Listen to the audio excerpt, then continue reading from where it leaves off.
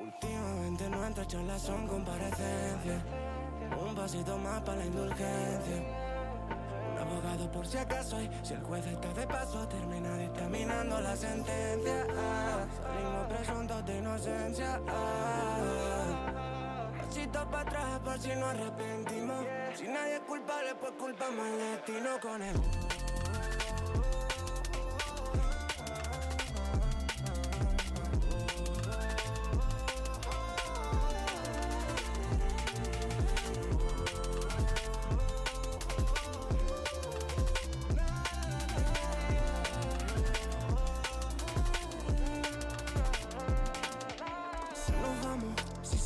Pues nos fuimos, y yo el ave, campo otra vez, tiro lino. Ya lo sabes, antes de ayer lo dimos. Y si nos vamos, de nadie nos despedimos. Pilla el ave, había un coche que lo limos. No lo saben, pero hace 5 dimos. Nena, por tu forma de hablar, intuyo que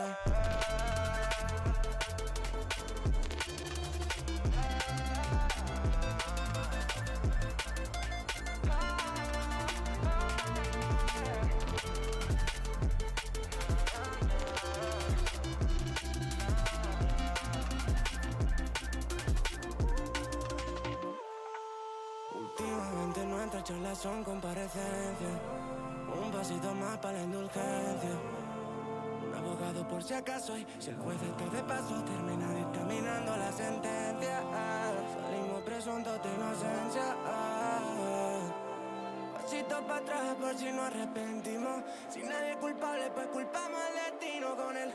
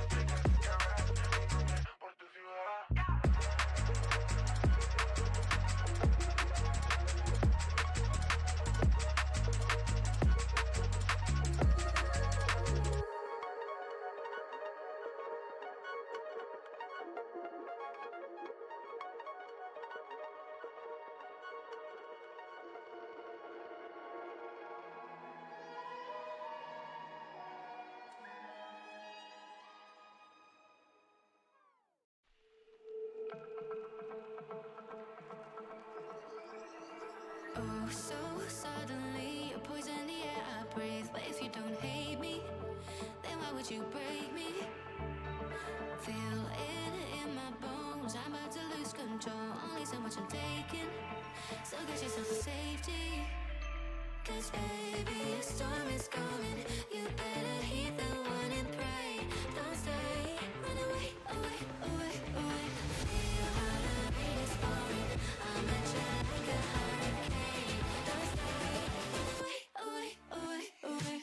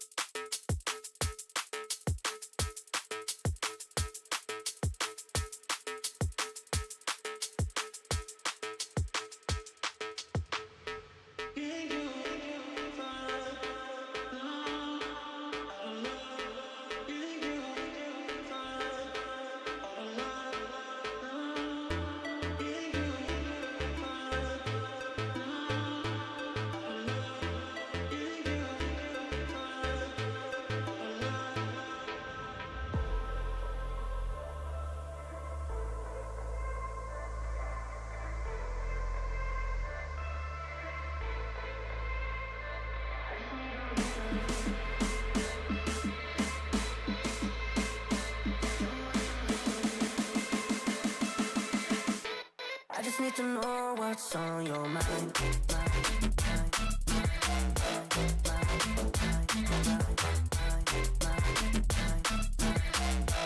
You can call my name, I'll be alright.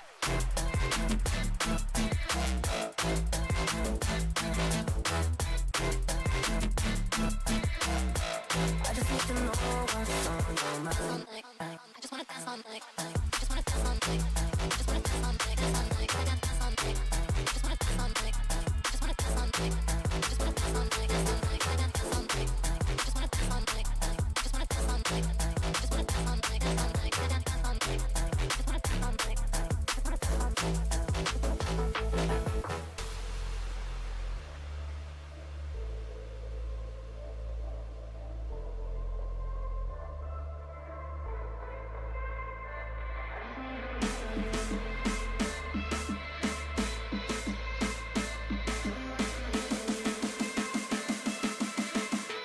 I just need to know what's on your mind.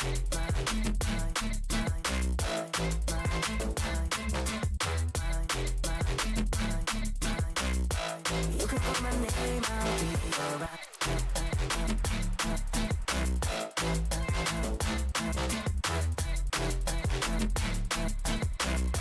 I just need to know what's on your mind. I just wanna dance all night.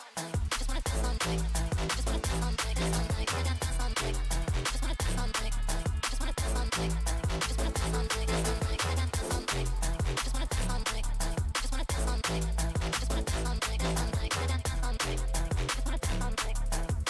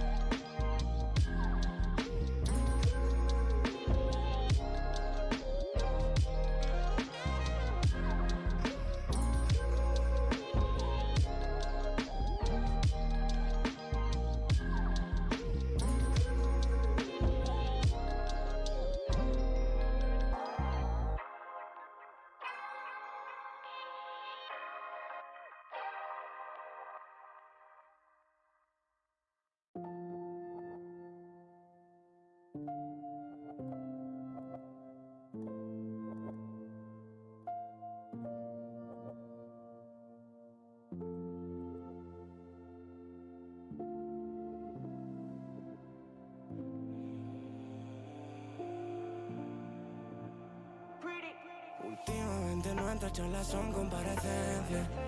Un pasito más para la indulgencia. Un abogado por si acaso y si el juez está de paso termina dictaminando la sentencia. Salimos presuntos de inocencia. Pasito para atrás por si nos arrepentimos. Si nadie es culpable pues culpamos al destino con el...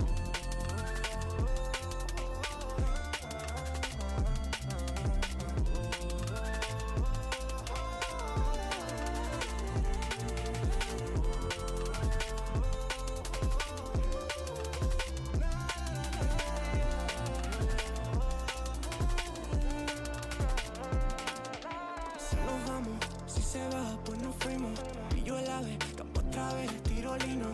Ya lo sabes, antes de ayer lo dijimos. Y si nos vamos, de nadie nos despedimos. Pilla el ave, había un coche aquí lo limos. No lo saben, pero hace 5 dimos. Nena, por tu forma de hablar, intuyo que...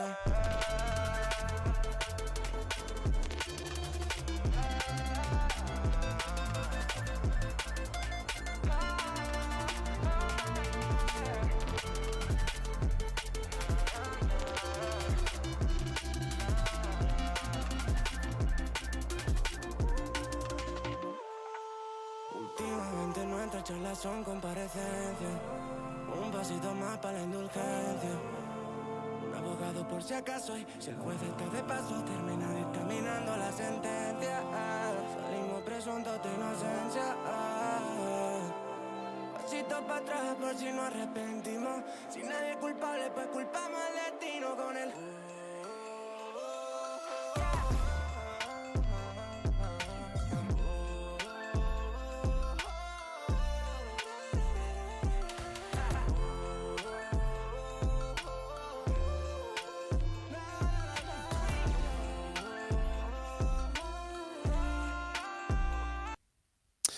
Hello everybody and welcome back to the Skyesports Masters. We're getting into our penultimate day of action of the European Qualifier. 4 teams remain and only 1 will make their way through to land. I'm the Eternal J. I'm joined by Dwayne as per usual for this one. It's been a hell of a road so far in this week, and we've cut down to only the top 4 teams that I guess in some capacities were kind of expected.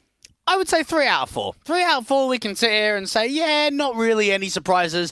That 1 out of 4, that VP Prodigy's team, they have carried it for the Academy teams. They have been able to really show some quality to get here today. Well, I do think the quarterfinal days were very revealing as to who comes out as the favourites and the dark horses in today's proceedings. So, again, a lot of excitement around the quarterfinals themselves. Of course, to remind everybody at home what we're playing for, this is the European qualifier for one of the 8 spots at the main event. The Indian Open qualifiers are still open for sign-ups for those of you from the Indian region that are interested in competing. 25th to the 27th for those dates. And, of course, our 6 directly invited teams are waiting in the wings to find out who, in the next 2 days, will become our European representatives.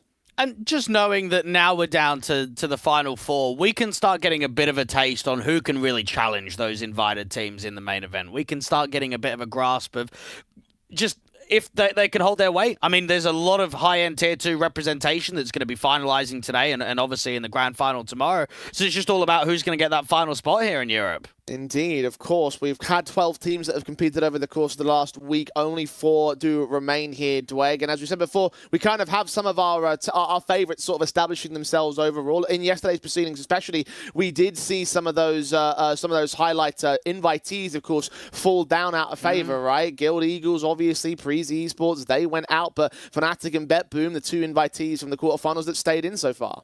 Yeah, and it really goes to offer that just because you can be invited to some of these closed qualifiers into the next round doesn't make you're going to get a free pass. Doesn't mean you're just going to get an easy run right to the tail end of the event.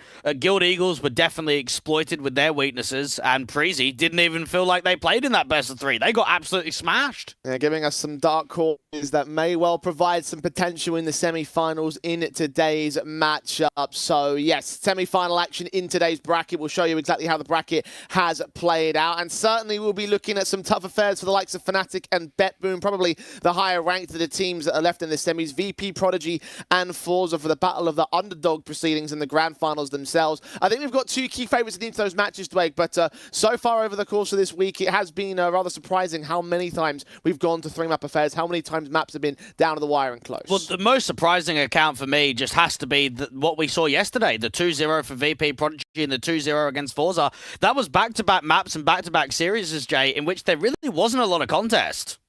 And both teams will be in action against each other in our second match of the day. That CIS derby that we also like to see. Over in the first match today, though, BetBoom versus Fnatic. The battle of the teams that will try to make amends from their RMR failings to go towards the Skyesports Masters. Both teams certainly could be ranked as favourites in the grand finals of that victory in the semis. Yeah, both teams would have looked at the RMR as a position where they both should have made it to the major. That they both should have been able to get the upper hand. Both went 2-3. Both went to the LCQ, both went out in the first round. So for Nafany and co, and obviously for Afro and co, they're looking to just get that one further, get into another grand final, and look to qualify to another LAN event.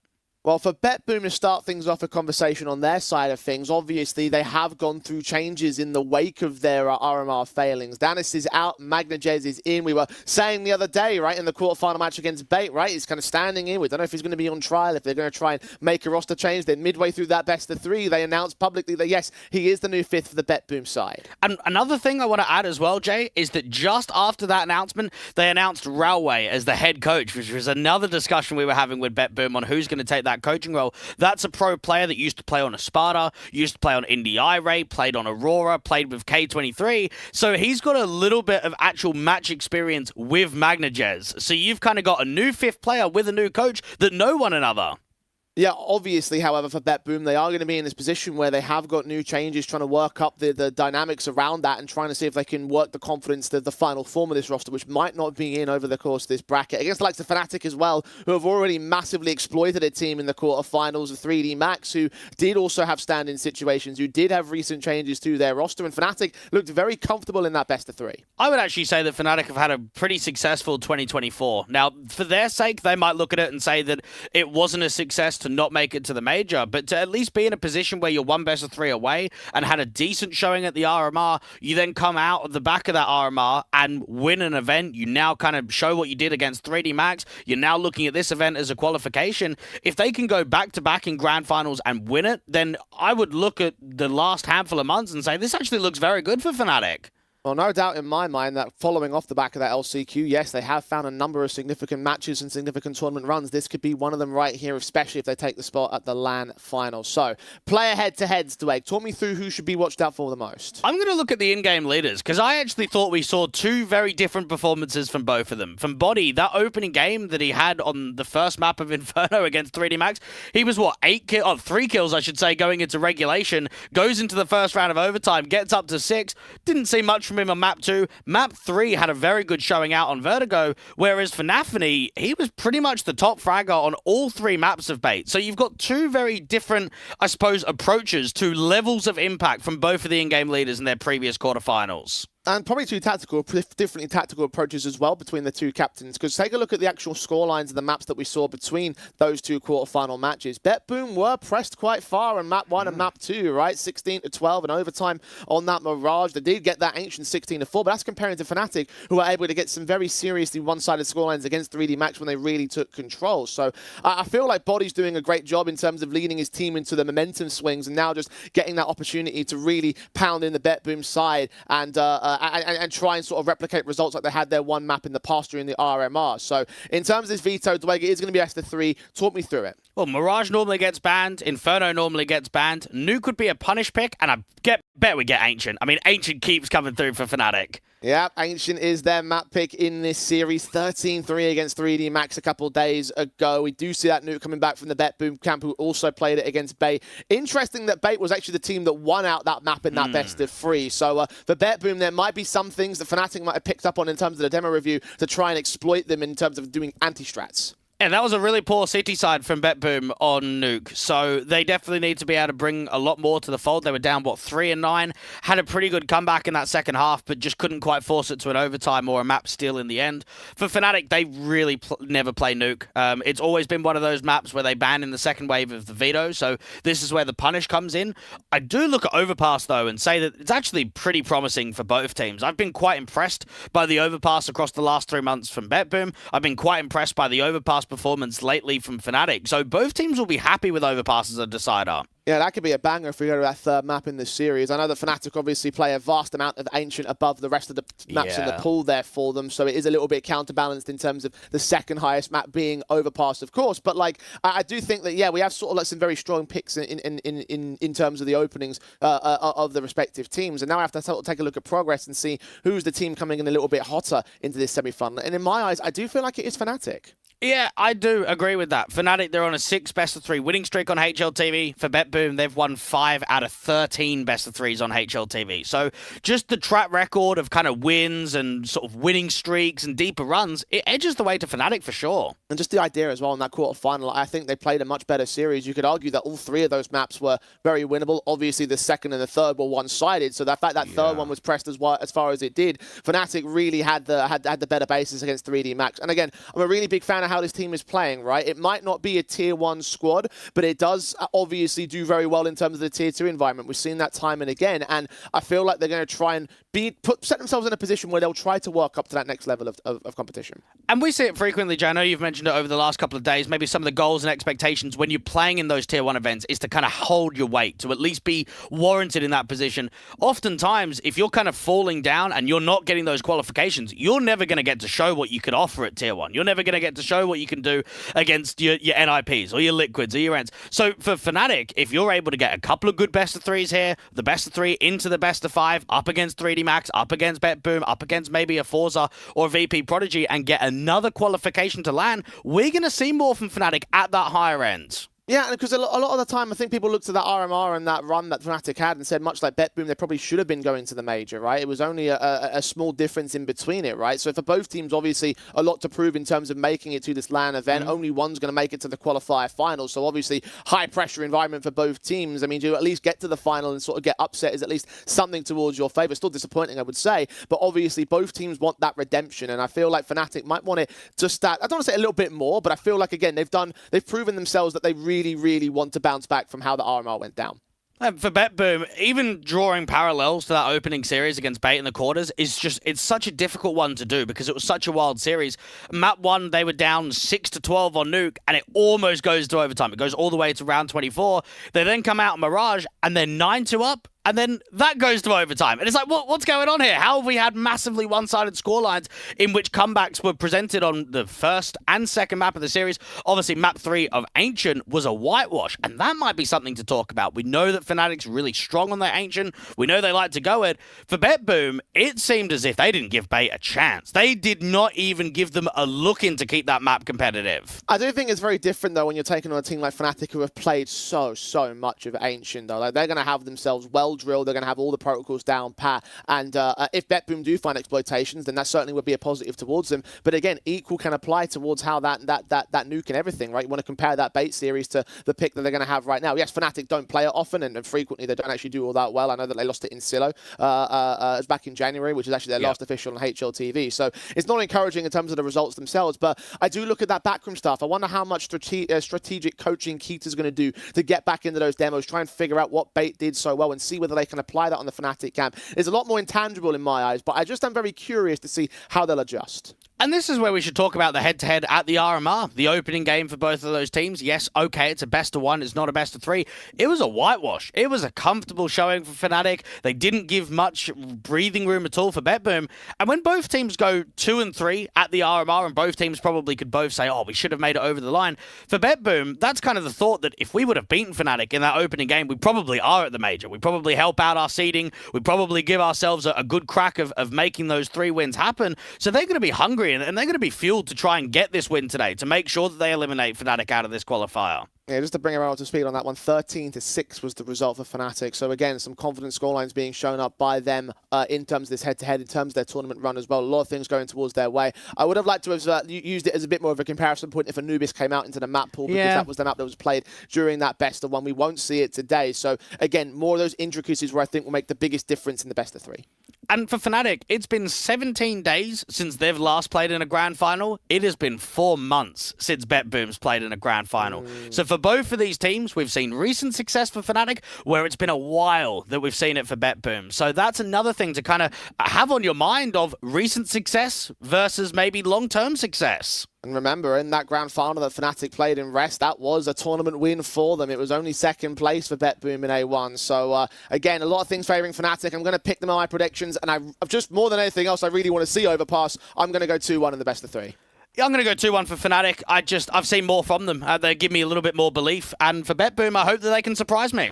Well, Ancient will be the first battleground to try and dish out those surprises. Again, they were able to do great work against Bait in the quarterfinals on this map. Can they do the same against Fnatic on their key map in the series? Siren set with the Julies in the pistol, waiting for the T-side players to pop out of main. Good kills onto him. Chiron got body as well in this tree position. You've mentioned it being so overpowered. Indeed, he assists Chiron's triple, and the pistol goes the way of BetBoom. And that makes you almost question how damn easy that entire round really was. Yes, that tree angle is so good, especially if you can take first contact. If you can drive the attention up there to tree, it allows Chiron to peek in. And both of the A players have a pretty easy time about that one. Yeah, very nicely held there from the BetBoom camp.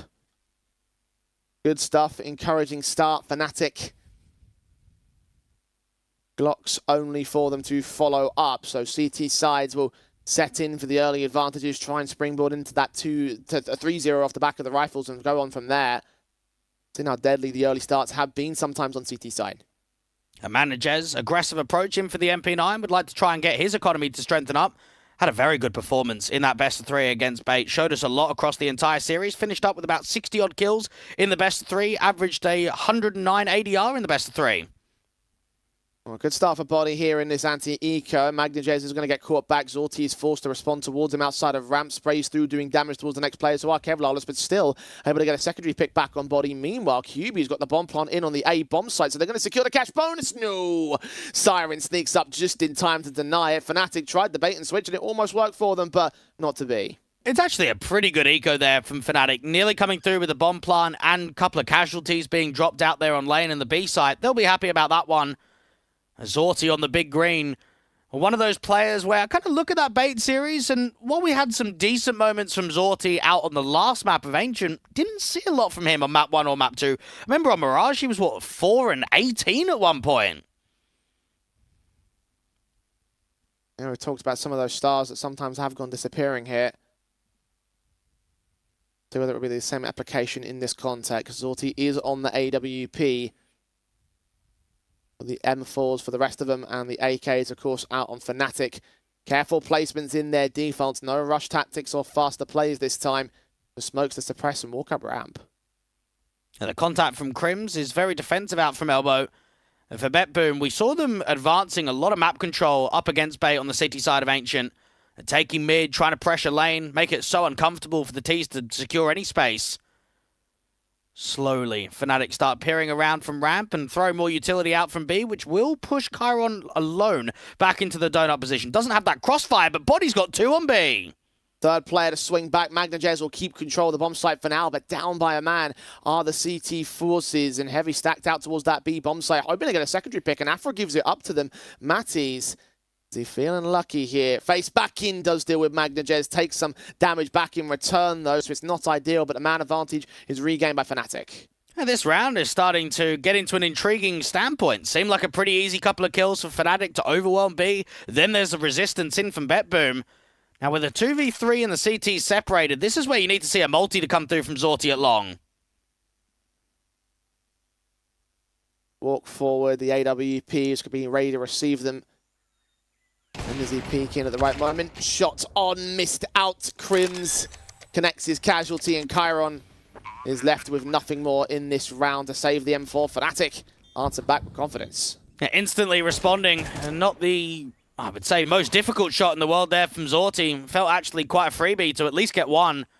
and gets overwhelmed, misses, and just instantly gets overwhelmed.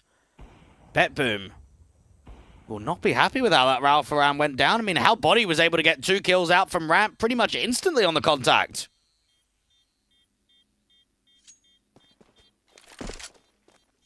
Very nicely done for the entry too. Again, Fnatic get their first round on the board. BetBoom to hold on to this 1M4 with only first stage loss bonus that will be coming in for them and everything. So, won't be the best buy if they go for the Force here. Yeah, I mean, your double eco status in for Nafany, so probably invest in as heavy as you can there from BetBoom. And from just Fnatic's point of view, Jay, you mentioned it, they like a bit of Ancient, right? They play a lot of it, 17 times in the last 3 months, only 6 times for BetBoom. It's probably on the weaker side of the map pool in terms of times being played. Normally it's the Overpass that gets a lot of playtime. Your Anubis gets a lot of playtime as well. Mirage even coming into the fold, but yeah, Ancient, don't see a lot of it from them.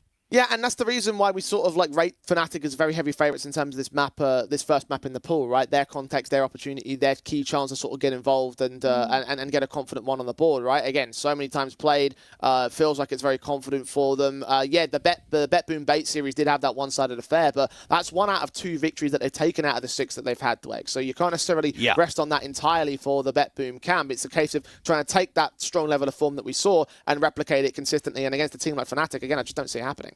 Yeah, at the same time, though, at least we get to see a map that at least Magnajez has played. I mean, we obviously know he made his debut in that last best of 3. So Nuke got played, Mirage got played, and Ancient got played.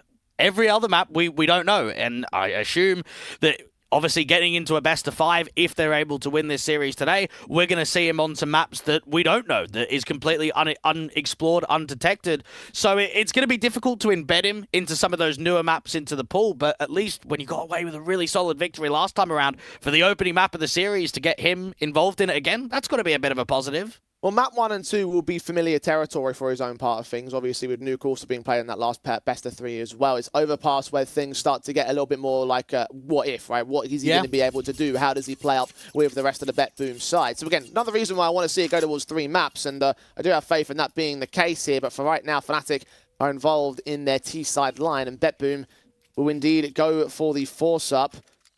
5-7s at Eagle eventually comes in from Zorti, and SMG for Magnajez. And again, Chiron with that 1 saved M4. It's not quite the Ancient start that Fnatic had against 3D Max. Remember, they were 9-0 up. They were just slapping the French around. Maka and Co just could not find a response. It literally looked like they were lost on the map. Fnatic were just all over them. And this time around, though, they can still probably tie up the scoreline and look to go 1 further. Siren jump spotting in red, not seeing anything. Mid control trying to get established. As you say, no real contact from Fnatic, though, so BetBoom can just continue jump facing and holding their nerve against the position. And whether or not Fnatic will make their way into a mistake. Also prods out towards lane from the ramp players, Magnajez and Chiron. But nothing seen beyond that smoke. Fnatic considering the walk to A.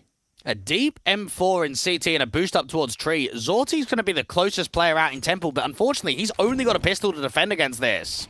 Meanwhile, Matty's going to strike on Magnajez out over on the lane access. The smoke in will blind spray back at that M4. Deagle Zorti just waiting for his chance to strike. Nafany does catch one back on Matty's here. AK in his hands. He gets away with it at 11 points of health. So on pick to return. 4 versus 4. That Molotov does not extend towards Zorti, who's still biding his time here. Starts to move. Afro doesn't understand the kind of danger he might be in. Zorti's waiting for his teammates, though. Zorti's all about putting that emphasis on. The flash actually blinds him completely. Adjustment from the automatic rifle. Chiron can get back. Afro with a double as AWP. Siren. His M4's involved with 2 versus 2. Swings back to see one more. That bomb is open, and the second T-side player trying to go for the mid flank. Now has to come ahead and join the defensive outright. Crims with a kill. Siren left alone, trying to fight back, trying to get to that kit, trying to get on the bomb itself, but it's way too much presence, way too much hold of Fnatic there. Second on the board as BetBoom lose out their force. I gotta be real, I'm never really a massive fan of the late lurks up against a force buy, because it sometimes can get very awkward if you're running into a gamble stack. And I got that sense, and retake comes in, more successful. Body's just so out of position. Body's got to come all the way from out there at Cheetah into Donut to try and regroup up with Crims. It helps that Crims was able to stay alive for so long and maintain that area. Fnatic did lose 3 players in that, so a damaging round, but BetBoom can't follow it up. Yeah, this is the one to strengthen the economy, isn't it? BetBoom do get any kills in this one, it will throw a little bit of a spanner in the works. Fortunately for Nafany's dealt with very quickly. His Zeus being found effective. Second player pops ahead of that smoke. Magnajez. Oh no, he's missed his marker! He somehow gets Matty's! What is that? Yeah, I think we're already seeing a little bit from what happened in maybe the Guild Eagles and VP Prodigy series. A couple of rounds like that were coming in. Well, there's that one kill. Second one of Chiron's being attempted against Zeus here we around go. the corner. He's got it. QB's down. But Crims deals with him, so 3 do maintain their lives on Fnatic. Still with BetBoom only having the basics of the USPs, it's respectable damage done. Yeah, the more that I've seen on Twitter about the Zeus, the more I actually start recognizing how OP it is right now. It's got longer range than it did in CSGO, and it doesn't have the damage drop-off at the maximum range. I remember in Go, you used to sometimes get like a 90-in-1 with the Zeus if it was a little bit too far away, and the range is actually a lot further than what most people expect.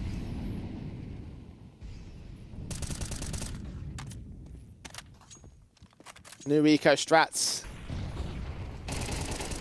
Imagine how much to bring that out. The M4 strategy is to aggress from Magnajez, but Matty's deals with him and Chiron. Takes a ton of damage though.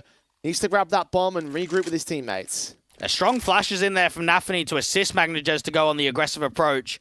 And for BetBoom, they'll be very happy about that because it goes to a 3v3, they slow it in, and then they retake lane. Nafany is in a very strong position where he can just maintain the bottom of the B doors by himself.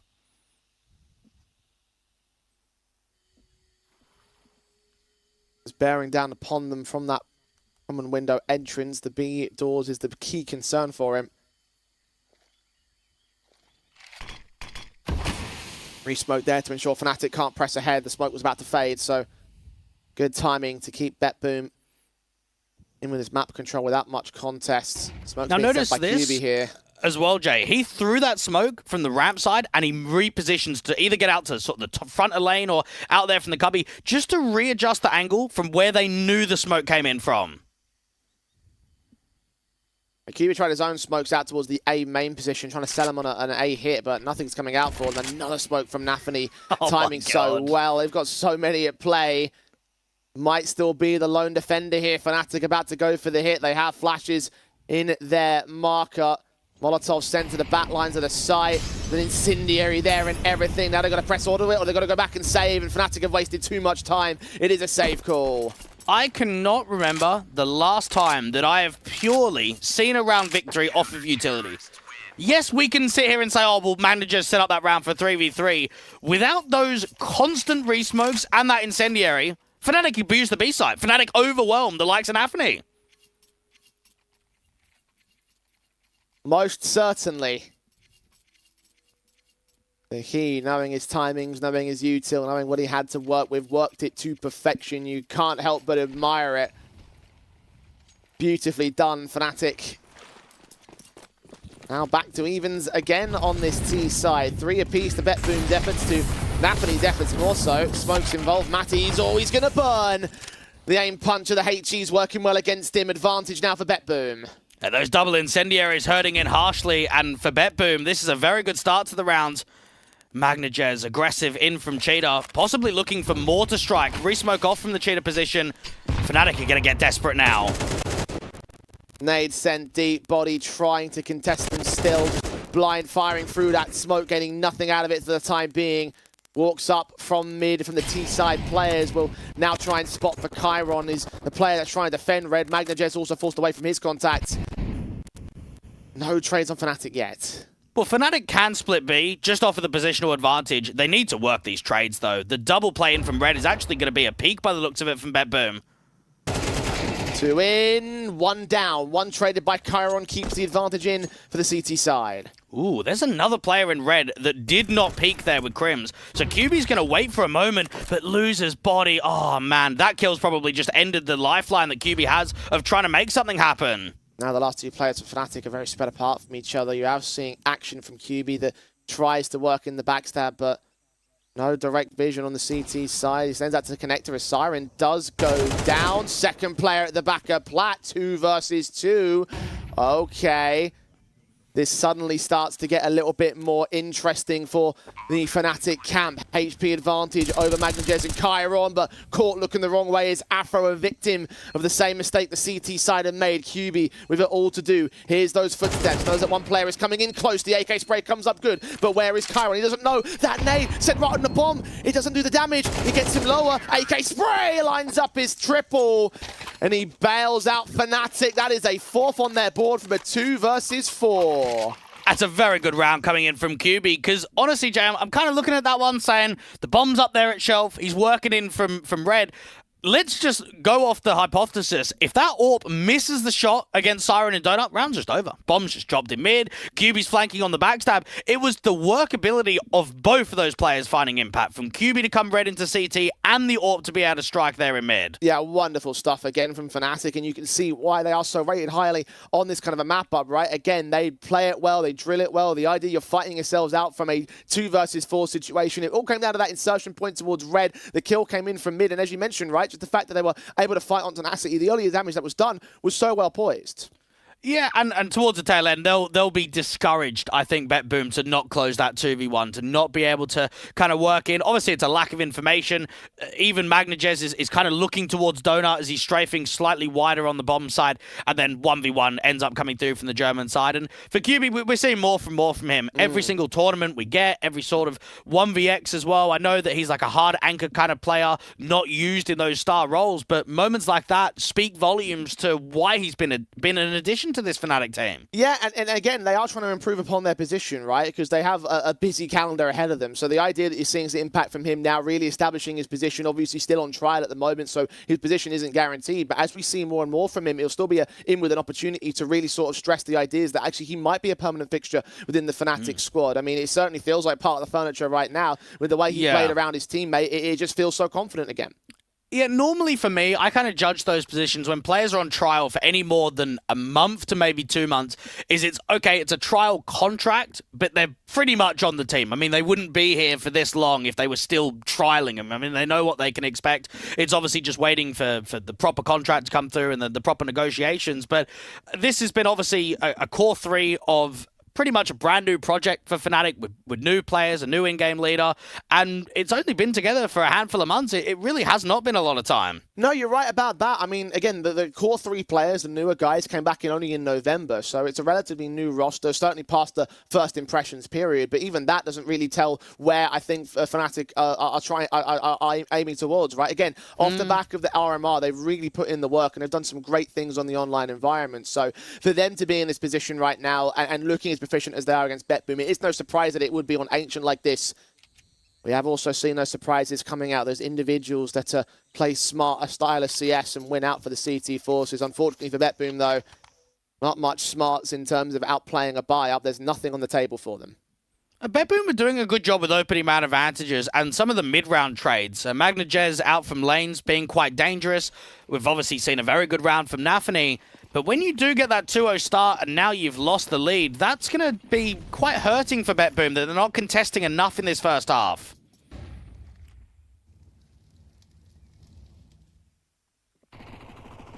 Fnatic are playing careful around their positions because despite the confidence that they've gained on this T side, they're still lacking in their own funds.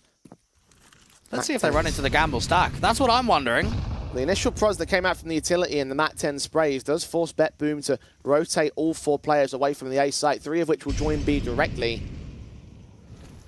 Chiron holding out for the mid face over at red. Fnatic definitely seem like they will run into the stack here. Matty's up against quite a lot and handles it pretty well. Low HP and deals with basically everybody. Thought for a moment he might just drop to one of them, but not to be. A nice bottleneck there in from Cave, so easy sprays for the AK. Unfortunately not for the MAC 10, but, you know, can't be choosers in this environment.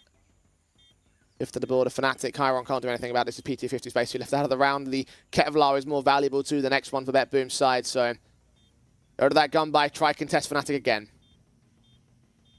And just the knowledge as well in that opening game. You've kind of got two directions. You've got a CIS derby for BetBoom and for Bait in the quarters. You've also got the national derby of Fnatic and 3D Max, with both Afro and Body playing with all of those guys before, being on the exact same team and organization of them. So now you kind of get the non-derby approach, and you just get the high-end Tier 2 team battle. You wonder who wants it more. Who's got more fuel to add in this series? Well, that'll be proven as the series comes to a close. They're still very far off of that position, of course. It is nice to know that finally we've got an addition of Railway publicly in the coaching role, because that was always something that we were talking about, is that when was a new head coach coming, and when tactical pauses get called in important games like this, just sharing that extra vision is going to be important for them.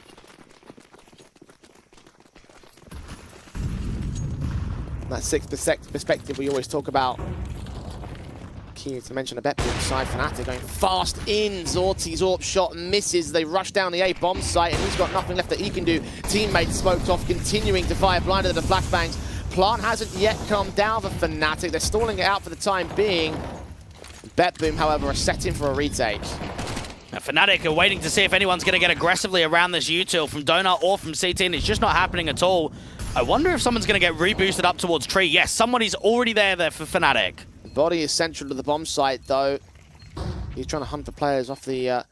catching them off guard. Hearing footsteps behind that flashbang. The smoke should start to fade soon enough. Magnajez does hear those tags, trying to get his man. Eventually does land it. The flashbang will keep him blinded for a moment, but Magnajez still goes in to check the player over at Big Box. QB can strike to two. Matty's with one of his own. QB makes it a triple.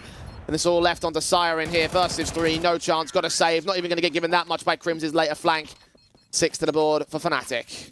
I like that from Fnatic, that they slow the round down, they finally get the bomb plant in, and instantly Crim starts going from A main into elbow. And when you can get a stance in that sort of order, you just know if everyone trades on the bomb site, if everyone's protecting each other's on the crossfire, Crim's is going to be there to be the finale of the round. To maybe catch off the last couple of pieces, or maybe even deal with players trying to save and get back out there to shelf. Fnatic have looked pretty comfortable across the board, and it's a good showing from them on Ancient. They'll look to try and drive this T side into 7, 8-ish rounds. I mean, if they can get 8 or more, you'd have to say that it's probably done, that there's not going to be much turmoil in the second half. Tactical for BetBoom. First one called for their part of things, because this has not been as fantastic a CT side as they would have liked it. You mentioned the scorelines from the 3D Max series on Ancient, how they got the 9-3 on the T side start of Fnatic. Well, it's still very likely they could get it from here. Might not have started off the same way, but the end result might still play up. And remember as well, it was a flawless CT half from Fnatic as well to close that one down in the 13-3 scoreline. BetBoom maybe suffering similar situations to 3D Max. They've only got an SMG to deal with it here in round 10. Unfortunately for BetBoom, they just haven't been able to secure themselves a lot of funds consistently. Seen Zorti on the AWP, I think, once, and it's just been a lot of buy eco rounds. Nafany strikes, tries to try and see if he can find 2, get just back out with that AWP. That's actually a pretty good upgrade. Put it in the hands of Zorti, see what he can do with it. Only 1 kill deep for him. Body's missed the contact over at Sheets. QB going to strike back towards him, though, unfortunately. Maintain any sort of flank against them. Still got the pressure Chiron, though. They're unawares of that much. They will look back towards it, though, so should be marked and dealt with effectively. QB was having a very strong 1v2 in a couple of rounds ago, and a very strong post plant there with 3 kills in the previous. Freezing this round up, waiting for Crims to initiate some contact out from red. It could even be the B players to go first, and then Crims to come in red late. They're putting the smokes down towards short and long. Crims is waiting back at red as Body starts to walk up. There is no one on the bomb site. And they start to counter-rotate, thinking this is all a fake, and they have thought incorrectly for them. Plant will be secured now. Now, this AWP needs to get saved, but I don't know if it will. Crims is probably in a position to deny that AWP. Especially now his position's been revealed.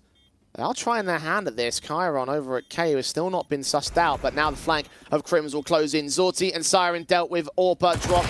SMG finally moves forward and does get 1 pick back, but dealt with by QB all the same. Advantage for Fnatic as it always has been. The Orpa on Nafany's hands. in the back lines of the site. Going to try and get away from the bomb blast here to save the weapon. Or going for something a bit cheeky. Nah, nothing gained. No extra kills to his name. Fnatic will have the half.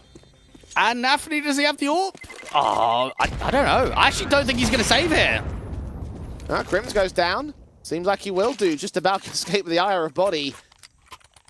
Barely so. I mean, for an eco, it's not bad, honestly. You come in with only an SMG, you get away with an AWP. Bolsters the buyback from the CT side, but again, the concern is always that scoreline.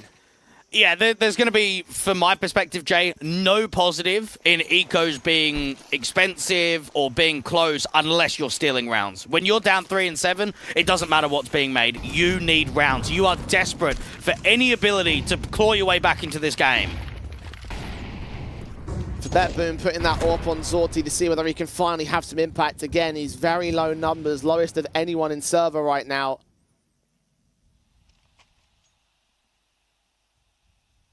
Set himself towards the B-side defensive. Body's lurking in that smoke, which he's watching right now. But wary of CTs that might fall in. Blind firing again, prodding out of these default bombs, yet to commit, and won't do so for at least a second minute. And Fnatic had a very aggressive approach in from A with just the util to try and force an over-rotation, maybe force a player out in the open. Magnajez peeks on the contact out there for Maddie's to win the first once more. Catching one off guard. But what more will they find here? Mid-walk from the T side. Afro. See him really close to catching off the likes of Siren. He doesn't extend all that far out of Donut though. Afro instead will start walking his way up red, and I think BetBoom are aware of this potential flank with no one watching it. You've got Nafny posted with his M4. That bomb's now out of window, looking to commit towards that B bomb site, because the distraction made towards A is trying to pull their rotations. No one's moving the Afro's position though. Red's constantly being exploited, and for Afro, he wins that duel onto Nafny. Now they can start incorporating the A fake to send that bomb into B. Especially as Siren takes out the A lurker. Crims gets Zorti. They have to execute right now, but the concern is Magnajez checked over. Body is an idea. He looks back. He can't get the spray together. The bomb's a little bit safer than that position in the midst of the smoke. Crims and Afro now. 2 versus 3, and again, BetBoom are heavily tagged. And they've got to know that the ramp player and the A player from Siren's low HP. So this is very workable for Fnatic. Chiron sneaking in though as Magnajez gets caught. Player over towards Cave, makes his way in, unawares of how close Crims really is, and Afro just locks in a stellar triple again on the big green gun. And what a way to open up the round and open up the bomb site with that kill on Red. Not an easy shot to hit. I'm actually very disappointed in BetBoom. I'm very underwhelmed with this performance. They have not held their weight whatsoever. They won pistol, they won anti-eco, and their third round was down to Nafny, constantly smoking the B doors and the B ramp, and with an incendiary, basically just picking up util from his teammates. Outside of that, they have shown me nothing. Fnatic have absolutely schooled them. Not that we should be surprised on their best map in the pool by quite a mile. Oh, nah, we should be. Like, this is a semi-final matchup, Jay. This is 2 high-end Tier 2 teams. Yes, it might be their best matchup, but there's no way that we can be not surprised with BetBoom going 3-8 down after winning pistol and anti-eco. Well, no doubt Fnatic are well and truly in control of the situation. I mean, BetBoom had a 10-2 half last time around. They're literally the last map they played in this qualifier.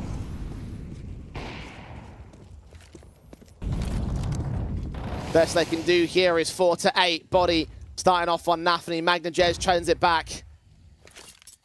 Siren with the M4 over on the A-side defense, who's the only player on the A-side defense. Rotations can get called in from the mid player, but it basically rests on him to try and deny the majority of Fnatic's execution. The prods out to the B site aren't seeing much, and Fnatic are not overextending.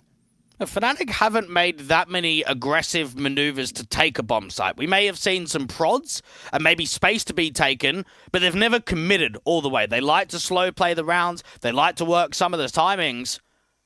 And when you compare how successful they have been on the T side, you can understand exactly why.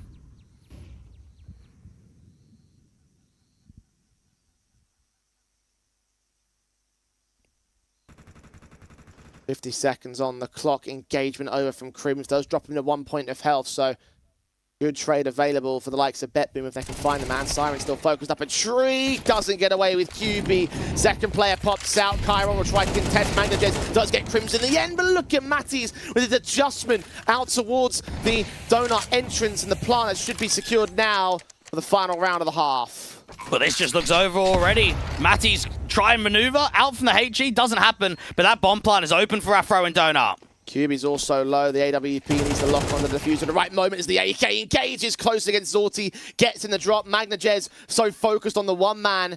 Afro's allowed to reposition over at Donut. Still not been discussed or discovered by the CT side. Now he will be. Swing from Magnajes has all the pieces in place for him. Now to win the 1 versus 2. He's caught that first. Taps the bomb, switches to the AK, seeing his contact. Tapped it again, trying to force the man to peek ahead of it. Taps to the AK, now knows that he's off that bomb. The Deagle stalled for more than enough time of Afro. He's played this to perfection. And just to add that extra spice, he hits the 1 dig to complete the full-blown 9-3 of the T side. And this just has to be frustration here from BetBoom. And we know, Jay, they're a very emotional team. We see it on LAN, we see it on the player cameras. This is not a position that they want to be in. They have struggled immensely. They're moving into that second half where I don't think we're going to have much more competitive nature. And I compare the idea that Nuke's the next map in the series, that it's a punish pick, that Fnatic have that chance of starting on the CT side. I'm seriously worried for BetBoom in this best of 3.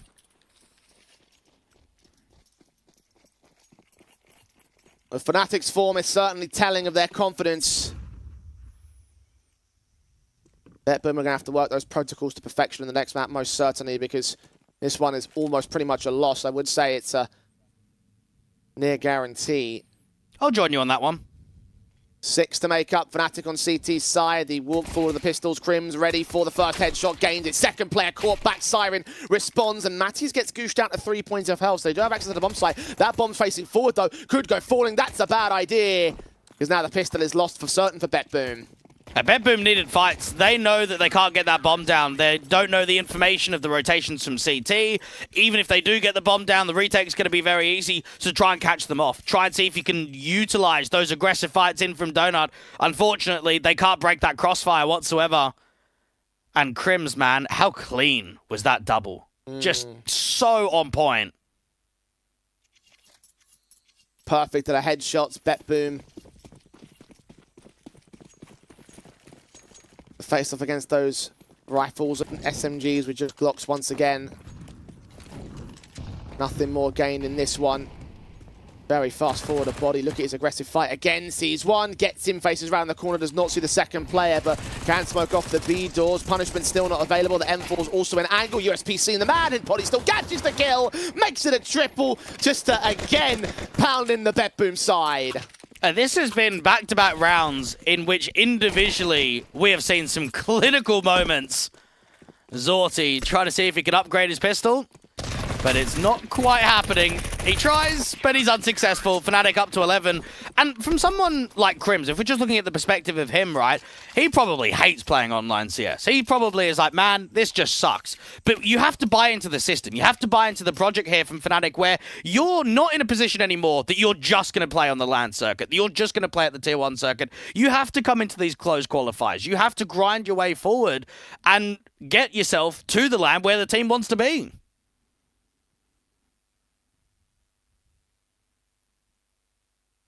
Fnatic well on their way to doing that at this stage. A couple of rounds from taking their map in the series. BetBoom got their rifles now. A tactical gifted over by Fnatic to allow them to readjust themselves and figure out how on God's green earth they're going to bring in this comeback. And I want to say as well, Jay, depending on the performances we get in the semi-finals will dictate who we think are going to be favourites in the grand finals. Now, we can have obviously prior discussions of maybe recent runs of form and who does better in finals. But if you're able to get a really clean 2-0 and then the other side of the bracket is maybe a really close 2-1 affair, it's pretty easy to kind of judge what the grand final is going to look like.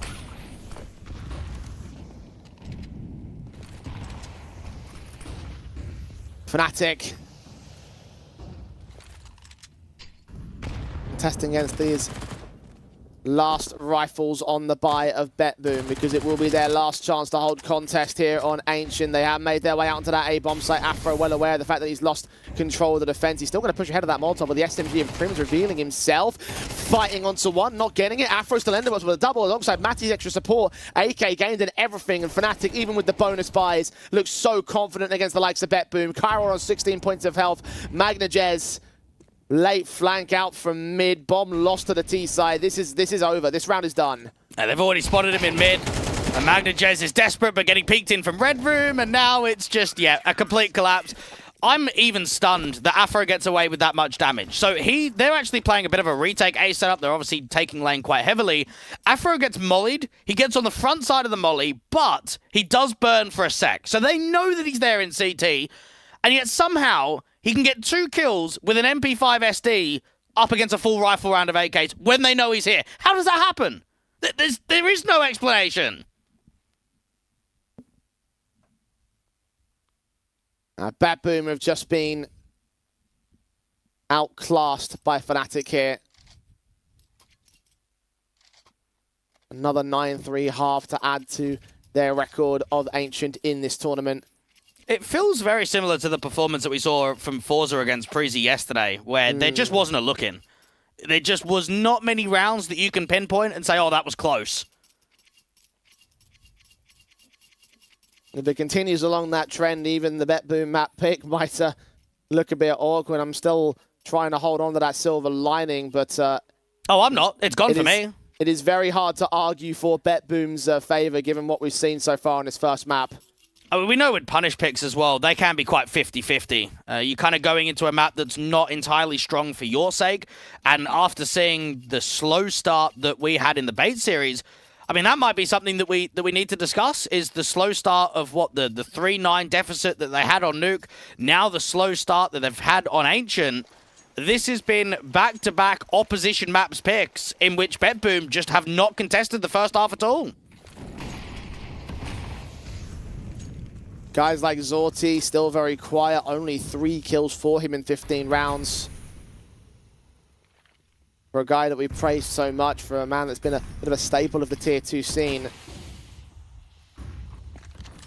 Nothing to show for here against Fnatic. Mac-10 and Anthony does at least sneak around the likes of QB, grab that kill. Chiron getting Crims next, so a 5-on-3 has been gained. Body answers back. Matty's is overwhelmed towards Donuts, so it looks like BetBoom have a lifeline.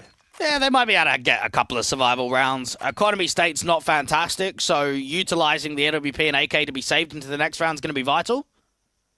BetBoom in a 4th. Good entry there from Daphne, just working around the util, catching a timing where it seemed as if there was a spam attempt to go down from Chitter itself. And then out on A, it's just a pretty much a collapse from both Crims and QB.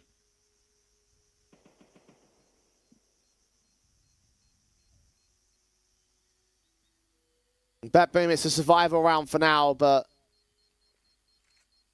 9 to make up the comeback to overtime. It's feeling very, very unlikely is a light way of putting it.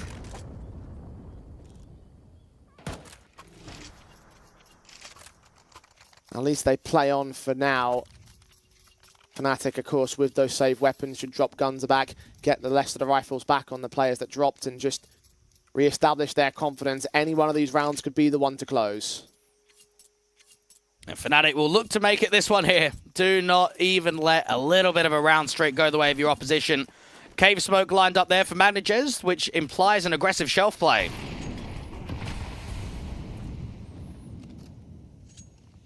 Counteract utility over in elbow. Anthony lean up with the AK in his hands through the smoke. Nades against it. It's going to reveal him just about. He takes a lot of damage for it and everything, but they do not quite get the kill. They do eventually. Kyron with a responsive up on Crims. Matties dives away, 2 to line up once again. Damage done. Eventually comes up with that pick and eventually deals with Siren all the same. 3 versus 2. BetBoom on the ropes. Body has been able to allow Zorti to walk up from ramp, but this is also both misdirection. They do not know about Body's position on long. Bomb's going to get recovered from back at the B doors as well, so BetBoom, we're not going to end this round anytime soon. Just clearing out all these positions, trying to hunt for the kills to bring it back to a 2 versus 2. Swing of the AK, gets his contact, Zorti down. Magnajez, all that's left, the new blood. to stand up tall and prove exactly why he's been added to this BetBoom side, but Fnatic have been an overwhelming force against him and his teammates. 100 HP at least, can win an easy fight on Vody, a small advantage over Matties, and they have conceded the B bomb site to him. I just play it retake heavy. Magnajez might actually look to try and fight before he prioritizes the bomb plant, just to see if he can secure one kill to make it a 1v2. Fnatic. Oh, this round is theirs for sure. The hopes of BetBoom placed on one man.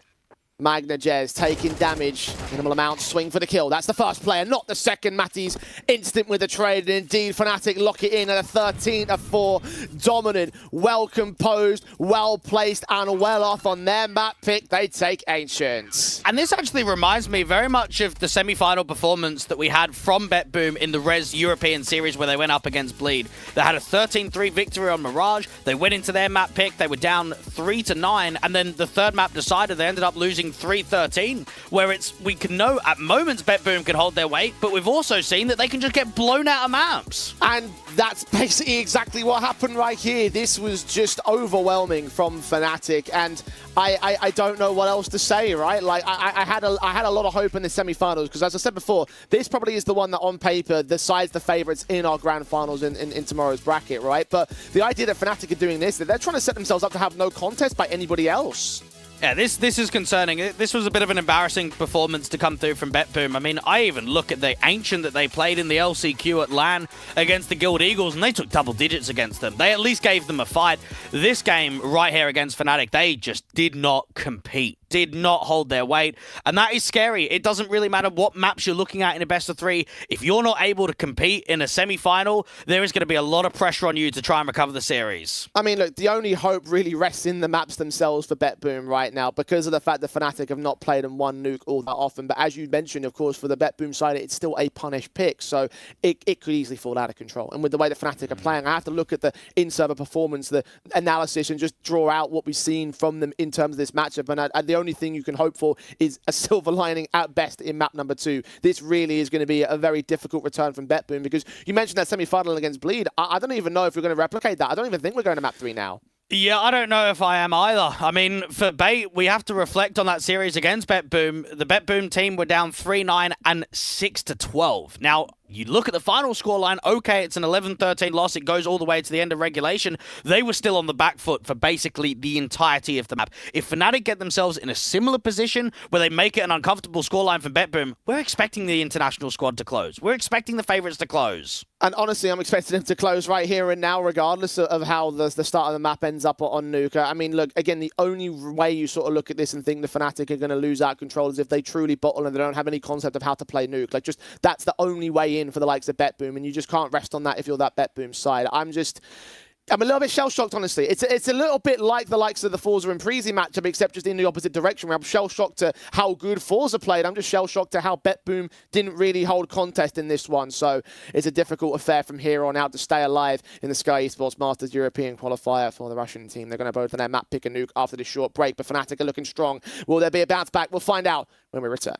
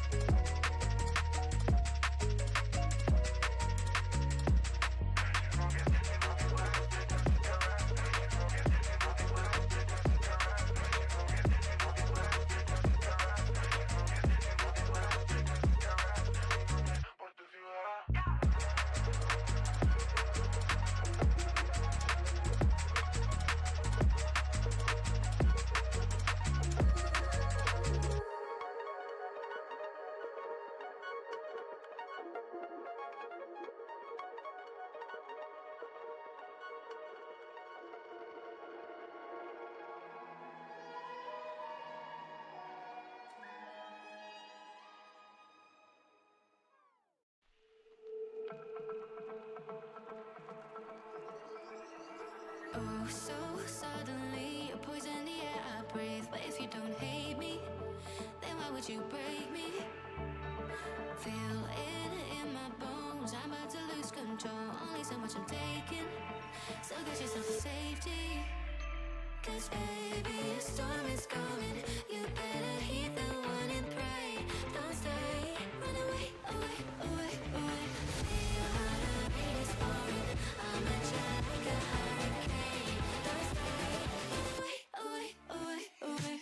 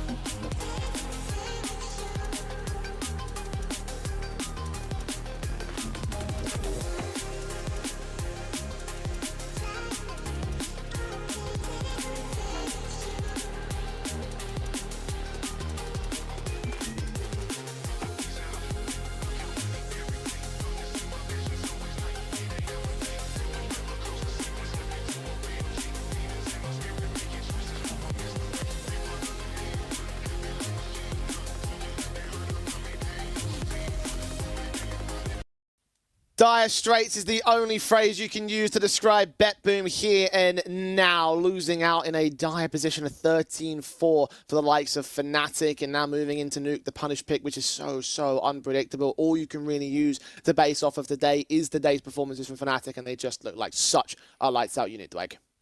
Indeed they do. And for BetBoom, I mean, you even look at the recent track record that they have of this map of Nuke, there is a lot of losses. There are some pumping losses. 3 rounds won against Cloud9, 1 round won against Eternal Fire, 7 rounds won against Na'Vi. The only actual victory was against Enterprise, which, in all honesty, isn't competition that we would rate to the level of Fnatic. Yeah, look, I mean, it's not an encouraging outlook. The MVP of the map was Matty's over on Fnatic. And look, credit to him for, of course, edging out his teammates in just terms of performance, but I don't think it really matters in the grand scale of things. Like, everyone from Fnatic was just firing on all cylinders. No one from BetBoom was able to keep pace. The star elements that we always look towards as trying to get involved with BetBoom didn't really do so. Their coordination around the way the Fnatic were playing was just not up to snuff. And when momentum got going, when they got into those comfortable rounds and those rifle bases for Fnatic, like it just didn't look competitive at all for BetBoom.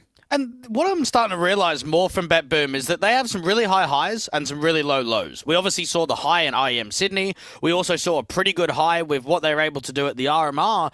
But then I look at the last place exit they had in the Chengdu qualifiers. I look at how they lost out to Bleed in the semifinals of Res European Series. I now look at what I'm seeing here, and it just feels so inconsistent for this BetBoom team. And the reason why I feel like we are sort of looking into dire straits with BetBoom right now is because they set such a high standard when they burst onto the scene and managed to take that top 6 in Sydney. And the fact that they're unable to hold competitive nature against a team like Fnatic, who will also be trying to do similar things to what BetBoom did at the start of their run, is just sort of very discouraging for them. And again, like, just the inconsistency is something that just needs to be worked on more than anything else for BetBoom, because even the individual bases, again, those stars, where do they go?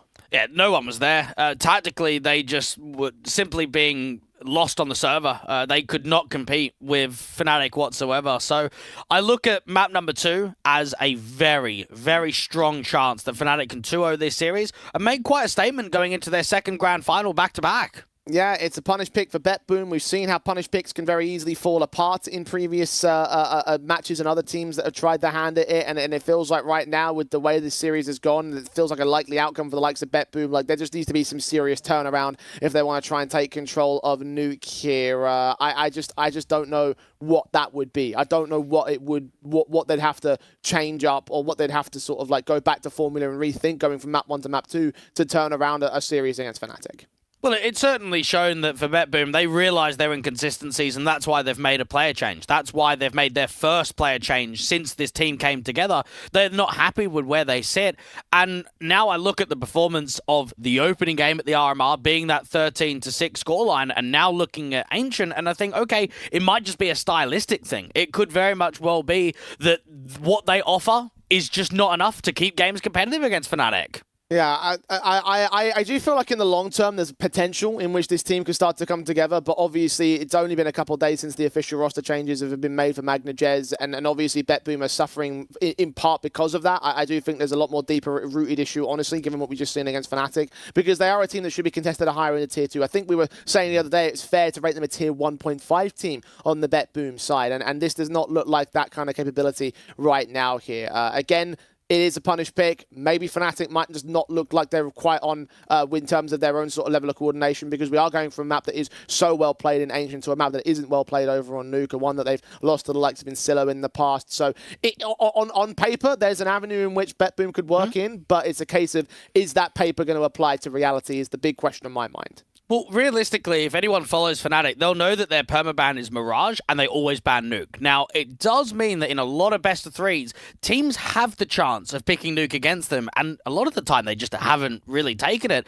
This team, since they brought Body, Matties, and QB into the team, has only played Nuke twice. So we know that they're okay to float it, at least for a punish pick for an opposition. But when you do have a lack of game time on it, and you're only doing it in the scrims, you're only practicing it off of actual officials, it is difficult to judge where that map actually sits. So this will give us more of an idea, especially against high-end Tier 2 competition. I mean, playing PGO Toro and then playing Incilio, nowhere near the level of caliber that BetBoom are going to offer today. I mean, again, to their credit, Incilio did go 13-3 over Fnatic. So, again, just those opportunities in which you can see a world in which, on paper, it could apply. But I'm just really struggling to find a world in which it will apply right now. Like, that's the key thing for BetBoom. They need to rely on Fnatic just not having any capabilities about them here on this T side. So, let's start it off and see how far they can go against the Fnatic camp. It's still going to be a tough affair, and the first half may be very decisive to BetBoom's campaign. For BetBoom, just to be able to survive, just to be able to try and send it to that final map decider is going to be what the goal and expectation needs to be. And T-side start with a lurk smoke to work with outside, but the majority of Glocks looking to challenge ramp.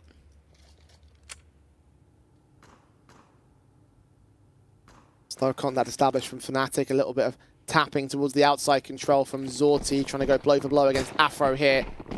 They run their way forward. BetBoom, Storm, the ramp position, dive down into that B bomb site. It looks like taps on from Nafany, does find the likes of Cubi to that back site as well. There is a player on that default plant position. Zorti does get overwhelmed as Nafany overwhelms the bomb site itself. Advantage for BetBoom here. Trades attempted, but not getting the double doors. Maybe a decon. Crims can certainly line up onto one. Swing back with Magnajez, getting caught on the reload. Eventually they do shut that decon door, but Crims is ready to open it back up and take another good fight against two. Chiron's covered it off, gets that kill. Damage done against him. Afro can take it back to a 2 versus 2. Nafany deals with Matties, and Afro is all that's left. Plant now should be secured, but he's still challenging. Afro's still looking for these picks back, finally dealt with by the captain as the pistol goes the way of BetBoom. Well, that scenario, I pretty much can assume that it goes either direction. It gets very chaotic. You've got a lot of players opening up the double doors and the single door, just cross-firing off one another. And when you get into those sort of positions, it is just anybody's game. It comes down to who's just correctly hitting that final burst of either the Glock or the USP to the headshots. For BetBoom, it's a start, but it's also a force buy that's coming into the second round for Fnatic.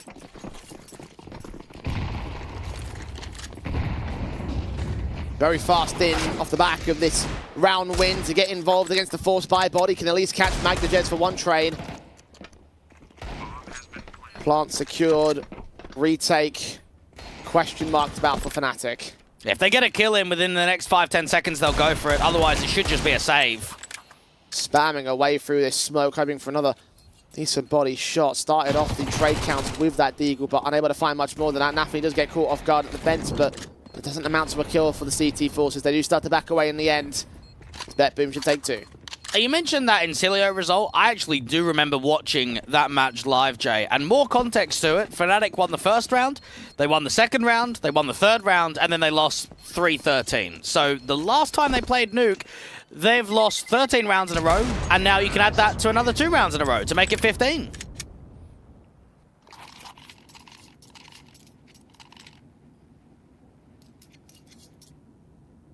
See if we can go for the full 26. Hell of an achievement if BetBoom can do that to turn it around against this Fnatic side on this series. Again, they are playing from a significant back foot. Up on the lead in terms of the map scoreline. Fnatic only have these save weapons from the previous round to play with. Other than that, it's basically no investment. And maybe in hindsight, when you look at the RMR campaign for BetBoom, you could say that their road was a lot more difficult than Fnatic's. I mean, obviously, BetBoom just needed to win one more game, and they had Na'Vi and Eternal Fire back-to-back, which is obviously teams that are going quite deep in the major right now. Whereas for Fnatic, they just had to beat Koi or Saw. So if you do compare pound for pound the RMR performances, in hindsight now and reflection, I'd probably say that BetBoom had the tougher teams for sure.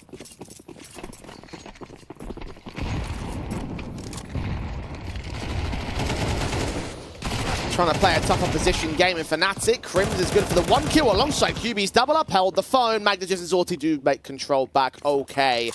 Crisis averted there for BetBoom. Plant should be secured soon enough. It's a case of Afro, and again, his Deagle with a scout on his back. See if we can get any more heads against the BetBoom camp. Magnajez is wary of his mini play, so he takes that bomb and backs away. This is certainly winnable for Afro. It's just not going to be an easy round because BetBoom is slowing it in now. Magnajez is always going to win out this fight, dry towards the door if Afro does start maneuvering into the bomb site from main.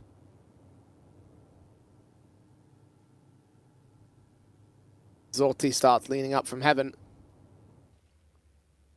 Play Overwatch against this pistol player. Flash has sent his direction. Unawares of the hit to heaven. Yes, caught by Zorti in the end, so there you go. 3-0 for BetBoom, but still no investment. 3 players worth of damage. That's great for Fnatic. And we've seen, even in the previous quarterfinal game for Fnatic, that they can contest maps at heavy scoreline differentials. You look at that opener of Inferno against 3D Max, they were down 5-11. They had a really good second half and brought it back all the way to overtime. Out here on Nuke, though, it might not be down that same sort of margin. They'll be looking to try and initiate a lead going into that second half. Afro with the big green. First gun round to challenge. Set towards outside. It's Siren, actually, that finds the kill indoors at QB. And doubles up on Matties here. BetBoom 5-on-3 gained pretty much instantly. Fnatic not holding a counter to those early fights. No, so aggressive approaches come through from top side and straight away just get punished. Afro does at least find one outside, but the trade is almost instant. Very fast there from BetBoom's outside players. Magnager is going to grab that AWP and try to provide extra. Nafi does get tagged on his cross back past the smokes, and Nade's back will try and open it up for Body to look into, but he's playing inside of that smoke, and Flash Blinder keeps him away. Feet away from Nafany's position. This could be an easy trade for him if he finds the man, but Fnatic in general playing a little bit more careful around themselves. Look for this one exit seems to be the call, because they don't have presence on either bomb site. Just holding on to these weapons in the next round is going to be pivotal to back off from CT spawn. Nafany just getting even info here would probably help out the campaign to having hunting players to drop these last couple. Caught eventually by Crim, so that's one pick back, but again, 3-on-2 for BetBoom, now having access and control of the bomb site. Blind sprays from Body, actually providing a chance now. 2 versus 2, Heaven play up from Crims. Can he catch the player on the default position? Apparently not. Given away, the bomb plant can be secured out towards the back of the B bomb site. Mimo in the open, Siren is going to catch Body on the upper site itself, so Crims is all that's left. That probably saves now. Now, Body faked away that he was moving to Secret, and I actually thought that Chiron was going to fake that he's going lower. And knowing that Siren was still on that top site, I was kind of anticipating the drop into Vent, fake you going lower, come back up to the top site, and that was going to be the right read from Fnatic. Not to be. That round went from basically just turning into a save call and being over to actually nearly being on for a moment.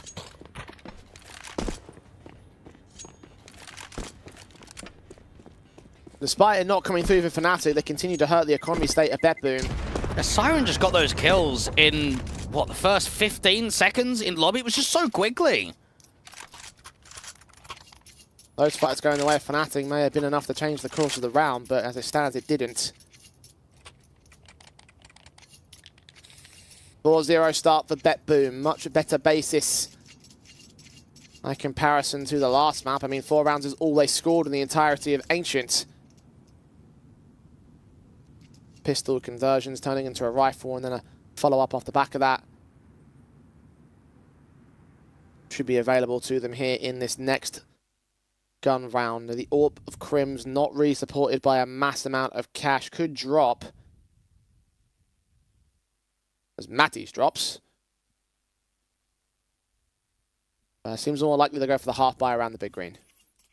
And for BetBoom, once more, to kind of get back into that conversation about them and grand finals, I mean, knowing that it's been over the course of that 3-month window, it's right back towards the tail end of last year where they beat Sinners 2-1 in the CCT Central Europe Series 8 tournament. You're working there with Danis, you've now got a new fifth, you've now got a new coach, you're going into the new year with a new positive outlook. They'd love to get into a grand final position again. And after losing map 1 in the way that it went down, if you are able to rectify the series, it would be a lot of positivity for Nafany and co.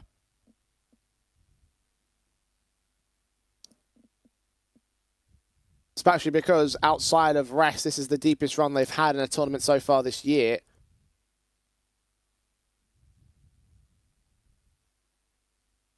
Ended in the semis in that tournament. Chance to supersede that here in this bracket against Fnatic, though, the team that won Res. And playing up to a caliber that they are wary of hitting BetBoom. Well, they certainly, again, have some high highs. I mean, I look at the game before the Bleed matchup that you're referencing there, where they took on Ecstatic. Obviously, a team that's at the major, that's doing incredibly well and really proving that the Danish team in the Tier 2 atmosphere can do something at that higher end. Maps 2 and 3 in that series were 13-4, 13-3. So we've kind of seen BetBoom absolutely demolish teams, and then we've also seen matchups where they probably should hold their weight, and they're the ones getting demolished. Best of luck to Ecstatic today, taking on G2, by the way. That's going to be a tough draw. That's a winnable game for sure. All the Tier 2 teams looking to try and see if they can offer something in the new year. And again, I kind of look at what Aurora was able to do at the Grand Slam. I think they're one of those teams. They're not going to be a favorite, obviously, in the main event. But to just have a crack at trying to upset some of those Tier 1 teams, just getting the taste of playing at that kind of level. Might not be the only CIS squad yet to join the the Masters event. Obviously, BetBoom to win this matchup, if they do, would be in the grand finals. There's going to be a CIS squad from the other semi-final to contest the qualifier. It would be a guarantee if BetBoom took the series again.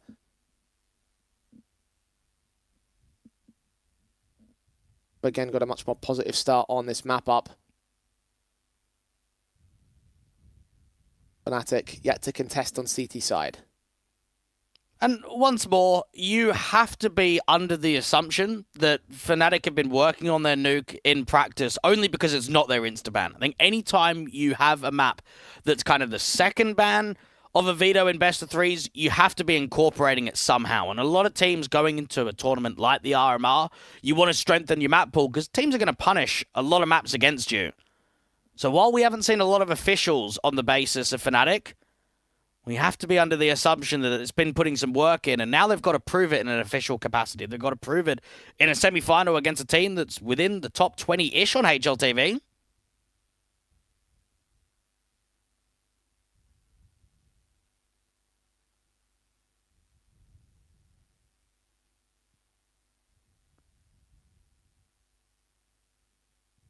A lot of things to prove. The BetBoom, the idea to bounce back off of that first map up is being very tantalizing at this stage, and still a very long way to go, of course. I want to ask you one thing. What was your favorite iteration of Nuke? Is there many changes in previous iterations that you enjoyed? I don't know. I've never traditionally been a fan of Nuke, so all the older versions I'm not really like a big proponent of. I did not like the map before its rework, that much most certain.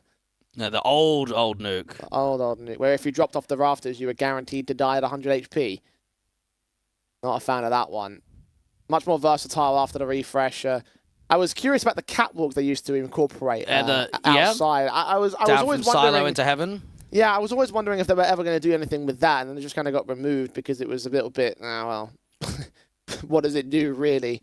Well, the first Nuke I remember was when Secret was actually on the other side of Garage, where it was on sort of that left-hand side perspective. Just an impossible map to play if you're the T side. It's always been a difficult one, but back then especially, it's just like to fight for that much map control just to get access to the B-bomb site. Just, oh my word. Well, even to this current day, I would say that teams, and I hear it in Pugs, calling out the toxic bomb plant position. It was only called that because remember that little toxic room that they had down there with a couple of doors?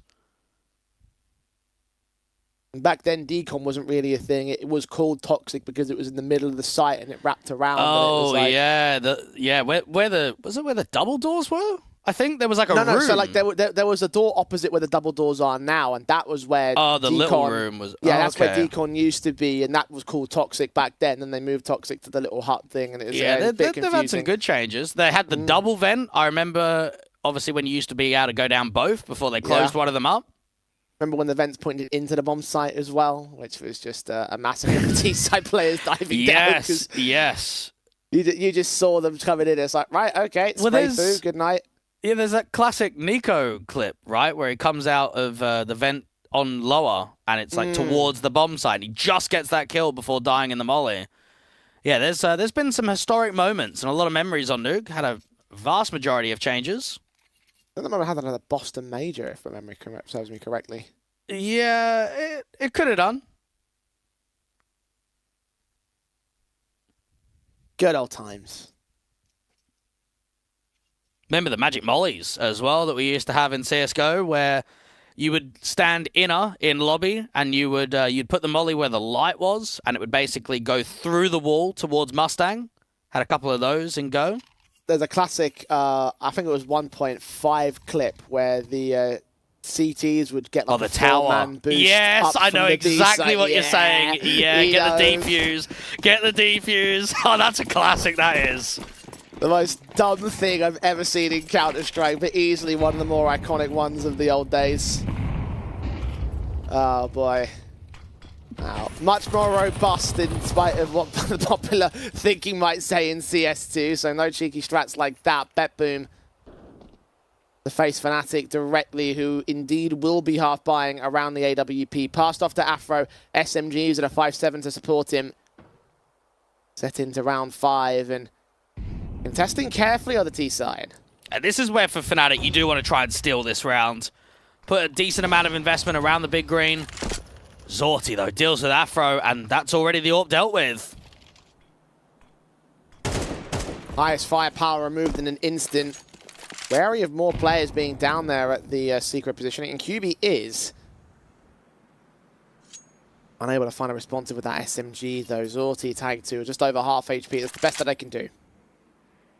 The walkout on ramp has already been siphoned off, and there has been no contact whatsoever. So this rotation from Body probably just gets caught if he gets out to ramp.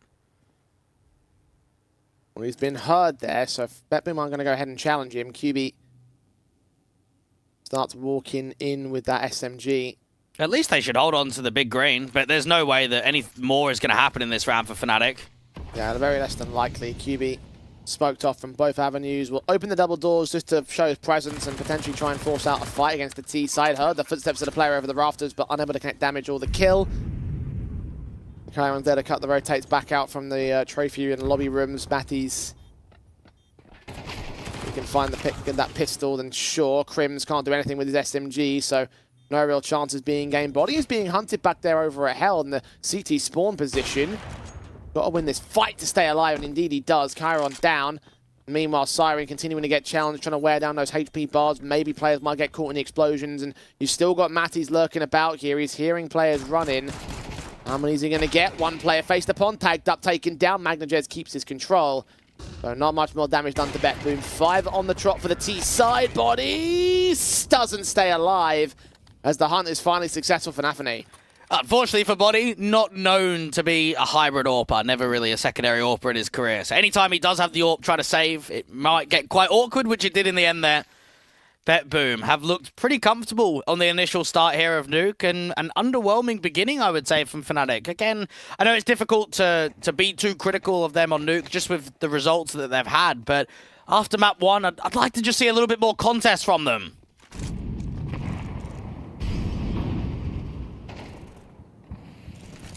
Afro not even required to get an opening kill. Bodies them forwards, what gets Nafane out towards Silo. Good start from him, inserting deep in towards Yard.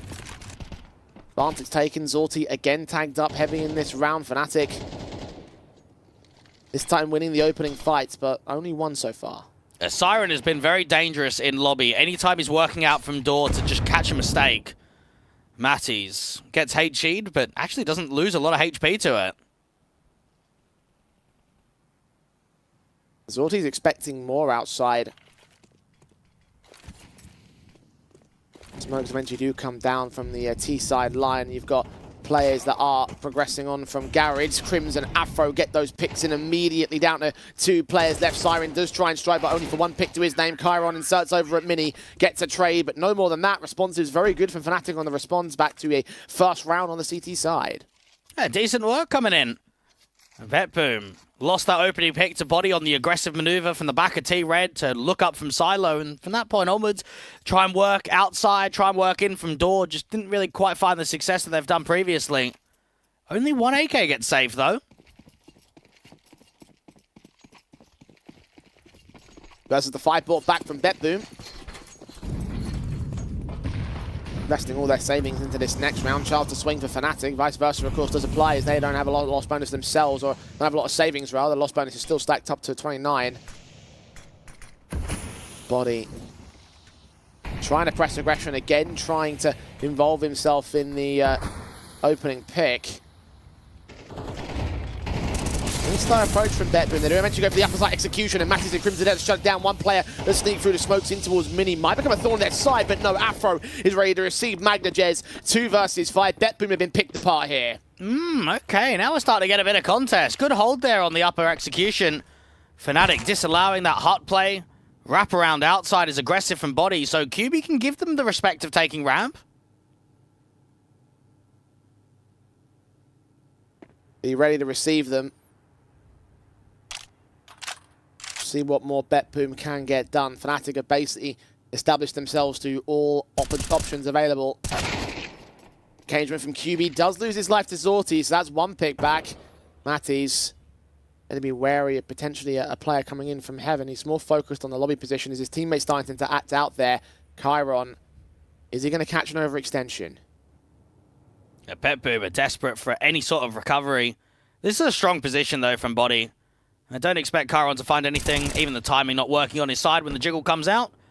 So now Zorti might as well just try and save. 15 seconds. Footstep was heard. He's revealed himself over towards Mini. He is trying to make his way into that bomb site. He's trying his hand at this clutch, but just no time left on it.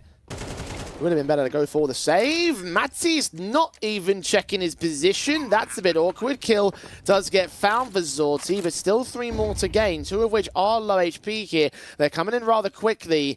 From the vent, it's still closed off, so not as much vision available to Zorti here. Leaning in the outside position.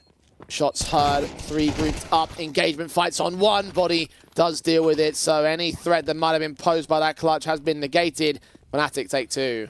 And there's a lot of discussion on Nuke and Vertigo right now in CS2 where the sounds are just scuffed. It's just very difficult to actually hear where players are. And right there from Matty's, we obviously concede that he's coming through from main, from Zorti's perspective, but Matty's maybe hearing him out there at Heaven, not quite realizing where he actually is. So that was just an easy kill. And actually for BetBoom, that bomb plant allows a buy here. Their economy state would have been really awful in this next round without that cash injection.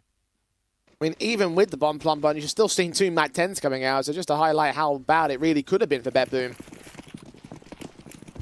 Instead, 3 AKs maintained, damage done to Fnatic that could still provide a reset. The damage done to Magnagez though, 1 point of health. Engagement from Body wins against the high HP of Chiron. 11 points of health himself, needs to fall back out of position, regroup with his teammates, but he's wary of more action from the silo.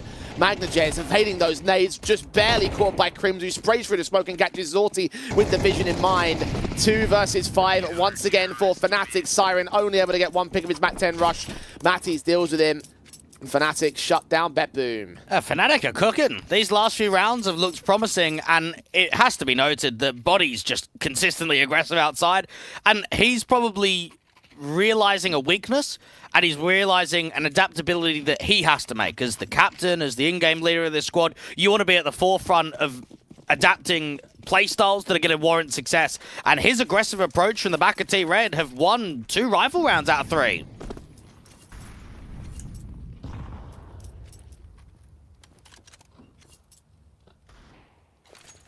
Upgrade pistols only for the BetBoom side. Should enable the 4th to come in for Fnatic. And, well, it might have been a much more better opening start streak for BetBoom by comparison to Ancient. But the way the matches are turning up is starting to look very similar. With Fnatic losing the opening few, but eventually gaining their presence of mind. Rifles should not concede much here against the upgrade pistols. Even Matty spraying through the wall bang should close off the squeaky door. Crims comes good against Chiron. Siren and Zorti. Again, another 2 versus 5. Make it 1. And Siren does get away with 1 pick back, but 1 more to go. And I would normally say, Jay, that 5 T rounds on a punish pick is actually really good, is really successful for BetBoom. I won't say this in this situation, and the reason for that is context. You allow a massive round streak from Fnatic. If it is only 5 T rounds being gained, you allow the favorites a lot of rounds in a row. You allow a lot of confidence for them. You allow the belief that they can close this series in 2. So from this scenario, BetBoom have got to try and be challenging the next couple of rifle rounds to get 6, maybe 7 T rounds. Even just think back to that bait match, right? The nuke that was played there. BetBoom only got 3 CT rounds. So unlike most circumstances where you'd say CT side would be the superior, that's not really a guarantee for BetBoom at the moment. Fnatic trying to look for their best case of 7 rounds in the end of the next 2. At least they ended their 18 rounds in a row losing streak on HLTV on Nuke. That is also true. Very well done.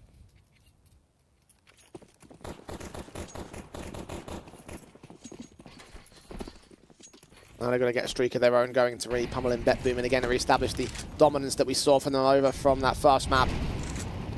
Smoke set to the crosses on outside. Afro's AWP is leaning forward.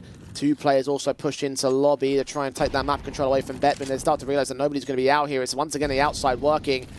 See what Body can gain with this M4.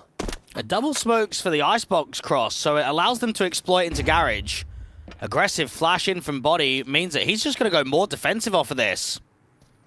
Back to the lockers. Krim's going to go ahead and try and join him out from Secret, because now they see the Secret crosses come down. They've seen the smokes fading, as Nafany will try and press aggressive here. They're going to go downstairs explicitly, though. BetBoom is still considering their options. And Nafany desperately wants to challenge this outside player in Heaven. And this kill can actually dictate where they go. Whether they go back to upper or whether they go down to secret of B. Body down at Hell, can't do much in terms of trades as QB has looked away from the rafters.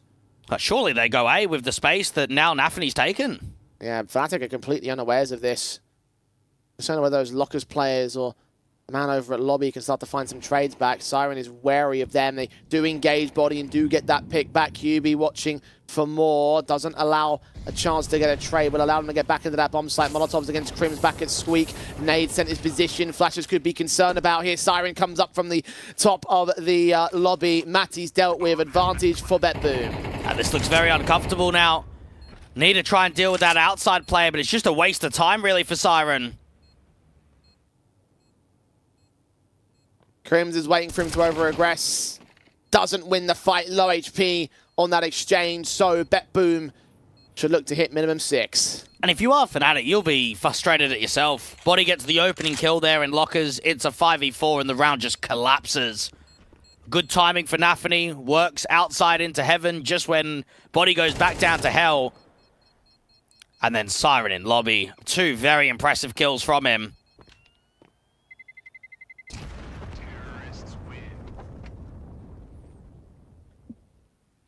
Two guns stay in from Fnatic. Their 4-round streak is ended by BetBoom. The best that the CT side can do is try and equalize at the turn of the half. That won't be that viable if they lose this next gun buy because loss bonus is minimal.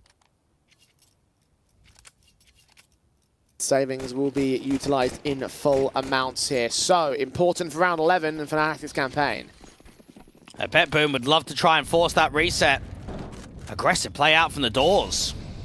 Matty's watching. Quick swing forward to the CT side. Magna just getting Crims. Matty's good for the one pick. Needs to fall back. Incendiary will still force the T-side players forward. Siren burns.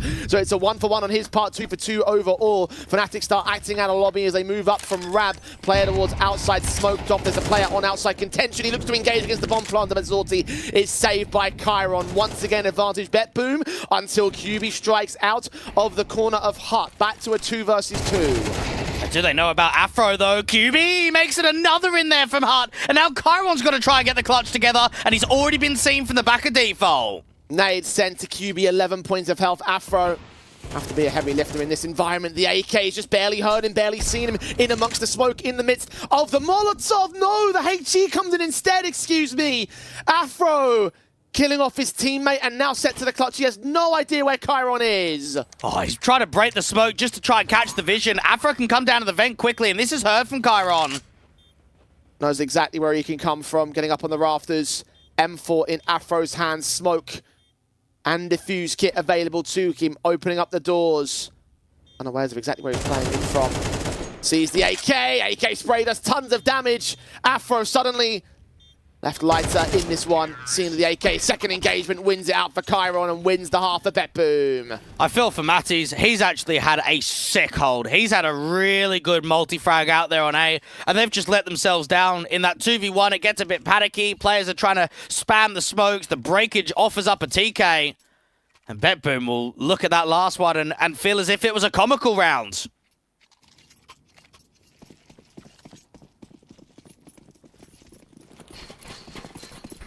Fnatic's equalization now no longer an option. Fast plays out of BetBoom, trying to rush this one down. They do catch body off for it. Siren deals with Crims on top of the Hut.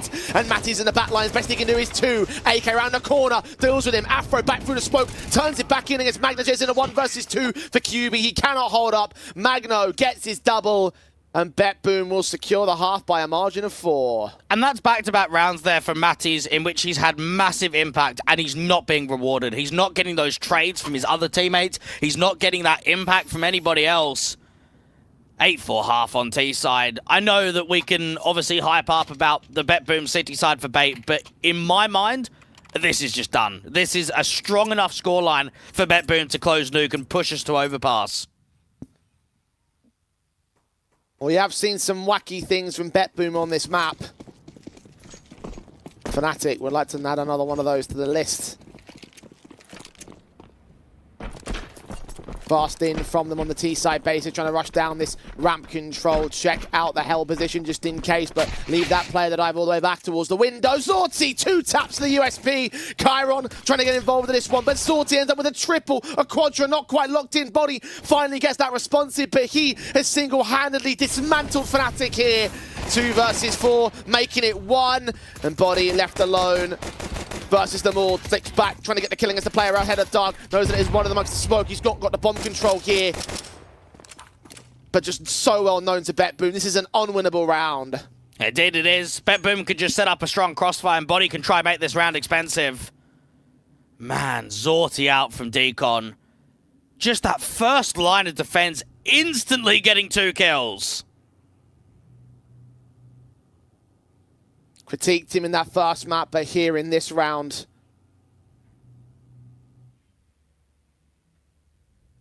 nuke in tow for BetBoom's position.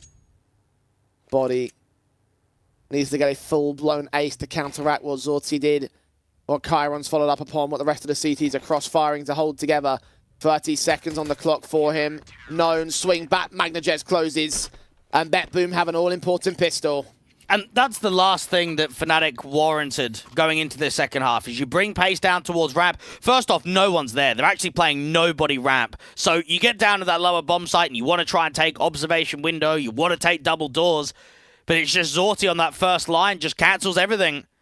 Tactical timeout can come through, but for BetBoom, I mean, whether you're up against an eco or you're up against a force buy, you're in a very strong position.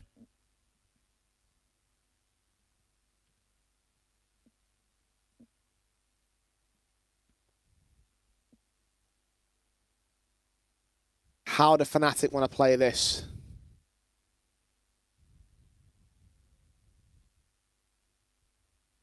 Upgrade pistol on Body. Would that be all here?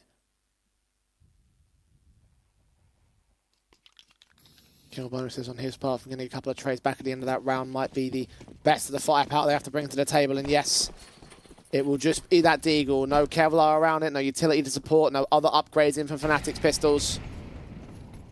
This should go 10-4, and they'll try the grind back from there. BetBoom just want to make sure they're not losing many casualties in a round like this. The Glocks can probably play quite aggressive, try and set up the Deagle for a trade.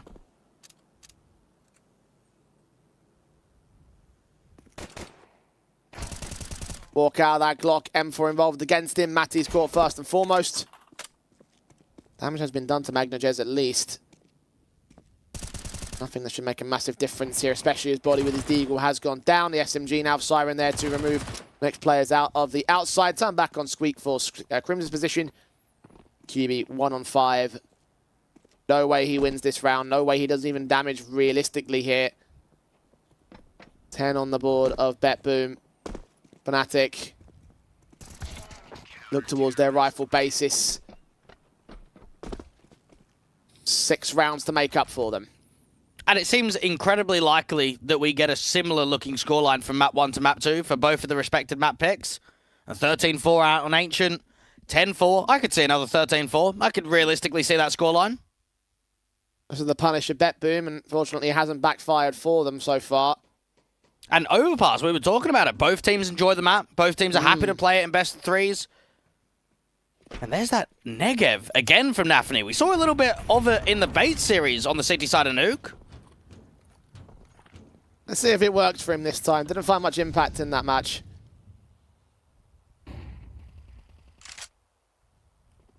Body trying to set utility out. The nade sent back into the outside control, doing very minimal damage. Honestly, Matty's seen at the edge of that smoke. Zorti catches him. That's your starting advantage. And MagnaJets trying to get on the other side of that main smoke. Afro trying to upgrade to the AK, but Chiron peeks out from Secret. Body finally strikes top of mini. MagnaJets is ready for him, trying to adjust against, but it's a case of when he peaks and whether he has backup out from Red. No, MagnaJets caught on timing. Back to a 3v3 we go. Yeah, they've still got an inner player of Crim, so getting into main and trying to split the upper bomb site might be the play. Zorti struggles to deal with the outside players. 2 versus 2. Nafany, supported by his teammate, misses the marker on the players crossing down from Secret, aware that they must be out there, though his Negev Slowing him down, hearing footsteps, Molotov sent, engagement from 2, they get the kills back. They're low HP though, Siren set with an AK of his own. 1 headshot to gain against him would be enough back for Fnatic, but 2 body shots to Siren is all he needs to hold the round together for BetBoom. And that round was just so awkward from both teams. There's a heavy challenge to outside, it's back and forth for the trades. Nafany misses that timing of them getting into secret, in which he can punish, get into the vent drop, and he does a little bit of chip damage to set up the likes of Siren, who's had a very good game. He was very consistent in that first half, had a lot of lobby kills that defined round victories on the gun rounds, I should add. 17 and 10, 11-4, another bye here from Fnatic. This has been a rough showing for them on Nuke.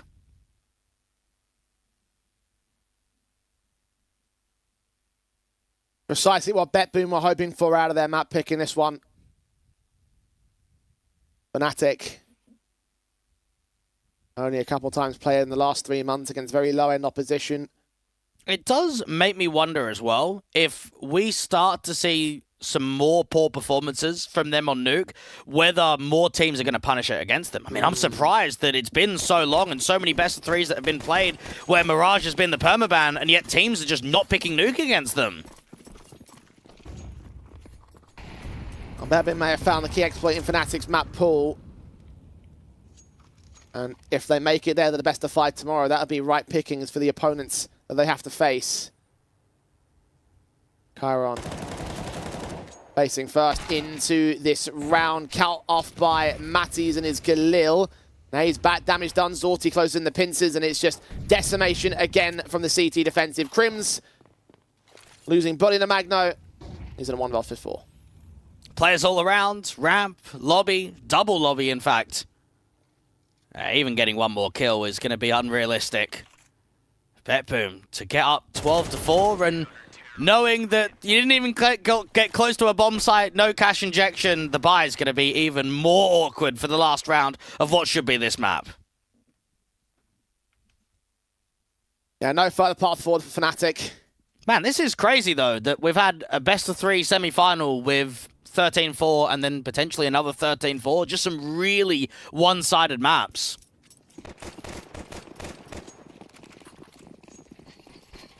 Fnatic on their map in the pool looks the most proficient, and BetBoom with a punish that has worked as good of a punish as you want it to be. Fnatic mowed down by Nafany. Afro first to fall. Siren with a follow-up onto Matties. They just continue blind firing through this smoke to catch them often and out. Any chance to make their way in to the vent dive into the upper take. Nafany's HEs look to reveal, do some damage back as Zorti catches Crims next. 2 left standing on the Fnatic count. Body and QB. Body going to challenge next up. Zorti does get caught back aggressing, but that's 1 kill and they're required out of 5.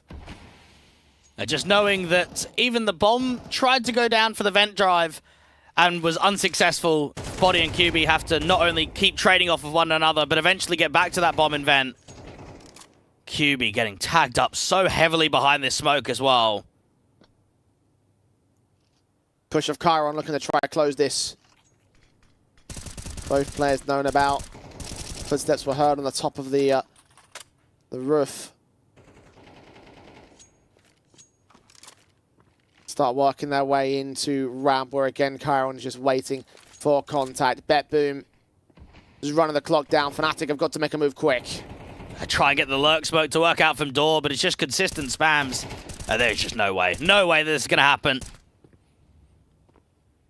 Tags have been heard. Player is going to get caught off by Body. 1 kill found for him. QB trying to help his teammate out, but he does get down towards that B bomb site, but very quickly Chiron is in to respond. Back, M4 spray, gets his man, and that is map done. 13-4 for BetBoom. What a response to the ancient dominance the Fnatic had, and we do get our 3-map series in the end. And that was so streak heavy. We saw a 5-0 start in for BetBoom. We saw 4 returning rounds from Fnatic, and then BetBoom didn't lose another round from that point onwards. They went completely flawless to the tail end of the first half, moving into the second. That was a comfortable showing for BetBoom. And I guess they'll be relieved a little bit they haven't bottled the CT side again. Like, it has happened a number of times, not just against Bait in that series in the quarterfinals. It's been a historical sting, actually, over the course of their maps played in the last 3 months. So, positive stuff, obviously. The fact that they've bounced back against Fnatic and not allowed them in that second half, especially, because that is the positive point where it could have fallen apart. And for them, they do take us to a third map. But it's a hell of a response to take. Again, we kind of was saying after that back of that ancient, it's time to be very scared of your BetBoom, but they face no fear and they face Overpass next.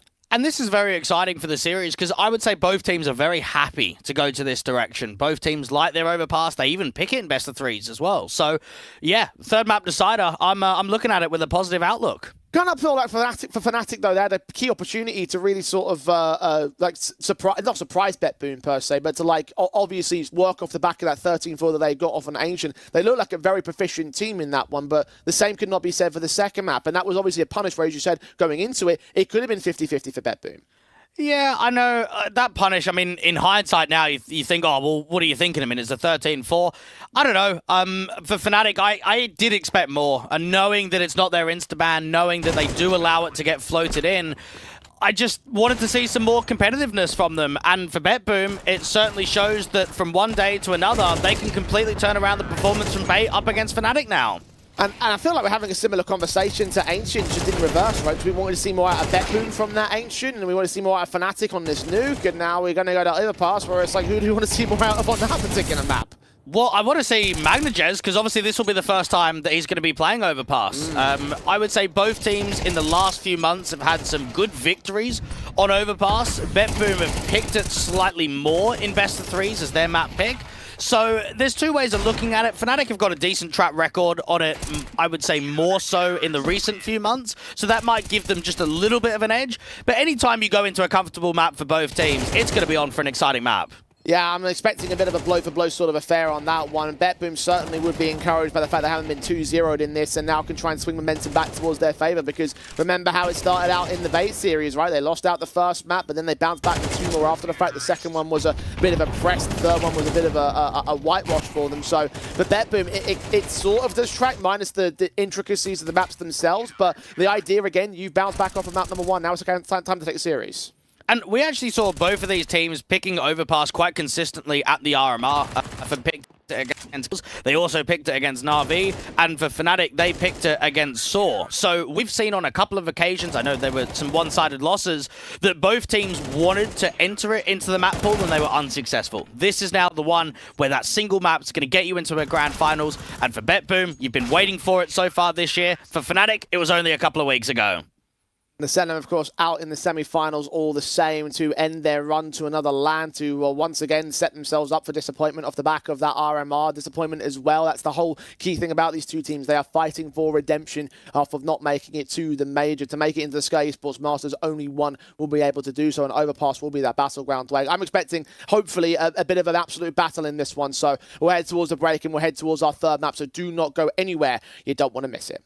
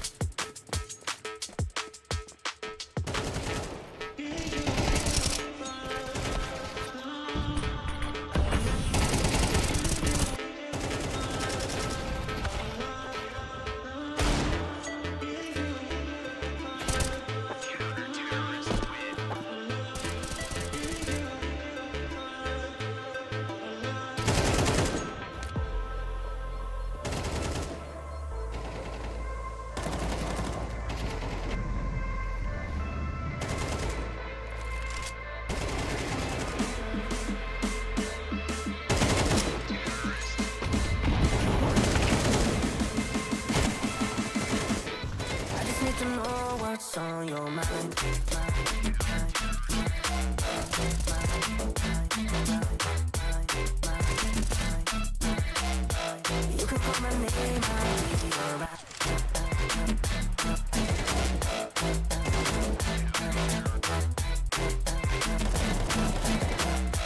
I just need to know what's on your mind.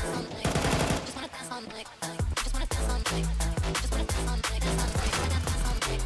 Just wanna dance all night. Just wanna dance all night. Just wanna dance all night. Just wanna dance all night. Just wanna dance all night. Just wanna dance all night.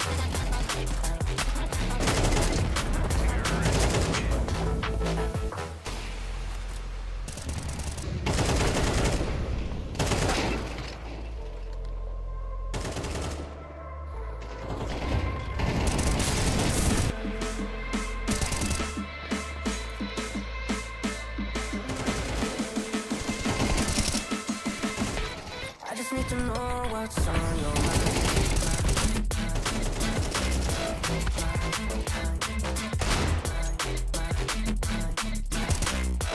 You can call my name, I'll be alright.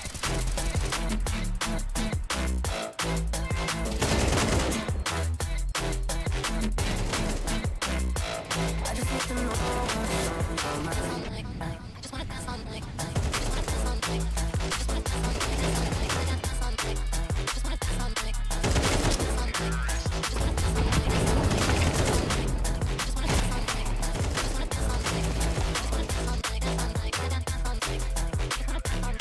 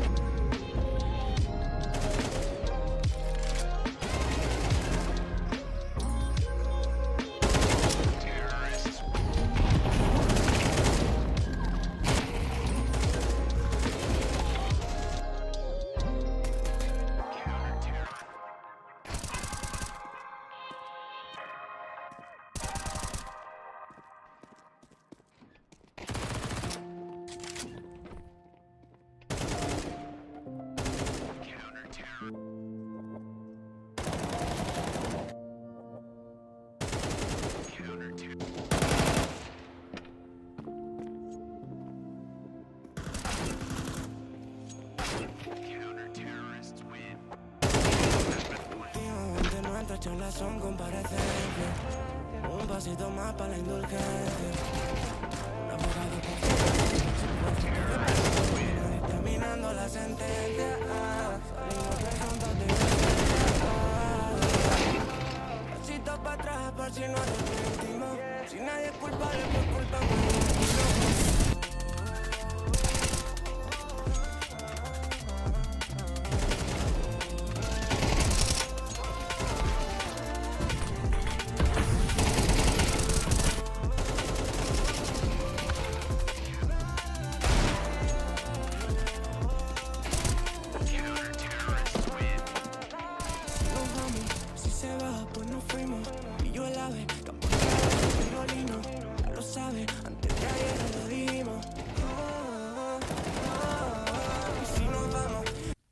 One-sided directions to start things off in our best of three. We go to 13-4s on both teams' map picks. Nation to the favour of Fnatic, Nuke to the favour of BetBoom. Overpass will decide who is our first team forward to the grand finals. Dwayne, I have to say that because of the nature of how the first two maps have gone down, it puts a lot of intrigue around our final one in the best of three.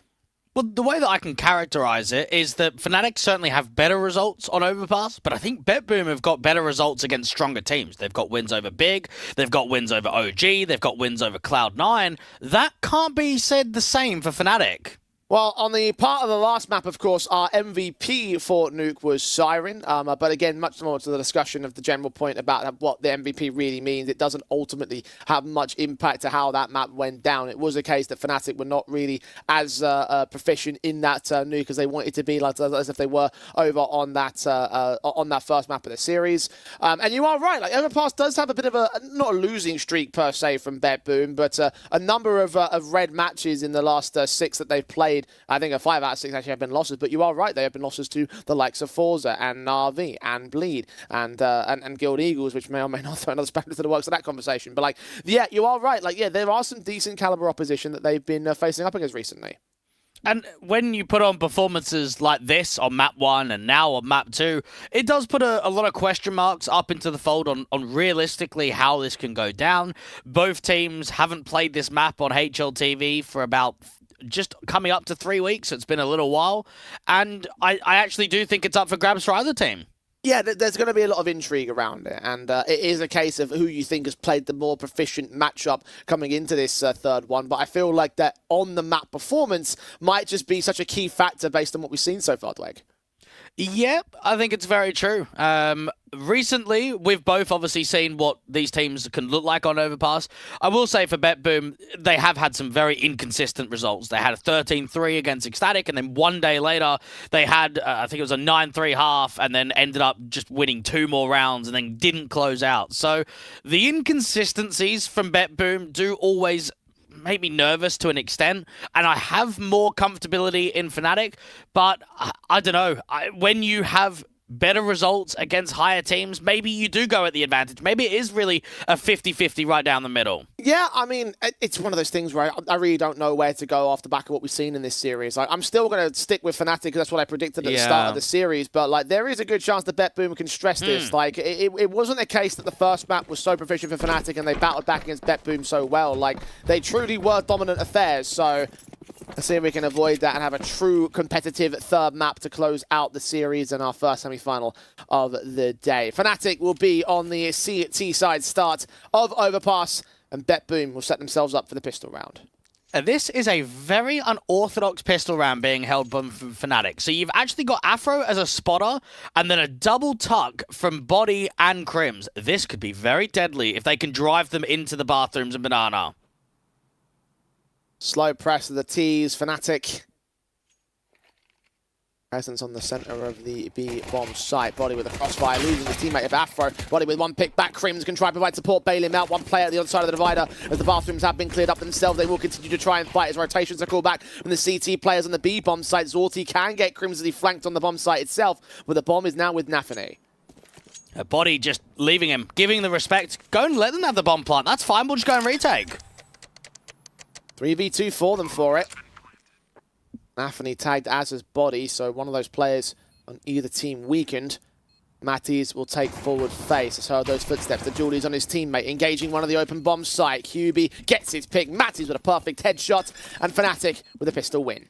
Now, we have seen, from BetBoom's case, a lot of really one-sided performances from them in their opening game against Bait, and we've now kind of seen back and forth of it in Map 1 and in Map 2.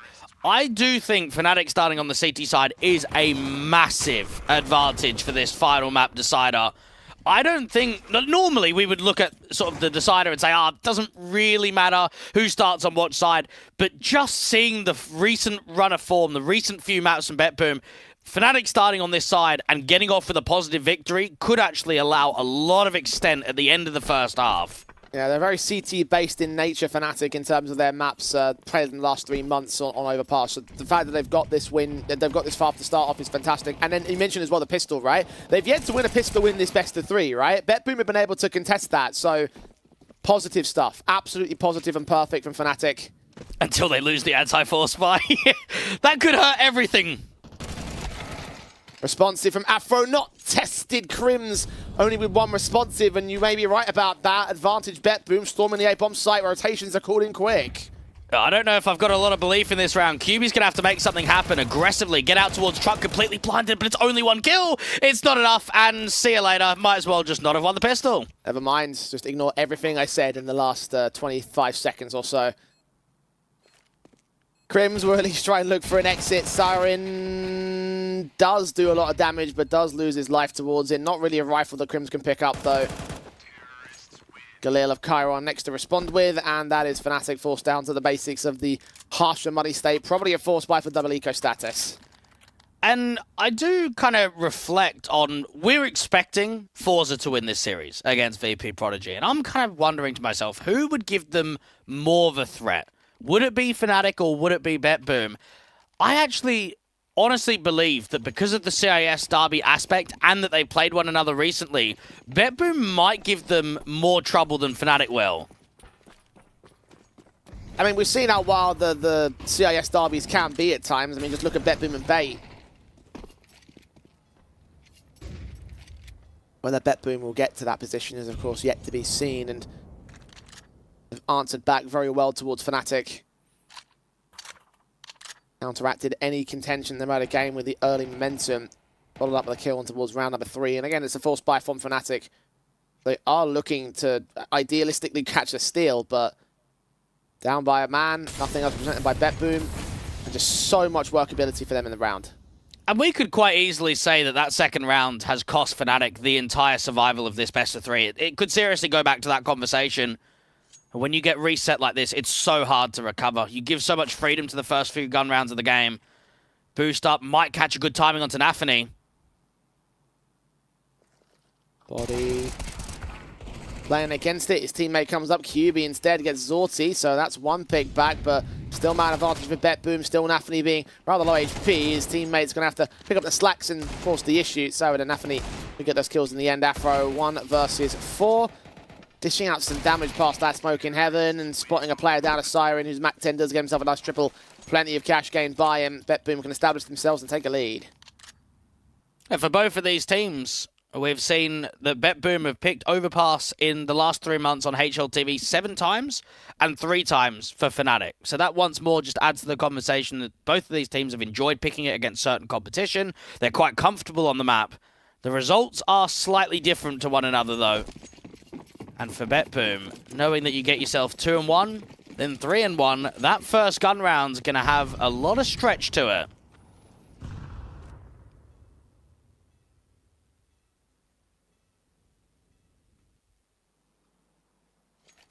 Gamble out over at long. BetBoom are not going to face that.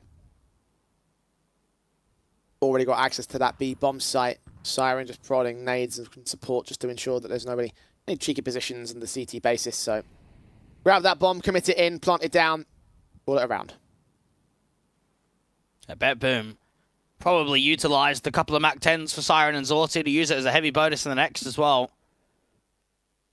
And to add that conversation for Magnajez, we saw a pretty good performance from him on Nuke. We're yet to see what he's going to be like on Overpass for BetBoom.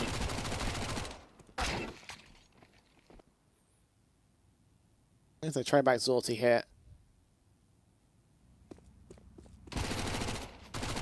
Siren looking for money above all else on this MAC-10 hunt. Players about to face him at close. A bit distance for him for the MAC-10 range, but eventually runs out of ammo. Finally catching his Glock out for his triple. All held together by BetBoom again. Fnatic now up to their gun buys. Let's see what they can provide.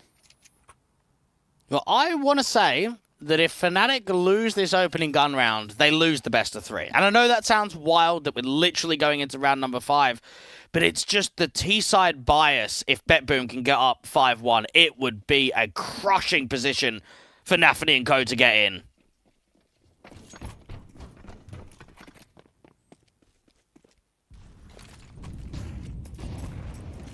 Nade sent as standards. A lot of aggression in towards short from BetBoom's part of things. Might see an early face from Chiron. Matties is trying to receive him. Famas versus the AK. Still wins that fight. Second player around the corner is dealt with by QB. Looks in towards Connector and doesn't see anything of his own right. The bomb might get isolated. Player out is the MAC-10 of Nafany. Overwhelmed by the M4. QB somehow alive, even doing tons of damage to Magnajez. The trade's not good enough for the T-side line. Zorti tried to hold against Body, but Crims responds in kind. 1 versus 2 for the Galil on 16 points of health. A fair play to QB. He has won that round by himself. Really tight spacing out in the short sandbag. And we can both sit here and say, yeah, he maybe gets 2 kills. We're not expecting a dink on the 3rd. We are not anticipating Magnajez to be down at 16 points of health at the end there. Hell of a moment. Magnajez now heavy pressured in terms of trying to grab anything in terms of this site take. Smokes come down, blind sprays from Crims. Don't actually catch anything for it, so Magnajez can try work out over at short. He's the most perfect burst in the world to catch this. He's not even checking the right angle at the right moment. Afro with the closer. Second on the board of Fnatic. Yeah, it's a good round. A slight bonus there from BetBoom, but Fnatic will be happy with that one. Contest it in early, try and drive in a back and forth affair, try and put hurt on the economical situation of your opposition. Zorti opts against the big green. Had the money for it, doesn't want it. We're talking about CIS players trying to play the more hybrid style of play, particularly Orb trying to play the more hybrid style of play, take the rifles in whenever more fruitionally and more prominently. Big up to Deco on that one. Played pretty much the entirety of the Grand Slam with a rifle. Realised it was getting a bit awkward at the end. Got on the AWP and sealed the deal. Man advantage taken by Magnajez, who takes the star role for the time being. Body gets traded back out towards that mid face. Up in top con. Saw 2, took 1, couldn't adjust to the second player. And again, BetBoom ahead by a man. They're going to start shifting a slightly heavier gamble stack. Now, there is an info play aggressively from Afro at long. He's going to widen up to the fountain. This is a misread. This might just have to be an instant save from Fnatic now. Yeah, went from heavy-handed to the A side to a straight-up full-blown stack. The player in heaven that's trying and contest towards this Siren, trying to cut him off. It's time stalling at best from the likes of Matties. His teammates not really opting to join him all that much. They just have to fall back in the end. Any presence that they've gained is going to get saved into the next. BetBoom, number 4. And we always talk about the fuel and the fire and what it means for certain players. You have got so many ex-Tier 1 players out here on BetBoom that want to get back to that level. For Nafany to get benched, to kind of be shown in the community that you were the issue of Cloud9. You want to get back up there. You want to prove that they're wrong. Chiron, you had that stint on VP and you got kicked, what, mid-RMR? And then Norbert came back in? Like, imagine how that must feel. Siren, you were a part of Spirit, you've been benched, and then Spirit have become a deadly Tier 1 team. For all 3 of those guys, it's all just redemption arc. It's to get back to that position consistently.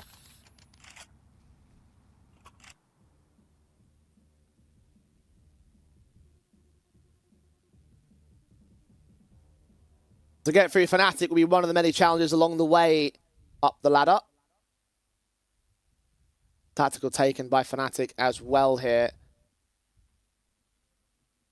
Going to realign themselves with the save rifles. They could drop some guns and try bring back Crimson Body. It still wouldn't be the most idealistic buy here. Like in the early tax though, you mentioned the advantage that Fnatic can take with a CT starter thing, so need to start getting some rounds in this half because BetBoom are still ahead.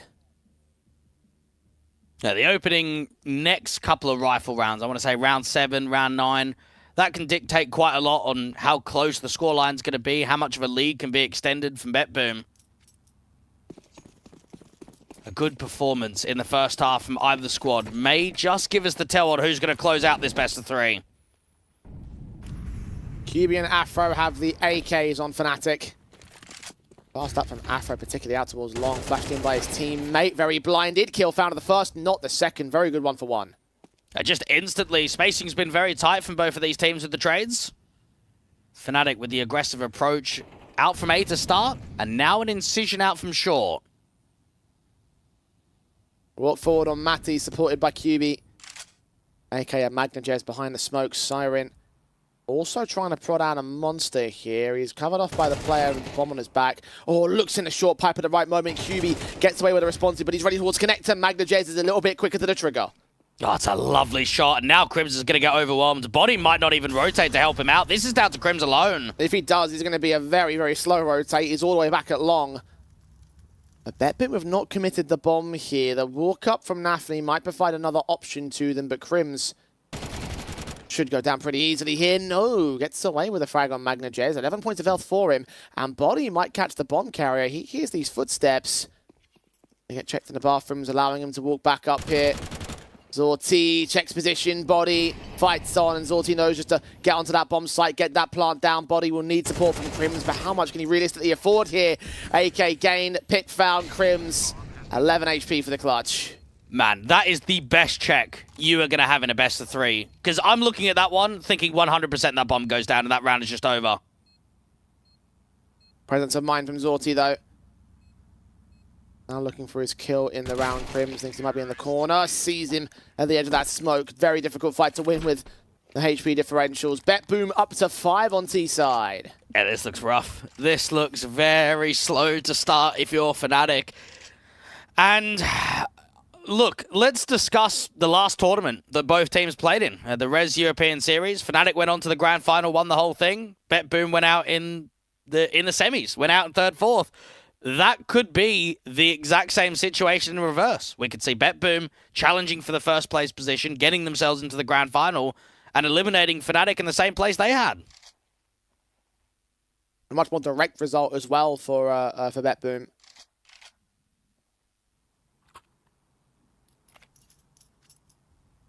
Of course, went out to the likes of Bleed in that semi-final.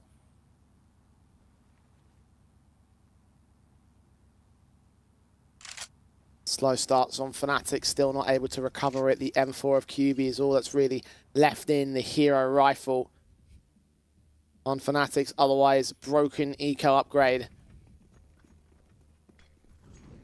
BetBoom may look to storm ahead, and the only time we've seen that in this series was on that nuke where they never let go of that control.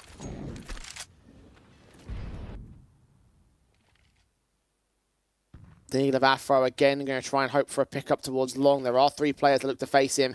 How much is he going to get here? Surely 1 at absolute most. I can't expect any more. Deagle strikes, and then they can all swing together. Does get away with 1, and yes, there is that 1-for-1 trade. Crims, though, P250, and then Body with the USP. It's only the rifle from QB that can do some damage. Molly of Crims going to get driven back and all. QB is boosted up at Divider. Zorti. Does he look away from the P250 at the wrong time? No, he faces directly onto him, wins that fight because you expect him to do so. Things are not going all that well for the CTs. At least QB has caught a pick in this one.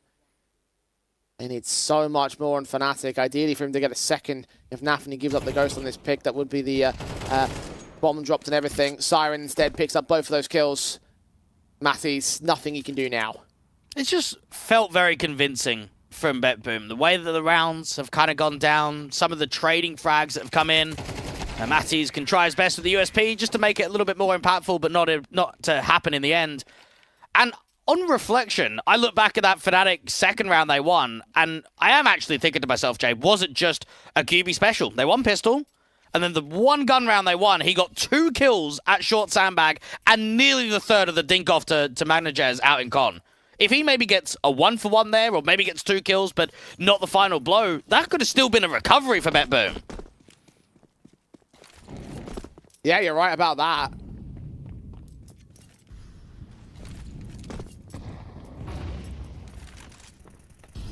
Despite that loss, still 4 to the good. Minimum 6 hit by the T side. Damage done to Fnatic so early in these defaults. HG's at the ready for Siren. Counter nades out from the CT forces. Will do damage onto Zorti next up. So HP differentials do work for the CT favor. But just look at how far they're pushed back. Yeah, this is looking awfully similar to the Fnatic that we saw against Saw in the last game of the RMR.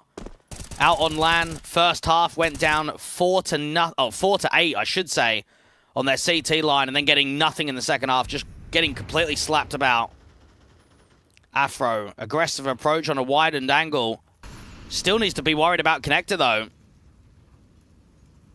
And Matty's finding Zorti next. Advantage gained on Fnatic's part. Nafany ready for more aggression. Walks forward into QB, who does win that fight. Afro isolates Magnajez, Siren, and Chiron. Now just Chiron alone. No trades here for BetBoom. Positive stuff from Fnatic, at least for this round. A third towards their board. BetBoom. Chiron shouldn't win this clutch. Look towards that next gun round. See if Fnatic can try and convert a second in a row. One thing they struggled to do. Spray through on 2. Rotations are cut off here. Yeah, can't expect much here from Chiron. HE deep in the bomb site, out to connector. He eventually loses the fight to body. Now, whether it was a sound cue or just a slight amount of vision as that tucked-in divider player came in, Afro knew for sure that there was a player out there. The walk from Nafany comes away with close to getting that double entry, but it didn't quite come in. So a response for Fnatic. My main concern is, are they going to win rounds in a row? Is it just going to be the odd round here or there, and then just an instant response from BetBoom? Could well be the case.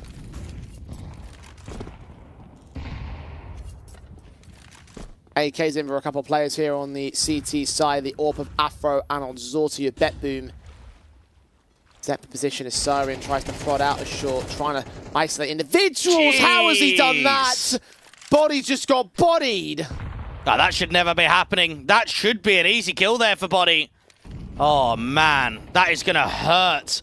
Because now the walk-up comes to the A side, and Afro is just jump-spotting out to Dice, just trying to clear out information to Long and Banana. The first rotator is going to have to be Crims, but Afro's going to need help. Wide first contact, flick towards Zorti, does not connect. Didn't pull the trigger in time. Fnatic now lose all of their A defensive. You wonder if it's even worth it to go in for a retake like this. Crims will try and put a Molotov down, try and suppress contact, try and stop that bomb plant for the time being, but it's so much time. The Molly does not connect to default.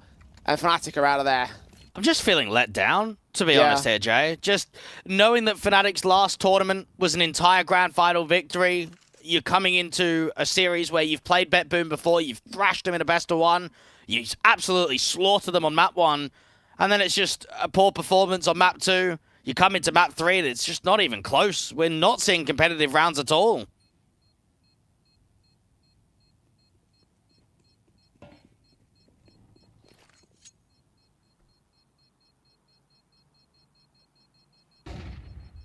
Half advantage gained by BetBoom. These players might not even stay alive here. Magnajez caught by Crims. Siren, not quite the exit he wants. Chiron won't reach them in time, so at least they keep those 3, but just at least is not enough here. Fnatic. 2 more rounds left in the half. Still no connecting threads. Still no streaks for this CT Force. BetBoom suffered a 9-3 deficit at the start of this series. May return the favour to Fnatic right here. And it really proves how uncomfortable losing round number 2 was in this entire map-up. Nafany, aggressive, out to party. And CTs have got bodies that were aggressive for a moment, but end up falling back. And this just allows Nafany to completely exploit Long. Running right up there, checking bathroom, seeing nothing. Position, meanwhile, so focused on the B defense, but Nafany's caught a player off. Doesn't quite get the kill for it, but Fnatic caught flat-footed in that respect. Could have easily been an opening start. BetBoom have looked very comfortable at just slowing down these defaults. Magnajez has just a window of opportunity of a jiggle to catch off Matties. A boost up, perhaps? Triple rotation to A. And for scene 1, finally, advantage again for Fnatic, but now have to focus fire on the bomb site. Hit the boost up over at the connector player. MagnetJez isn't ready for Matty, so a bit more positivity again for the CT forces. BetBoom stalled by Flashbang still. Chiron's going to try and enter here. Find QB. One man down. Fnatic going to play a center of the bomb site. Going to get flanked in as Chiron extends further in towards the hands of Crims. Kill for the AK at the CT side. Siren is low, now dead. Zorti also overwhelmed. A bit more like it for Fnatic. If only it came in a bit more in this first half. 4th to their board, can only gain 5 at best.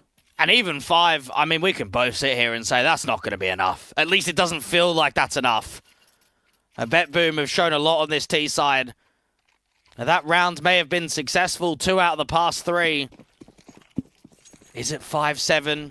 Is it 8-4?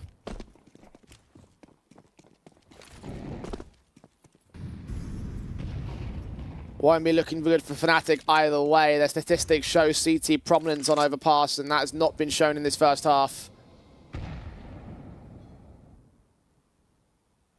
BetBoom.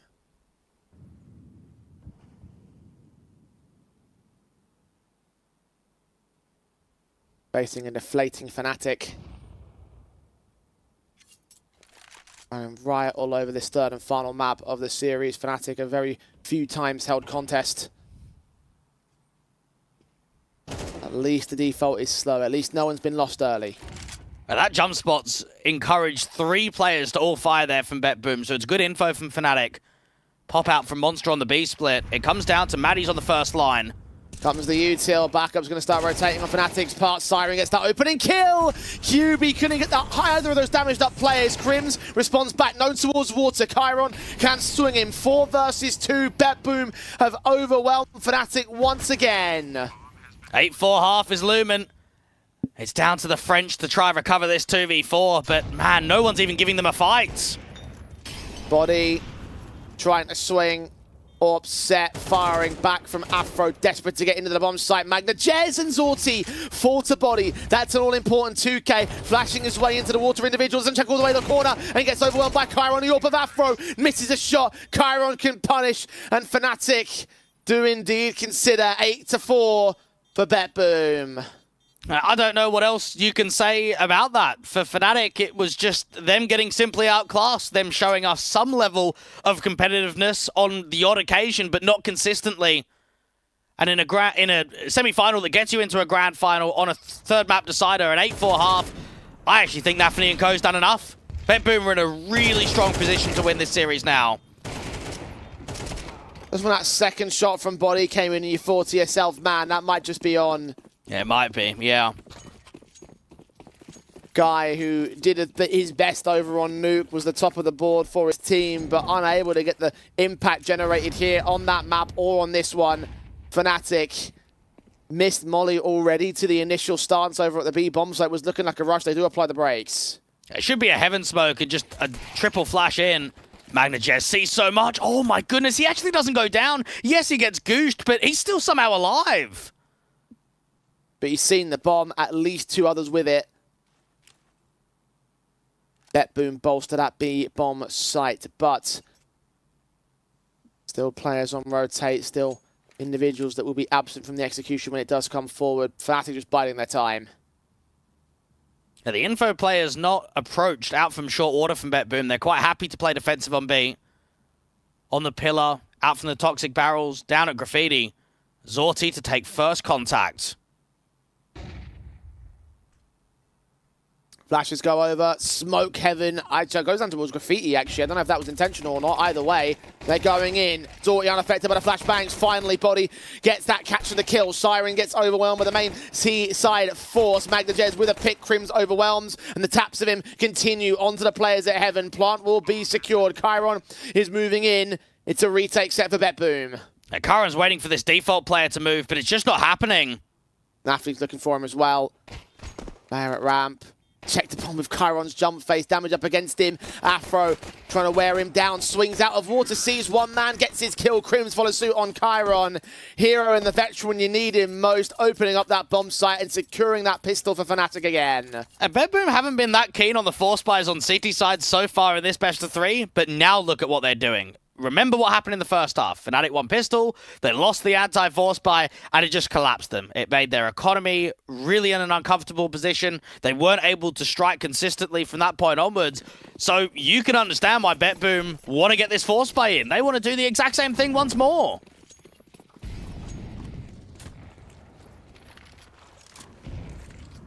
Apply the pressure, really harm Fnatic.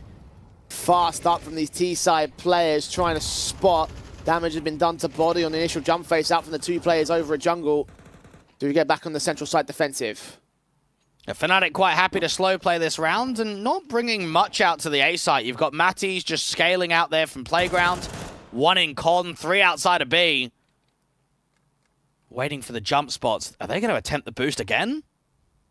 Body going to be ready for it this time? Can he adjust? Magnajez.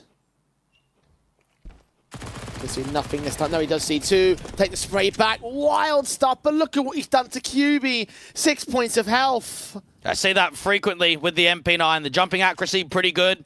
Get it out there to Graffiti. Rather than do the triple boost, just look to try and see if you can initiate a kill. Fnatic have QB and body fairly low on this exchange.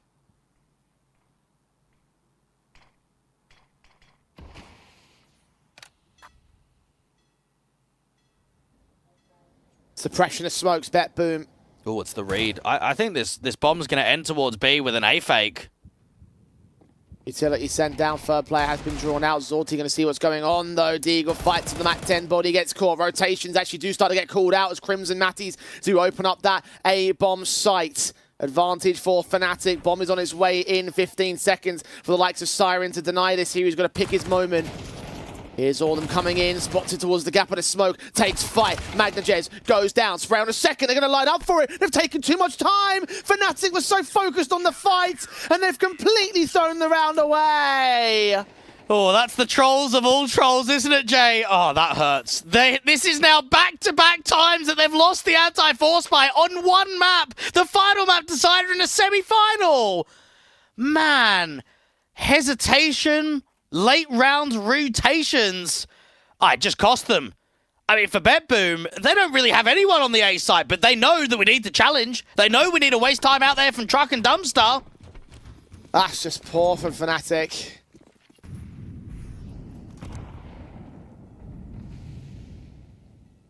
Had everything working towards them except the timer. Had they just prioritized that bomb, should have been their round. If they went into B, they would have had more time to clear out the crossfire and clear out the site. Now Chiron trying to add the hurt, add to the hurt. One of several rifles, 2 for Masters in play. Yes, BetBoom, we're looking broken, but Fnatic in a similar story. And with the T economy being where it is, with the scoreline being where it is, BetBoom to win this round would probably seal the deal for certain on this best of 3. And the info play out from Shortwater might be able to give them quite a bit too. Zorti in a strong position to probably get 2 kills with the FAMAS at this range. Flash forward, in against the AK, removes him. Second player making his way up, overwhelmed by the pistols, but Siren with backs turned towards him. Matty's going to get caught. Body isolates 1. Chiron continues to hold the site, doubling up of his own right. Nade does not get a kill against him. QB with 1 responsive, but the bomb is in the open. Backups rotated up from mid, from Dumpster. He is completely sandwiched here. They might try and tap the bomb, draw some fights out in the open. Easy kill for the MP9. And Jay, we oftentimes talk about the key rounds. We talk about the ones of impact that decide a best of 3. The rounds that should be getting 1 from Fnatic are the ones that have cost them the most. Back-to-back second round conversions lost. Is lost the best of 3 series for them? Pretty much.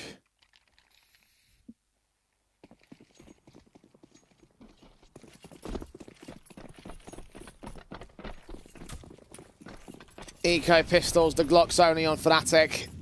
BetBoom should get to 11. Fnatic's only option is the most stomping comeback that we will ever see. Chiron has caught body first and foremost. That's obvious with the M4 versus the pistols.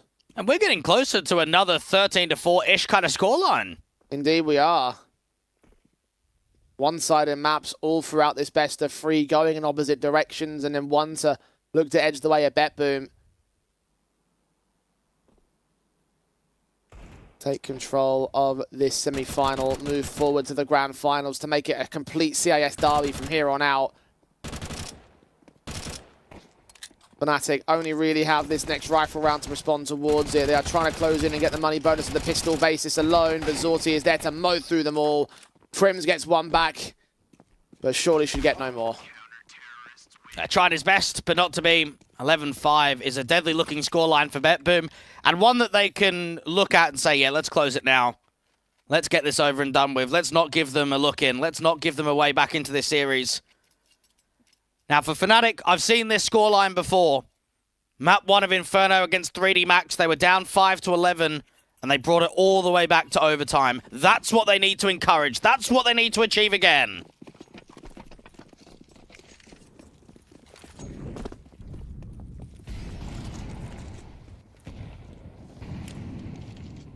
AK's on 4, Galil on 1. Fnatic. Default set to a careful position.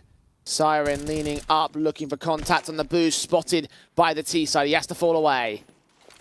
And this is where they can start toying with him, though. HE's towards that boost position. Incendiary going to do some chip damage. Force the likes of QB into the open now. Half HP for him. Magnajez watching the short prey. Jump face from one CT player, doesn't see him. Meanwhile, Fnatic work the default up towards long and mid. Yeah, they've taken quite a lot of territory deep and long, but it still seems like a good read from BetBoom. Rotating a third player up to A. Both of the B defenders holding back, playing passive. Fnatic do not have a lot of utility to work with on an exec.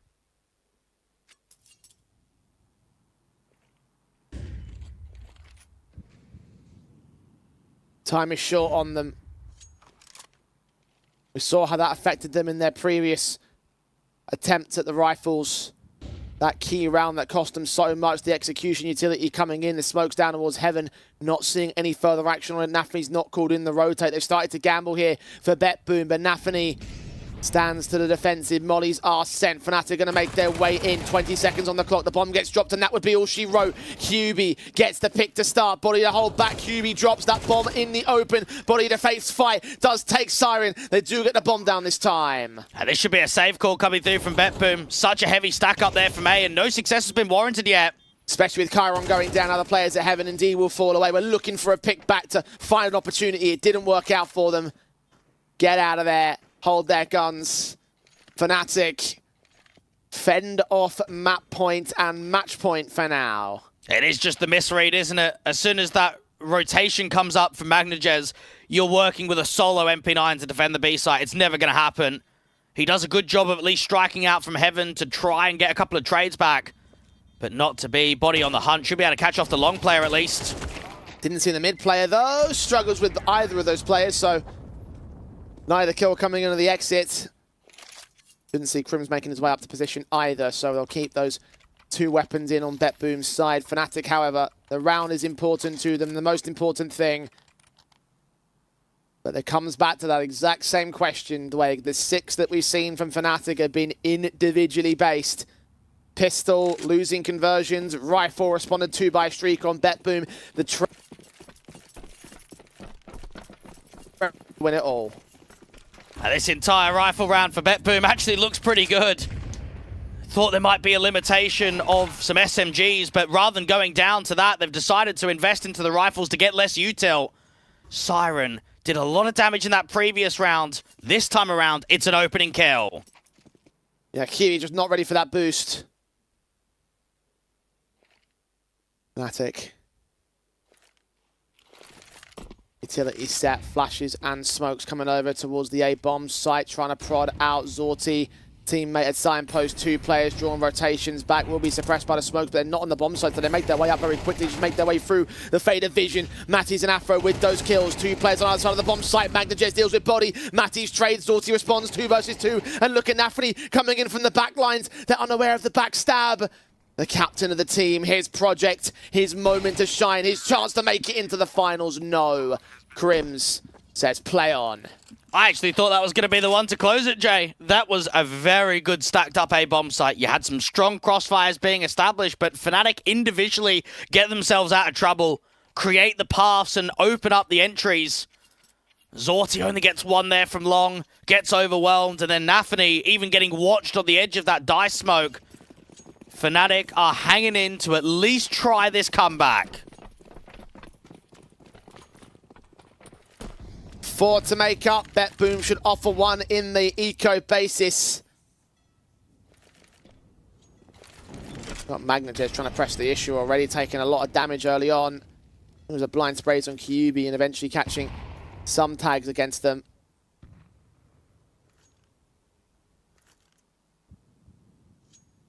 Zorti. Was it a crossfire over towards long, hoping the Fnatic start to face into this gamble. Stack was what it's turning into here. If they can get an AK out, that'd certainly be a little bit awkward on timing. Afro does hold control, though. Deal with these pistols effectively. BetBoom. Their eyes are going to be on the prize of that next round. And Money State's not strong enough to get an AWP forward, so it will have to be rifles for everyone.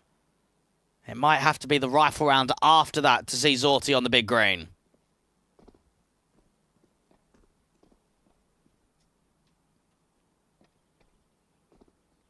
Guns nonetheless for BetBoom in the follow-up. No casualties on Fnatic taken, so they can be very happy with how the anti-eco has gone. Unless Magnajez sneaks in and gets 1 more cheeky exit. No, not against Afro. Quadra for him. Well held up top mid. Fnatic now face the guns. And this is the first time that we've legitimately seen a bit of a round streak. That we're actually seeing rounds 1 in a row from Fnatic. It was all individual in that first half. And now, Nafany even going down to the FAMAS just to try and get that extra little bit of util forward. Zorti is the only player with the kit and up to the A-bomb site, so keep an eye on where he is if he does drop at all.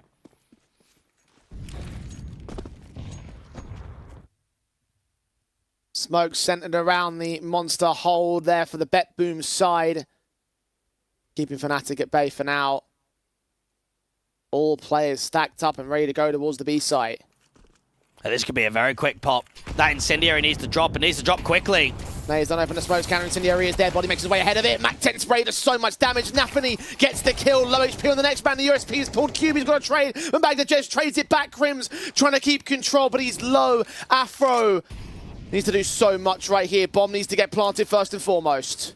Oh, those B defenders have just done everything, and now they could double up a graffiti. Leaning in, aggressive fight from Afro. Needs to go well against both. They line up, but he doesn't get the second. Siren is low HP, and Crims has got 2 to deal with, which Zorti is the first contact face, and BetBoom are now on map and match point. And that's got to be the best feeling for Nafany and Magnajez, because, mate, there's only 2 on B. You've got more of a read towards A. You've got more of a stack up at A. The idea that you can create 3 kills and low HP on the 4th between just the B defenders, that's perfect. That's perfection.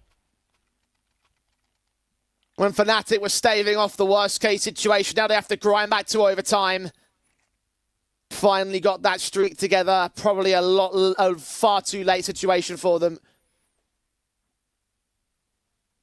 4 match points on BetBoom. Fnatic at least have the buy here, including the AWP of Afro. Still can't get afforded by BetBoom. Zorti on the AK though. Punch on him and Siren. Fnatic spread out the defaults, trying to look for the opening fight this time. A crossfire in the bathrooms will exploit quite a bit if it is an aggressive play. A lot of util down to the front side of Banana and out to Divider, but no progression with players. You've still got Body up at Party. Maddie's to work around with him, trying to break just enough of that smoke to see if anyone is in Divider directly.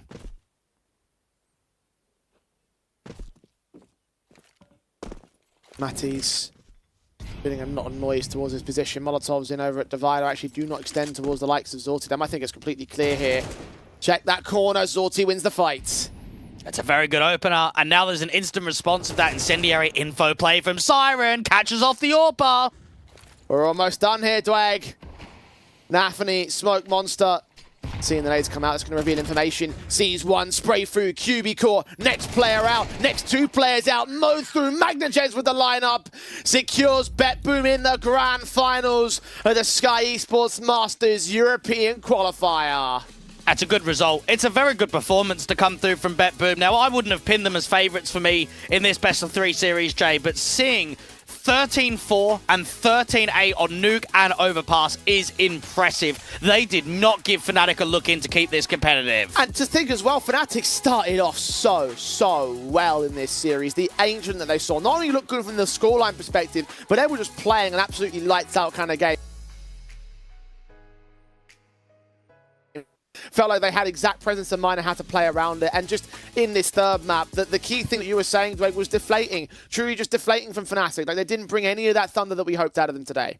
And it actually does give me vibes of what BetBoom were like in the last series against Bait, where it was a bit touch and go. We maybe didn't see the best of BetBoom in the first and second map. We come into the third and they just explode. They come into that final one and they give us the best showing yet. So for BetBoom, this is obviously a very good victory. This is their first grand final in 4 months' time. The first one of this year, like you mentioned. That's got to be a very strong emphasis for Nafany to say, we've just beaten a team that their last event was a grand final. Their last event was an entire tournament victory. It goes back to this point you were mentioning earlier on during today, is the idea that BetBoom might grow into these series, is because it was very similar to the Bait series, right? You lose that first map, then you start to come into your own. Yeah, it was still a little bit awkward in terms of the CIS derby, which obviously isn't encouraging for the grand final, considering that they have to face a CIS team regardless here. But just for BetBoom, obviously it is still going to be a massive result, and I think that in the best of 5 context, if that trend continues to carry on here for this team, we might expect some good things out of them. But I actually believe that BetBoom have got more depth in a map pool in a best of 5 than VP Prodigy obviously will. Forze, maybe it's questionable because Forze play a lot more officials than BetBoom do. But just knowing the depth of the level that BetBoom play at, that's why they're going to be favourites moving into that grand final against either team. Yeah, certainly had the reps behind them and certainly now have the series is behind them in the qualifier bracket. Well played from their own part, but for Fnatic, got to go back to Formula on this one, lads. I mean, I'm looking at the map pool, and obviously we understand that Ancient was going to be so proficient, but the fact that that was the only one that was proficient in this best-of-3 series, it kind of feels like there's a lot more that can get unlocked for Fnatic that wasn't really on display against the tougher high-end Tier 2 opposition. And that's probably what we can say that was achieved at the RMR. They were in a 2-1 position. They only had to beat Koi or beat Saw in one best-of-3 to make it to the major. Those are both winnable games. Those are both best-of-3 series where we can honestly say that Fnatic can win those. And they weren't able to take a single map. They got 2-0'd by Koi. They got 2-0'd by Saw. They got absolutely smoked in the majority of maps. They then come into the Res European Series. They win an entire event. They beat some decent high-end competition in Tier 2 of Prezi, of 3D Max. But they come in here and they can't even hold their weight against BetBoom in a best-of-3. It is underwhelming. I mean, even in that Source series, we saw an overpass from them where they went down 0-12 on that first half. And it's just like, you look at that and then you think about overpass and you still feel like it's one of those ones where they can sort of turn it around. But occasionally, you just get these absolute destruction series and maps from Fnatic. Yeah. And this was one of those occasions where overpass now, it can be exploited, right? BetBoom have done it, Sora have done it. There's a lot of, I think, a lot of, again, question marks around Fnatic and now their consistency, right? Because talk about BetBoom's consistency. I mean, Fnatic, the idea of going into win 3 maps in a row, 13-8 in 3D Max, 13-6 in Prezi, then this 13-8 against you by the hands of BetBoom, right? Like, there's a lot of things that Fnatic need to clean up. And they were on the warpath. They were doing real good things after the RMR. I don't think you can say the same here for this best-of-3. It's always tough in Tier 2. It is so tough to be consistent. And in this best-of-3, in this isolated moment, BetBoom were the more consistent team. They were the ones that came out with the result, and they'll be looking at that grand final to make the promotion to the main event. They'll be looking at maybe having Aurora in their eyes as another CIS derby. They'll have a look at the majority of those Tier 1 teams and say, hey, we were at least cracking for you at Katowice. We were at least getting ready to play you in Sydney. We were getting ready to play you at the RMR, and now they get to do it in another event. Yeah, indeed they do, and for BetBoom it is obviously a massive leg up for them, because by comparison, Fnatic were coming into this series with a much more better showing against the likes of BetBoom. Obviously, the rest series of tournaments they were able to win. BetBoom only went so far as the top 4. Fnatic looked so proficient during their quarterfinal. BetBoom probably didn't do against the likes of Bait, but just on the day, sometimes that's all you need, and it felt like for BetBoom, they did end up coming together in the end. They might have started awkward, you might not have seen all those stars shining, but when it comes together, the plan comes together with it as well. They do move on to the grand finals of the qualifier itself, Dwayne, and yeah, look, positives for BetBoom. Yeah, again, and this is the tournament debut for Magnajez. He's literally come in, officially signed, going into map 2 of that series against Bait. You've now got a 2-1. You've got a convincing 2-1 against Fnatic. This fills the road of that roster change of Danist out and Magnajez in to be very positive right now. Indeed. I mean, look, I still think that BetBoom's true 100% potential will be reached in the long term because it is so recent, but like the fact that you've hit this sort of high very early on, we had some concerns off the back of the quarterfinal matchup, but they looked lights out, right? The team looked so good at the end of that matchup. The final map just felt like they were exploiting so many issues on the Fnatic side, and Magnajez, he might not necessarily be a guy you look at as the star, but like he's been the completing element for this team. And it's very similar to the whole Forze situation. We kind of saw what their opening game was like. We then saw what Celta was able to bring going into a best of 3 against Prodigy, in which kind of lost all their head-to-heads previously. Sometimes all it takes is that one difference, that one change to have a much stronger result than what we've seen previously in history. Yeah, we've talked about those extra bits of glue, obviously. Like having a star, adding a star to a roster is obviously the guy that's obviously going to make the mass amount of difference because you expect that to be the case. But constructing a team is a fine art, if you will. And I think BetBoom are currently painting a very good picture for themselves now. They move themselves onto the grand finals and again set up the CIS derby for those finals, which we've seen from the past in this tournament can be very, very intriguing. And this is where you would expect BetBoom to be ready for Forza. They'll have to look at that grand final and say, yeah, it should be Forza coming out on top. Let's try and prepare for them.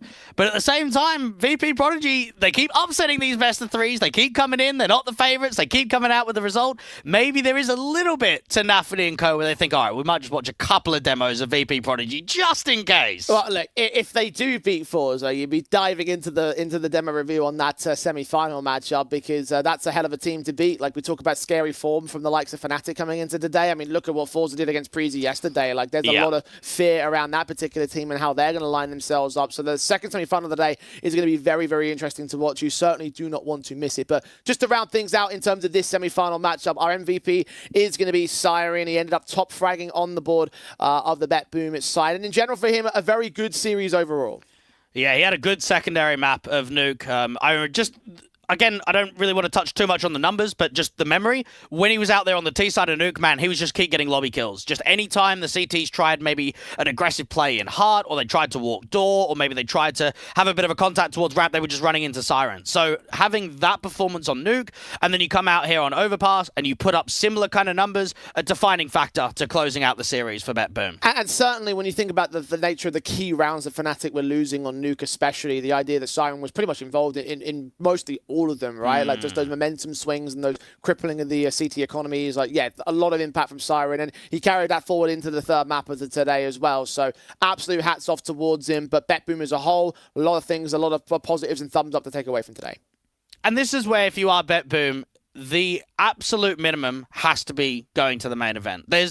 Grand final's not good enough. You're a team that consistently play in Tier 1 events, you're consistently playing against that higher end level of competition. Now that you've got yourself into that grand final, now that you're getting ready for a best of 5 in a CIS derby, they have to win it. That's the bottom line. Well, they're beaten qualifier favourites, so that's already like a standard set by the likes of BetBoom. I mean, if you wanted to rate them number 1 and number 2, I probably would have put Fnatic first and then BetBoom second. Now BetBoom have overtaken that position, so it would be a huge upset to lose out in the grand final best of 5. So now's the new target. Now's the new marker. Now's the chance to make it to the Skyesports Masters Main Event because they've taken down the toughest opposition that you could theoretically post up. Indeed, they have. And I look at this series overall, and when I kind of remember back to Ancient, I saw a very good performance to come in from Matties.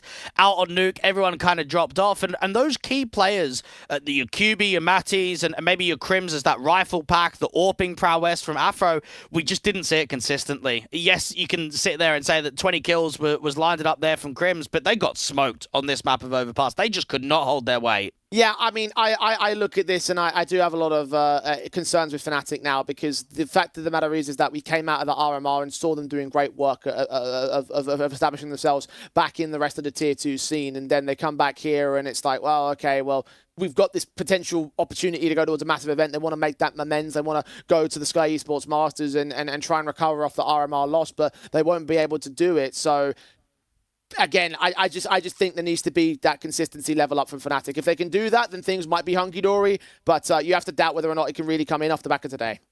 I would say that you probably still want to extend the clock, right? With just knowing that it is a new in-game leader into the team. It is a new core 3 that, look, when you say it's towards the tail end of the last year, man, you're not going to be playing many officials in November and December. That's basically the Christmas break. There's not really much going on. So it's only really been half of January, all of February, and now kind of coming into March. So we're not talking about a massive time window. But yes, from the perspective of Fnatic, this will be disappointment. This would be the goal of making it to the main event, not happening. Well, I look at them and I understand the idea that their next event is going to be the ESL Pro League, so it doesn't get any easier from here for the Fnatic side, so we'll find out whether they can make those adjustments and how far BetBoom will go in the qualifier for tomorrow. For today, however, we've got one more matchup for you. VP Prodigy have been on the underdog run of a lifetime, but Forze look deadly as a dark horse in the semi-finals. Our second match will begin after this short break.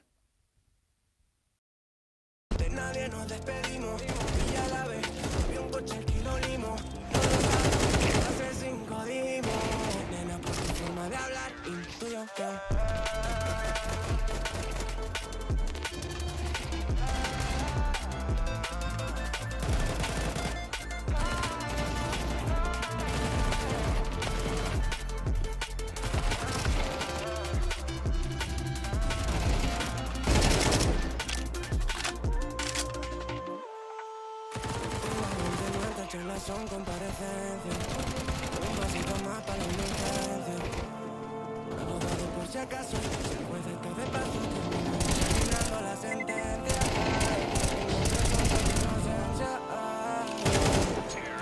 Si todo para atrás por si no arrepentimos, si nadie es culpable, pues culpable al destino con él.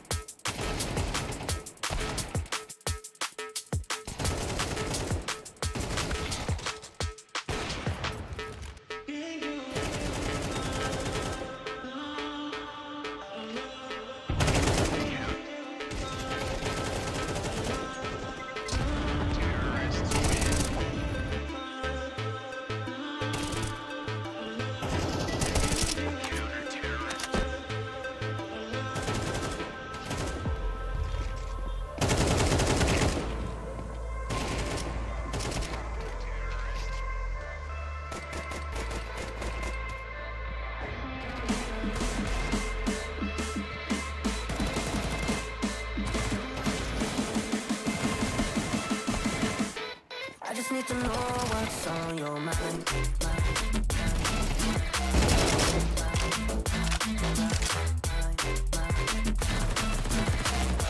You can call my name, I'll be alright.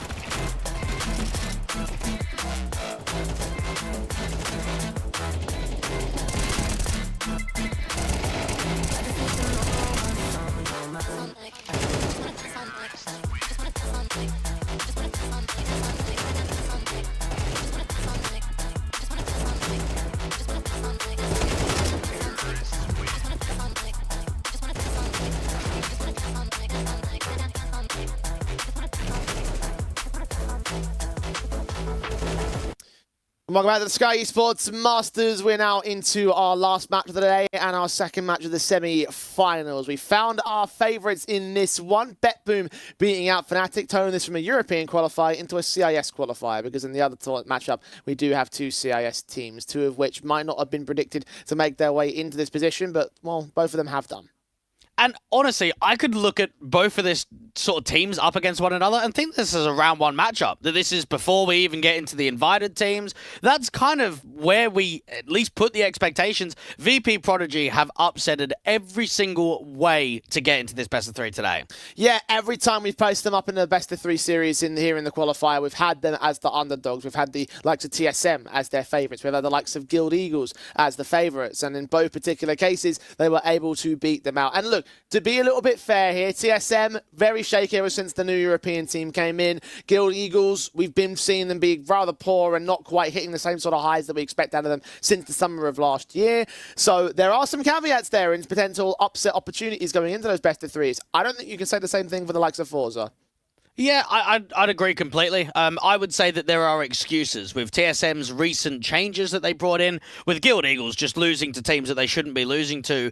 The one, I suppose, excuse you might lean into today is that it's a CAS derby. But realistically, can we give them three excuses in a row while favourites should be at least beating or losing to the likes of VP Prodigy? Or not when Forze did what they did against the Prodigy esports side. Like, that 2-0 was so overwhelmingly dominant. That was a ridiculous showing from the Forze side, and it shows that they can be terrifying when they really get onto formation. Now, yes, of course, Na'Vi Jr., another semi-CIS derby, did post up a three-map affair against the likes of Forze, but I just think that in general, coming into today, they are much more the stronger team in this second semi-final of the matchup, which is why already I'm kind of like just sort of saying my prediction is going to be Forze in this context, but you have to look at VP Prodigy and think, can they put another one out of the hat? Yeah, I mean, it's unrealistic to think that it's going to happen again. Always these kind of underdog runs, these underdog teams, you might be able to get away with a couple of victories, but this is where the competition rises up. And with how Forza played yesterday in that Prezi section, VP Prodigy are going to need a hell of a lot to try and pull this over the line. Well, let's talk about VP Prodigy a bit, because we've seen plenty of them in the course of this one, and we've been talking about so many individuals as being potential highlight guys. Dushka's had his impact, Extend Zero, however, probably is the main star, right? Yeah, he's got to be. He was so damn consistent in that TSM series and that Guild Eagles matchup.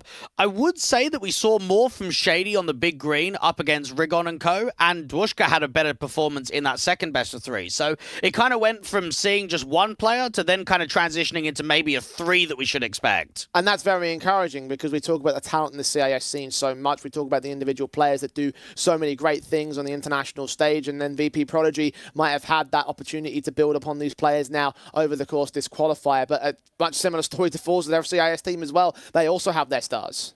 And for Result, man, oh man, did he impress us. Now, he didn't impress me in the opening series against Na'Vi Jr. He was towards the lower end of the board, didn't find his footing, just came out on Nuke and just started ripping. Just literally the first few rounds of the game. I think he dropped 7 kills in the first 3 rounds, and I was kind of thinking, all right, we're going to get a good performance here. And it just grew. It just got bigger. It got bigger. And then eventually he drops 30 kills in regulation of 18 rounds played. That is nuts. Yeah, it certainly is, and it's backed up by the relative consistency of the likes of Tinir, who was the guy that topped out the board against the Na'Vi Junior side, and he was also able to maintain his numbers alongside Xiaofi against the likes of the Prezi side. So a lot of players to pick from the head-to-heads, Dweg. Yeah, there is, but there's always going to be my go-tos. Ex-Dennisera's just caught my eye. 5 maps played, a positive 31 KD difference over the course of this entire tournament, and a 1.41 rating on HLTV. You'll be happy with those kind of numbers. For Result, while he was quiet in the first series, to drop 30 and then drop 18 clinical kills on Inferno to secure that map and to secure a simple 2-0, these two guys are going to be hard hitters today. Yeah, if they hit hard as well, then we'll be in for a banger of a best of 3, right? For VP Prodigy, they benefited so much from Ex-Dennisera consistently doing as well as he has done. Result, I mean, the ceiling is so high. Like, it might as well just be a mansion for him. Like, he's a ridiculous individual. So I'm looking forward to seeing these two pop off. And if they do pop off, then I think we'll be in for a hell of a time to close out the day.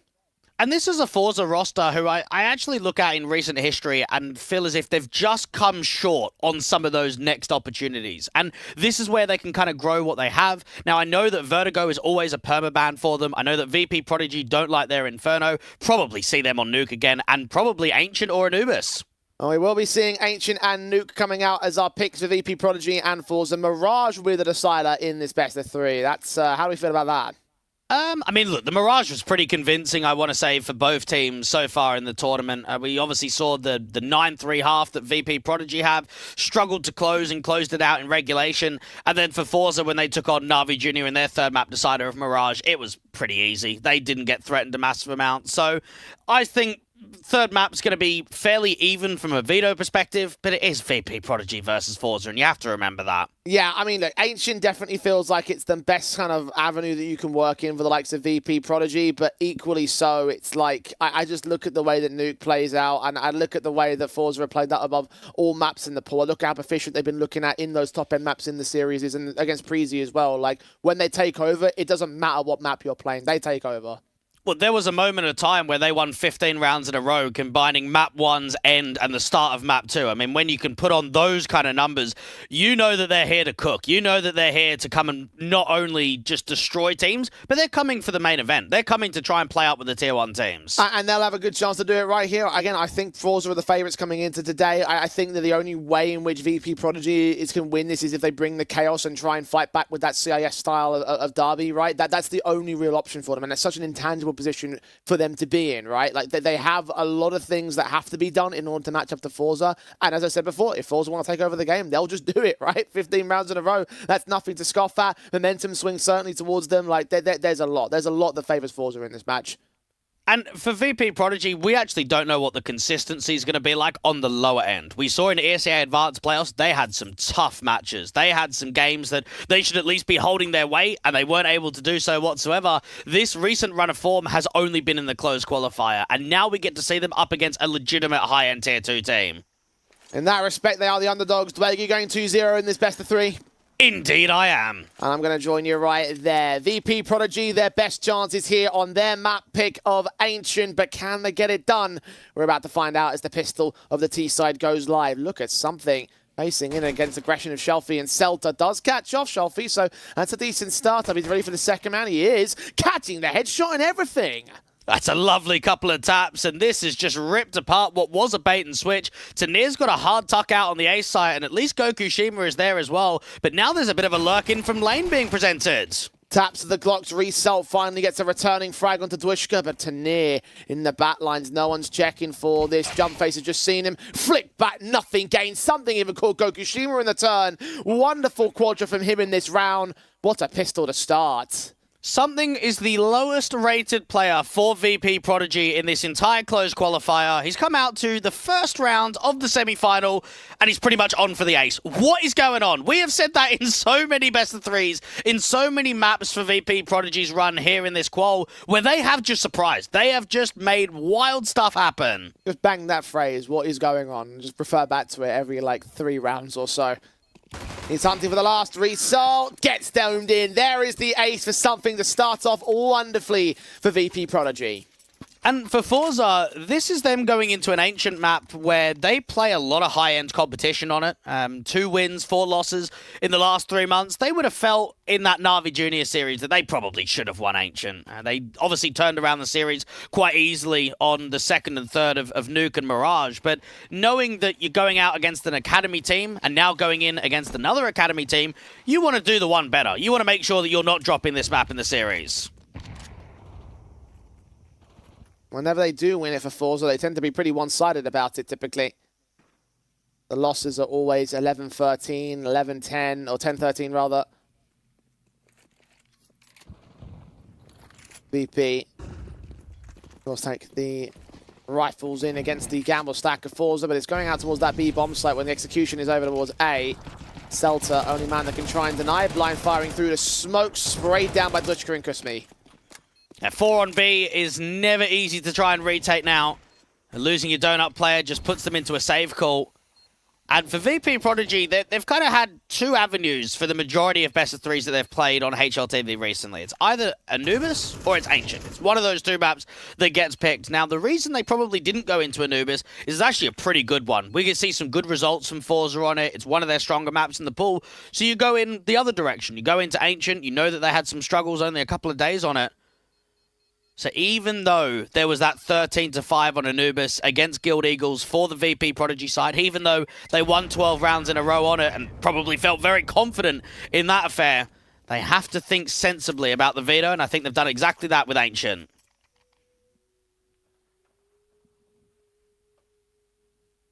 A 2-0 on the start for the Academy squad. Forza, knowing they lost that previous round, saved 4 players into the next, so Deagle, 5-7, SMGs on 2 players, basically, but nothing invested into this round directly.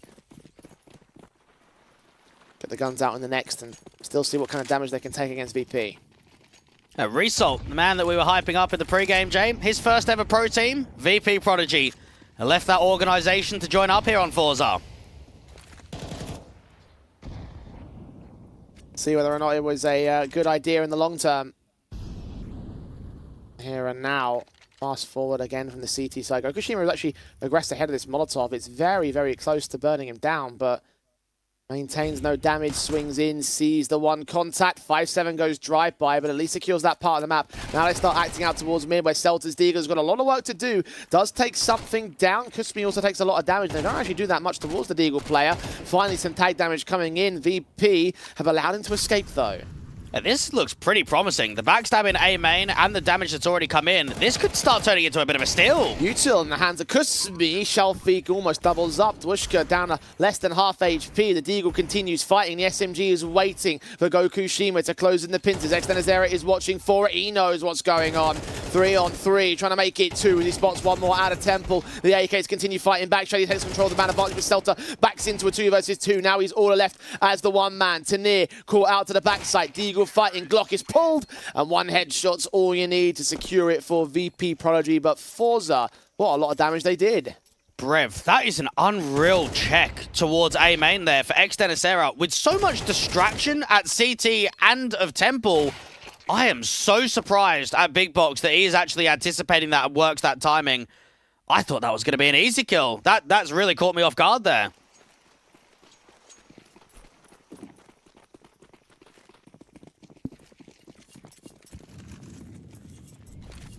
Very good start from VP Prodigy. In that one moment, certainly good game sense on the one man, but again, damage was done to the VP side, so Forza can find a chance to really cripple the money state. AWP of Gokushima this time on the backline defensive. No backstab set in for him. Celta, the man that will try hold the central defensive ahead of the smokes over at the donut entrance. A lot of Molotovs sent, and the T's will finally execute out. Can Celta get anything? He'll spot one. Sprays blinded do come together in the end. Oh, Shalfie gets on the other side of the CT smoke, and Gokushima strikes with the orb. Shady's orb can strike back, however. 4 versus 2. Forza still in full control here. The bomb needs to cross and get planted. The smoke's starting to fade. Blind is the spray from Celta, knowing exactly where Externazera was with his own sprays back. And Shady versus 3, known about to the Forza side, still isolating Result, looking back in for the next 2. Check out the main presence. 45 seconds to act with. Shot misses out. Celta wins the round. Do you reckon VP Prodigy even know the B-side exists? We are just seeing A play after A play after A play for every single round in this half. And the disruptive nature there from Forza actually works out nicely. So rather than just giving them the bomb site and playing the 5v5, Celta was adamant that he wanted a duel. He was adamant to go and win a fight. And just getting that one, and then retreating, and then for Xiaofi to get on the other side of the CT smoke, it just makes it very uncomfortable for VP Prodigy to actually take that bomb site and get the bomb down easily. Well timed, well paced. Well done from Forze. And now VP start to face the early economical hurt. 3 AKs out on the next gun by Tech 9 trying to face him first for Kusmi. They do start leaning in towards that B bomb site. Result, not about flash blinded, spraying so blindly, expecting a faster play. In the end, Dushka gets that opening start. Shelfie's M4 can get Kusmi back. The bomb, however, will get planted. The nade to open the smoke. Something has caught Tanir. Now, this is uncomfortable from Forze. Back and forth spams, not quite working out. Another rifler trying to work in the smokes, and Xiaofi does catch something. Re-smoke back down, but Gokushima has enough of a window to get Dushka. Advantage now for the Forze side, but VP Prodigy, look at Shady extending outside of long, hearing the footsteps. Utility can get thrown, man can get punished, or can he? He's playing careful, he's playing the long game. He's flanked them all. Shots on Extended Zero, solo HP. Shady's going to wait for it, on the diffuser going to go. He's going to strike the perfect timing. He's going to win the round on his lonesome. So smart from him. It's VP Prodigy will look to take number 4. And they just are a wild team, aren't they? That was one aspect of all of their series victories against TSM and against Guild Eagles is just question marks in some of the rounds. I mean, Result is just constantly getting blinded. He can't reposition anywhere on the bomb site. He's trying to find himself in an avenue where he can at least fight towards ramp.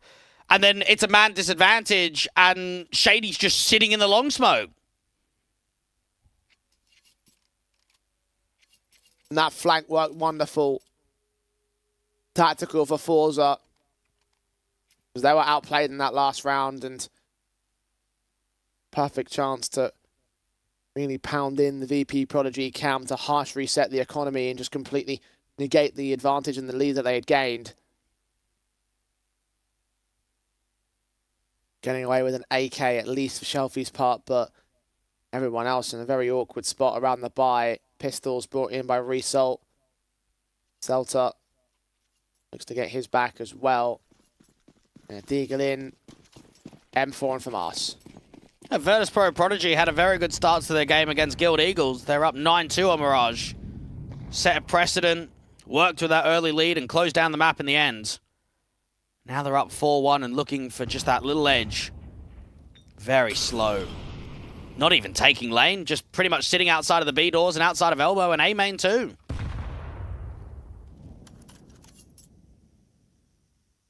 We've seen how slow VP can grind these rounds down.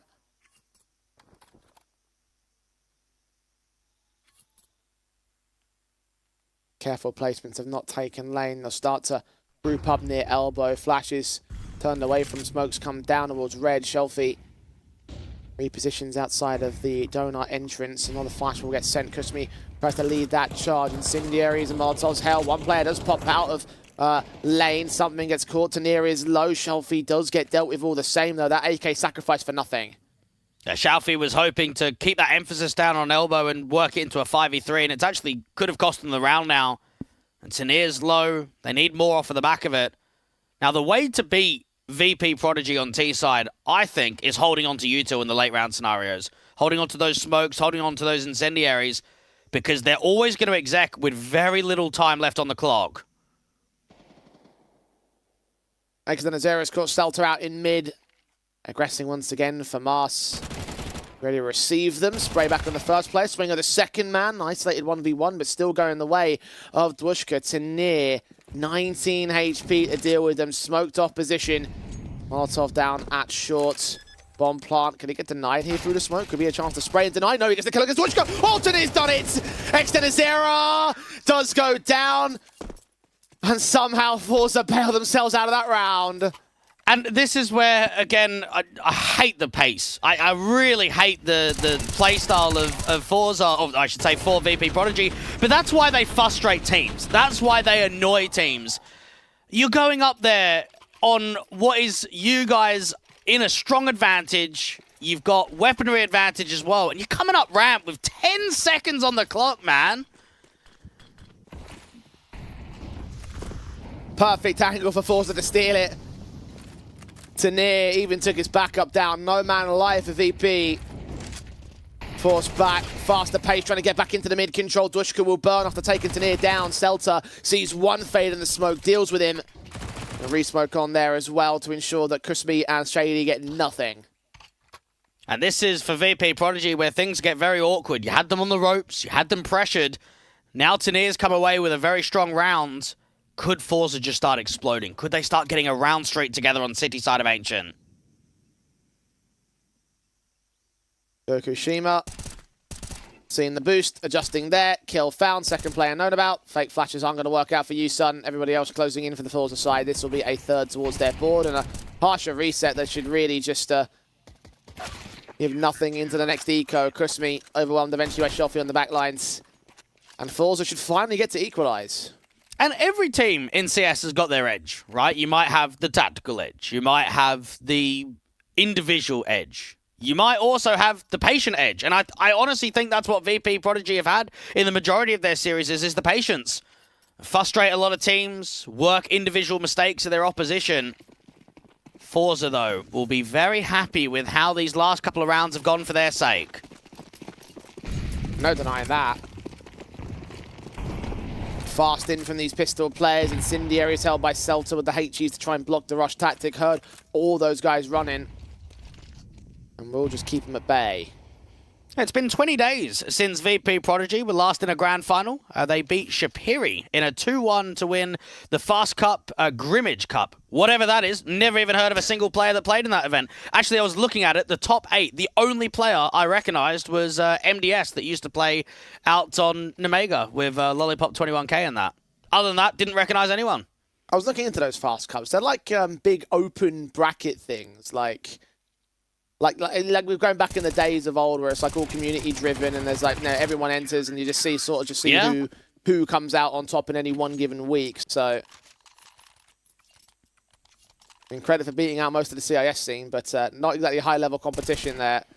And that's always going to be the conversation for VP Prodigy is while we've actually seen some decent advances from them at the lower tiers, we have not seen anything to this nature. We have not seen a victory consistently against the team within sort of the top 50 ranking on HLTV.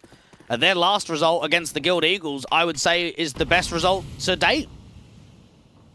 We're saying it at the time, most certainly feels like it, and you're hard-pressed to find a counteraction to that argument, to be honest. Out to beat another squad on their pathway through the Skyesports Masters Qualifiers. One that certainly have had a much better form than Guild Eagles, I have to say. Flash is sent very quickly into the execution over on the A-bomb site, or not. No smokes to support it. It's all a ruse. I actually like the way that Gokushima's not running the AWP right now. He's actually just opting to go with the rifles, and it might just be, again, one of those playstyle things. Feel like with just how slow they're running the clock, you're not going to get that impact with the AWP, because when contact gets made, it's normally only the exec. Well, the option was available to him. It was 6,900 before we even get into the what he brought down. Plenty of cash gain in that previous round as well. We got 4 kills on the SMG. Saving that cash for a rainy day, perhaps. The engagements against External Zero out here by Shelfie's part is a little bit risky over at lane. He's waiting for the man to pop out. Meanwhile, the T start setting themselves up. Result has no idea what's going on. He's about to get the shock of his life. Smoke involved is going to be completely negated. VP Prodigy will have the bomb site. Oh, Tanir can come in with a backstab very quickly from Ramp. They won't expect him to be this fast. Smoke's involved. Makes his way up in amongst the smoke. He's going to get checked in the end as Kusmi's ready for it. Gets his kill back to a man advantage for VP Prodigy. They do some more bang damage and Gokushima takes him aback. Shelfie walking his way forward. Get caught by Dwishka. Shady deals with Gokushima and now the round falls apart for Forza. That's another one there where they just get caught on the ENCE, don't they? The no jiggle comes out from Ramp. You're holding a smoke, waiting for the contact. And they're pretty much already walking up Ramp before any of that utilities come out from the doors. The Forza would have looked at that Ramp crossfire in with the cubby corner at lane and felt as if they had a very good setup. But they get overwhelmed, and that's the 5th round gained. Once more, another frustrating one. Forza still have a chance to answer back and cripple VP's economy state, and you can see that despite the frustrations in terms of the rounds and the way that they're going, Forza's own mentality didn't look like it was too harmed by it. Result brought out the Dak.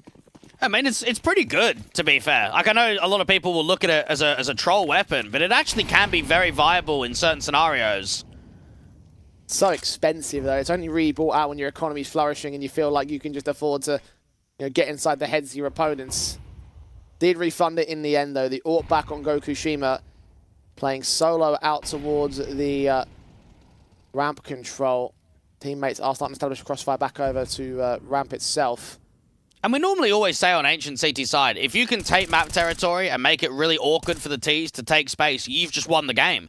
We're constantly seeing Forze take mid, take lane, and yet still VP Prodigy are winning rounds off of the back of it. As you say, caught in the executions right now, so VP have started to work a bit of a counteraction towards that standard style of meta. 60 seconds do remain.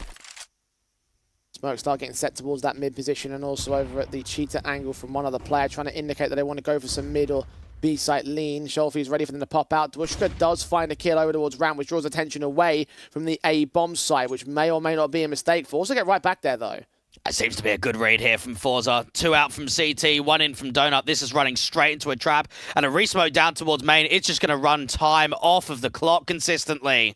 30 seconds. If they're going to rotate, they're going to have to do it right now, and they are not moving that bomb. All 5 players about to group up and commit. There might be one lurk to come in from Donut, but 20 seconds. This round is Forze's already for me. Seeing how they work the time down, how much it's hurt VP in the past. Mollies are sent to the backside, but not towards that box over at the top end of the platform. Tania gets his kill. Something finds him in the backside, but Celta just waiting for the bomb carrier to get faced upon. Once again, a kill against the right man at the right moment makes all the difference in the world. Externazera falls off the time, and Forze have 5. Man, I just hate casting VP Prodigy. Honestly, man, they get me. They get me riled up. Imagine what it would be like to play them. I'm watching an exec with 13 seconds on the clock, and there's 3 on A. Man, it honestly is going to be one of these best of 3s on testing the in-game leadership of Shalfie, of making the right stacks, making the right calls, because they are so difficult to read. Credit to the Forza players, though. They've found the perfect counter to VP's slower style. I mean, twice in this game, they've had a position that's been unchecked by VP and got the bomb carrier with like 4 seconds on the clock. The great credit the fact there's a VP style that's worked in the past over the course of this bracket. Gokushima finding something first and foremost here. Kill found on the A-bomb site. They do take Kusmi down. Celta involved towards this donut position. The AWP does get overwhelmed, but Dwushka versus 4. Not much to protect him. AWP will stay for the CT side as Forze get to 6-5. Well, I really do hope that Virtus.pro Prodigy start getting some more invites to some of these tier 2 sort of qualifiers and events, because I want to see these guys more consistently playing at this higher end. Again, you can look at that TSM roster and say, oh yeah, but they're going up against a team where Poison's only just been added into the fold. The players are still on trial. You can go up against Guild Eagles and say, oh, well, you know, they struggle against teams online, especially the weaker end teams. It just feels like we're always giving an excuse for their win, and I don't want it to be that way. Well, battling onto Forza, they're starting to replicate their performances consistently, and yes, they haven't won this map by any stretch, but they are testing a CIS-based squad.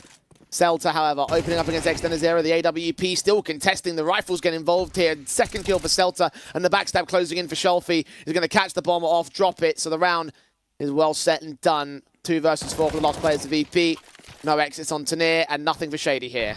And quite frequently, I would say with these low-level CIS squads that actually do threaten some brackets and threaten some stronger teams in Tier 2, it's always the lineups that have maybe got one experienced player or one guy we're familiar with at the higher end of Tier 2 that had played there in the past. Everyone on this VP Prodigy roster, people could say, nah, never heard of him before, never seen him on a previous high-end Tier 2 team. Again, the most reputable history that anyone has is on Team Quasar. That's it. Marcus being built up for VP Prodigy as a team and as a bunch of 5 players. Marcus set for Forze at a 7-5 half, now going into the T half here. Respectable T-side setup from the likes of Prodigy, the fact that they've been able to do as much as they have against the Forze camp, but We've seen how dominant they can be when they get to those attacking sides here, Forze. Is this going to be another one of those halves? It depends if they run into the stack or not. Triple on A and a spotter towards red. This is a full trap. Straight face in from red itself. Forze are going to wrap their way out towards that A-bomb, so trying to isolate that first contact to Kusmi, who does fall his way out of position and set with the firing squad. Facing to dish out some damage, but minimal amounts being done. Resol with the kill. Selta with a follow-up to near him with one. Externazera cannot hold his nerve. It might be a trap, but Forze are too strong. They've sprung it, caught it, ripped it apart, and set the pistol win. And if I am Forza, I am so pumped after that round. We've legitimately run into a stack and we've just owned them. We've just overwhelmed the duels. We've got some very good Kraken entries. That's the sort of the pace and the drive that you need. Get yourself into that round winning streak. And for VP, Prodigy not opting to go in for the force buy means that Forza can go 9-5 up. A massive momentum swing.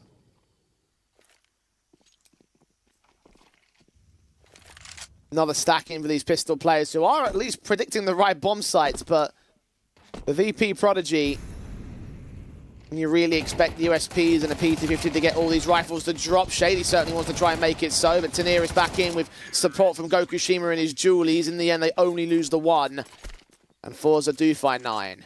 And it's quite easily to kind of sit back here and say, it has been a competitive game. There's been some really close rounds. I also look at the scoreline of VP Prodigy up 4-1 and now down 5-9. Yeah. From just a numbers perspective, the game's run away from them. Doesn't matter how close the rounds are, they're not being closed. And for Forza, I look at this next rifle round, say, you win this, you just win the best of 3. You go up 11-5, you put a lot of pressure on the youngsters, they scramble to put performances up on Ancient, because I don't think they've got a chance on Nuke. I think Forza's Nuke is really solid. Agreed there. The fact that we're seeing this on Ancient is not a good sign for the likes of VP Prodigy.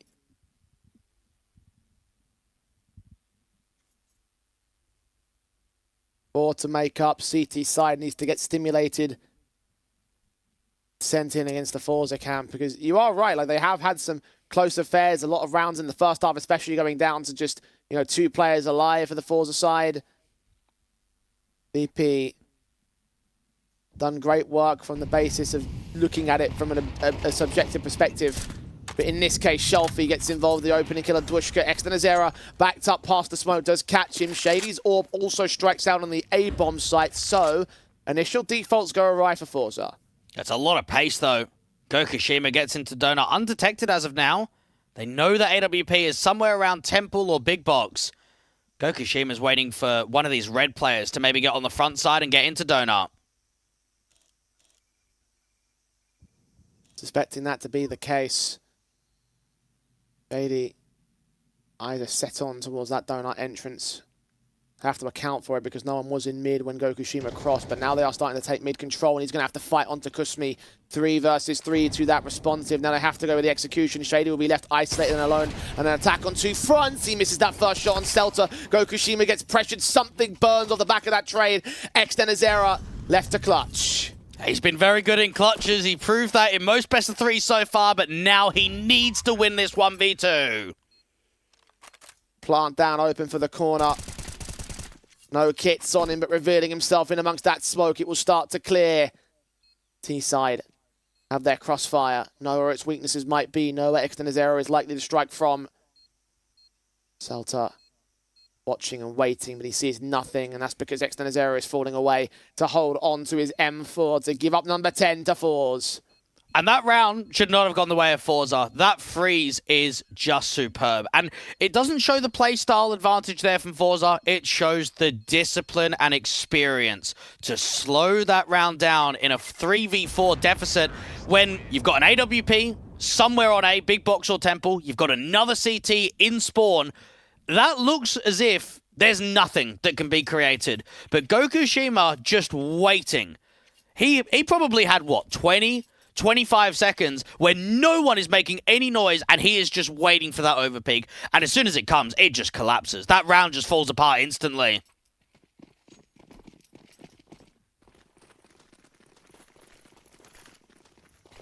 No follow-up buy for VP either. Pistol conversion, rifle won by Forze. Upgrade pistols in the follow-up. Half invest at best. 11-5 is calling, and with that, Forze will be set for the map win and most likely the series win off the back of that as well. Prodigy. They can't find a responsive here. They need to do it in the next rifle buy. Yeah, this is a huge off angle from Duoshka to even look down from A main on the top of Big Box. Ex-Dennisera has had a quiet map in comparison to what we've seen from him previously. Even in this round, to get some damage up would be vital. Kusmi goes down first. Ex-Dennisera does do damage to return, but still not the kill counts. And maybe that star potential out of him is something we need to see from VP Prodigy as a win condition from here.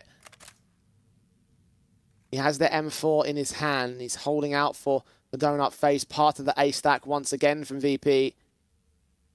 Balls are slow to bite. Now this trap in from Donut could get detected. AWP from Gokushima has already spotted the first. Now it might have to be a cancel because of that re-smoke. Volleys are sent. CTSide continues to stack their way in position. They are not moving away from main. They aren't going for the rotates back. It has no further utility on the VP Prodigy side. They have to do is with the numbers game alone. Oh, Celta faked that he left away, and I think now the CTs are starting to move. Two players to stand and defend. Vertical crossfire. Smokes go down, Molly's are sent, he calls them back in, no swing, back at the pistol, Gokushima returning with the trade, Tanir with the double up, last player left at the backside is Deagle and Dwishka, tapping, bursting, Shelfie comes in with the flank, and they hold control of this one. Man, Celta did that so well, and it's always the small macro decisions that are going to give you the edge in these kind of best of threes, because you could tell, as soon as Celta starts running away from A main, it doesn't force the over-rotation, but it forces players to be out of position. You've got two guys going towards CT spawn. That crossfire is no longer as solid. That crossfire is no longer deadly in on A.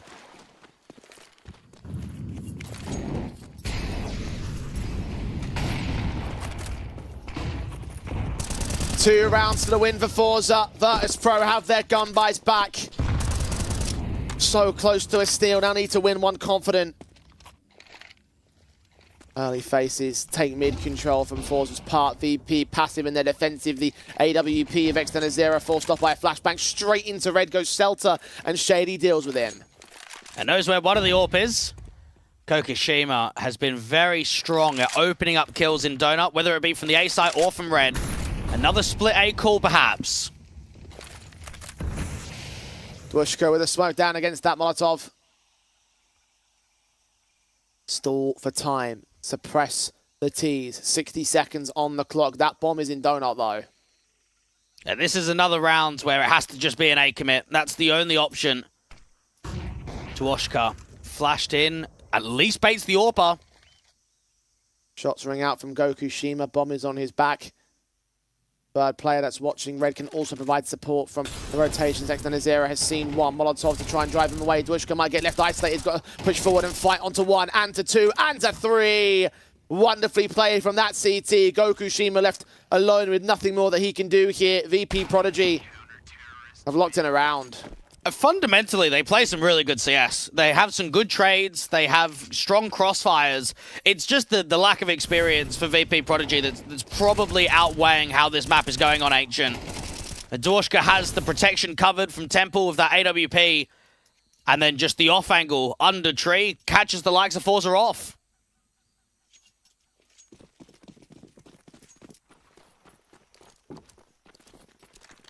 See the rebuys coming in from the Forza side. AKs across them on 3 players. Mac 10s on 2, so weaken elements.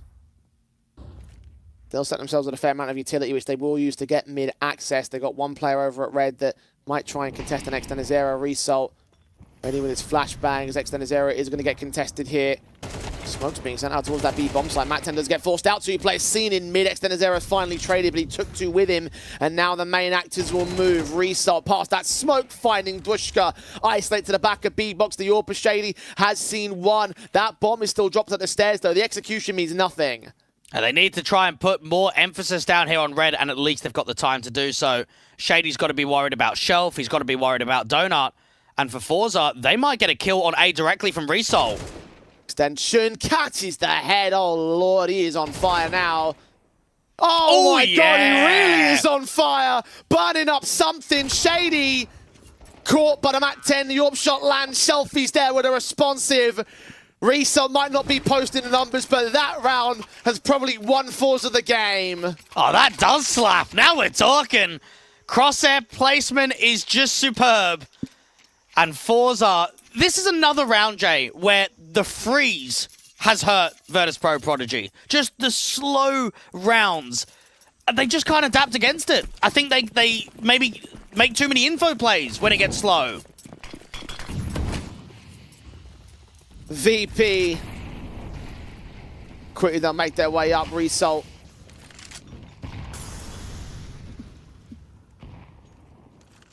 He's only going to push forward. Suppressed by Smokes though. Prodigy side trying to hold on for dear life. Have 6 to make up to overtime. And Forze start walking. Onto the B side they'll go. Not check out the cubby corner where something can hold 2 kills to his name alongside Kusmi. 5-on-3 with very little done by Forze here. And this is where they have to try and work Shelfie in for a mid pick. Under there at Shelf, there's one individual of Dwashka. Virtus.pro Prodigy in a strong position on the 5-on-3. Backing off passive. Flashbang does nothing to Gokushima. Yeah, literally just playing the man advantage with how defensive they are. Got Smokes that can come down over on short. Counteraction Smokes to the CT side will block off from the cross at ramp. The Molotovs should drive them away from taking K position. The spray's blinded, still hearing the footsteps. Nades will bounce. Shelfie is on the site. The bomb is not with him, though. It's passed back. Still get caught by Extended Zero through the smoke. Yeah, Seltzer's going to give himself another lurk smoke just to try and work around it. Try and upgrade to an AK if he can. Gokushima lands on Kusmi. Bomb still not picked up. It's been recovered by the AWP, but being faced in the back line. Shady's going to catch off Seltzer. One here towards Cheetah, deals with the last. And VP hang on for life for now. Just a hard check not being cleared out there in the wood cubby corner. And for Forze, I mean, look, they're going to have round 21, round 23, and then potentially round 24 of a decent buy to close. So they're going to have their opportunities.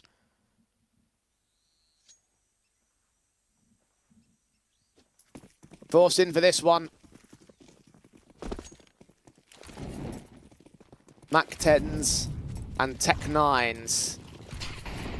Very fast in. Nades might be body blocked, but Smokes will come out to extinguish the flames put out by the CT forces. Bombs not yet to get to the site. Crispy and something do mow through those two. Not much gain by the upgrade pistols here, but the plant should be secured.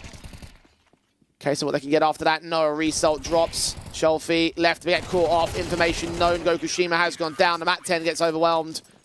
VP convert a pretty simple 8th.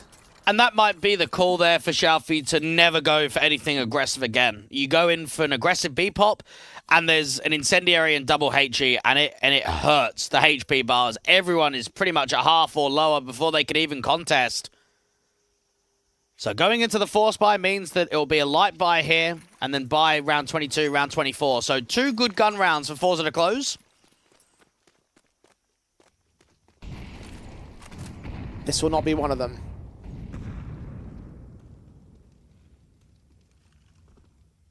VP given a small window back in, a lifeline on Ancient.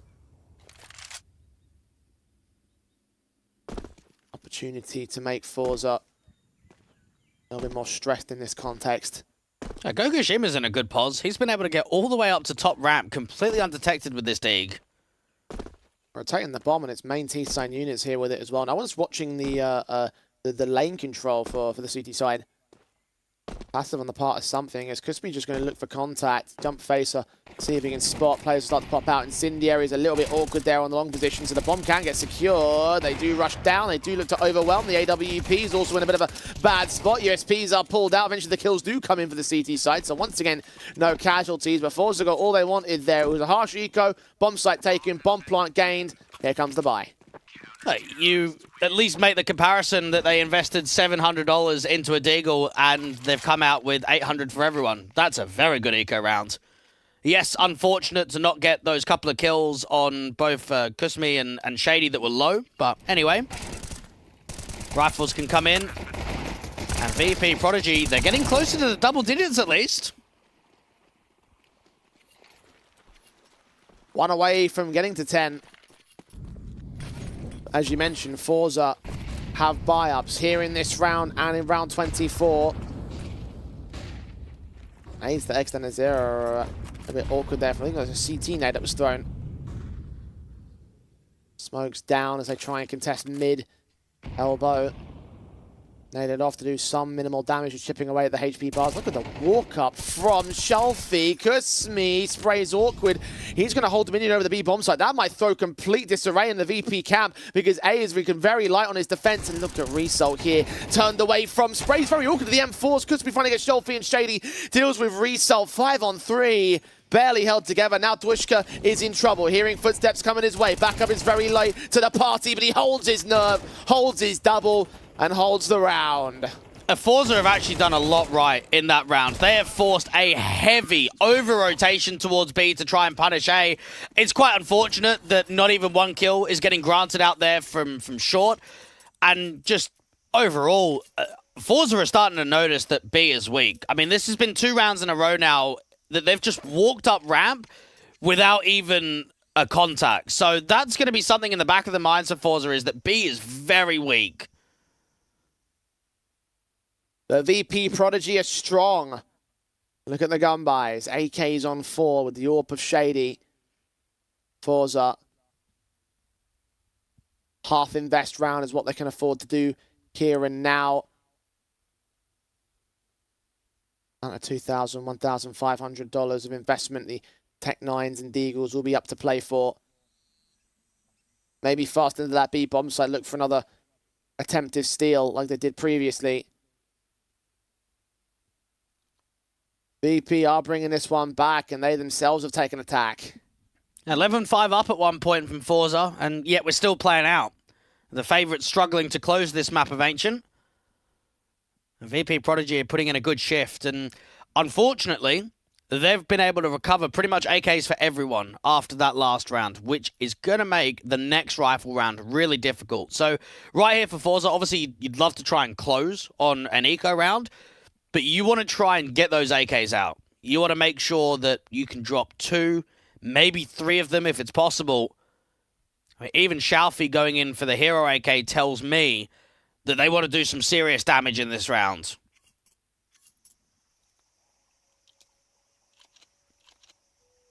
Steal is on the table, as it always would be for Forze in this context. Dominant situations through the mid portions of the game, but VP have been allowed a chance. Aggression in from 1 CT. Nade center Shelfie already tagging him to a quarter down.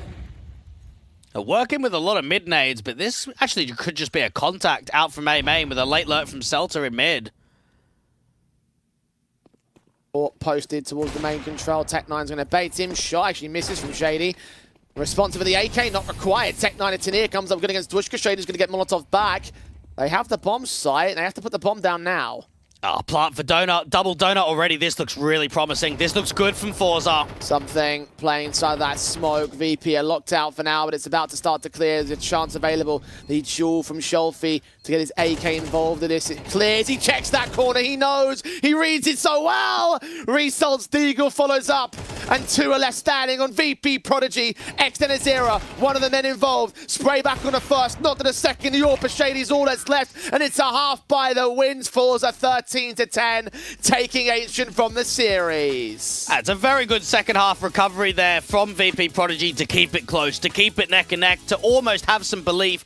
But from an 11-5 scoreline, you should be closing. And that's exactly what Forze achieved. Well done, the VP, for managing to bring it back. But Forze are the ultimate victors. And when it comes to the stance in the best of 3 itself, that is not very encouraging. Dwayne, there is no possible reason we can say that they are going to walk into Nuke with a chance to take it away from the likes of Forze. VP Prodigy are in a very, very awkward spot here because, I mean, look, the performance was good towards the tail end, but Forze, when they showed that prowess, it was looking really dominant. Now, I'll debate you on the 0 chance. And the reason for that, this is the exact same front end of the veto of what happened in their series against TSM. They picked into Ancient, it went down 11-13, they weren't quite able to take it, and then they went into map number 2 of Nuke and ended up winning it 13-9. So while I'll say it's a minimal chance, I won't say it's 0. I mean, it's a very different team they're facing off against in Forze now. I don't know if the comparison to TSM is necessarily one-to-one, but certainly for the Forze side, they are looking very encouraged. And you mentioned at certain points they would have been feeling pumped with the way they started that second half, with the way that they've closed things down, with the way that they held dominion over their opponents in their own map pick. Ancient, for the most part, went swimmingly for Forze. It was a good showing from them, but I'm not surprised that it got close and it got tight. VP Prodigy fundamentally do play some good CS, and they're an annoying team to play. On the first half, they would have been in positions where they just think if there was more protection of maybe the planter, right? If there was just a strong enough crossfire to disallow this play from Tanir, or maybe the Celta one that came on the A side, that they could have had more rounds to work with transitioning into the second. And you could talk about the idea that obviously the scoreline, I mean, the idea that Forze look like a more proficient team in the rifle rounds or whatever, but like, yeah, you are right about a scoreline, 13-10. At that point, if you did have those extra couple of rounds, if you were able to deny those denials from Forze's part of things, then actually we could be looking at them at map point right here and now. We could still be playing on with Virtus Pro Prodigy holding a chance to try and contest the end stage of the Forze side. So we are looking at this situation where it's like some of those mistakes might have cost the VP Prodigy camp, and those small issues really just highlighted how close it could have gone towards the end. And they played well. This is again against a team at the higher end of Tier 2, which I would put in recent run of form for Forze, especially online, way above TSM and way above Guild Eagles. So to come out here and to show what they did, it was an impressive showing for me. It just wasn't quite enough to be able to take your map pick in the series. Yeah, and again, I do look at the likes of Nuke, and I do look at the way the Forze have played it, and I know that you're giving very minimal chances. I personally am giving no chance to the favor of Virtus Pro. I mean, there's going to have to be a lot of work done, and I just don't think the experiences with them on this map in the past to deliver the kind of impact that we need to see to beat out a team like a Forze side. Unfortunately, I do feel like it's going to be a quick 2-0 from here. I don't know about quick. Like, again, this map was 11-5, and then it went down to 13-10, where that was an eco steal. So it should have been at least going to round 24 at a bare minimum. So I actually don't think it will be as convincing. I think it will be a 2-0. I think we certainly will see Forze taking this series, but I still believe that we're going to get some threat on Nuke. Well, Virtus Pro Prodigy have already proven quite a lot of us wrong so far. I mean, we've counted them out from every single match that they played so far in this one. So if there is another surprise, then it wouldn't surprise me in general. However, with that being said, again, I'm just taking a look at the history, right? Like, I'm just taking a look at the way the Forze have composed themselves on this map. We saw how they dismantled Prezi, and I just feel like that might repeat itself here and now against the Virtus Pro Prodigy squad. It is Forze on their map pick after this short break. We'll see how far VP can test it when we return.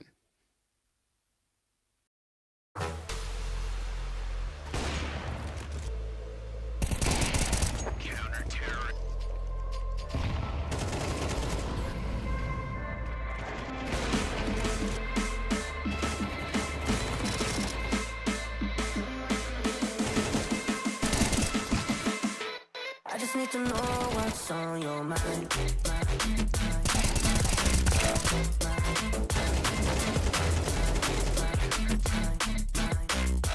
You could put my name, I'll be alright.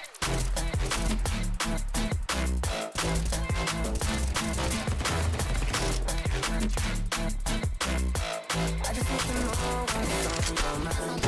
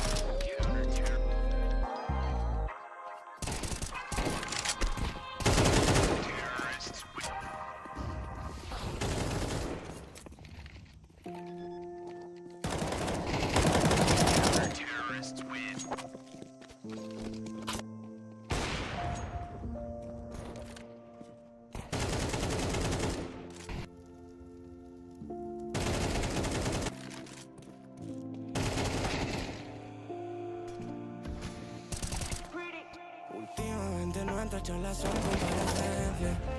Un pasito más para la indulgencia. Un abogado por si acaso, si el juez está de paso, terminando la sentencia. Presuntos de inocencia. Pasito para atrás por si nos arrepentimos. Si nadie es culpable por culpa del destino con él.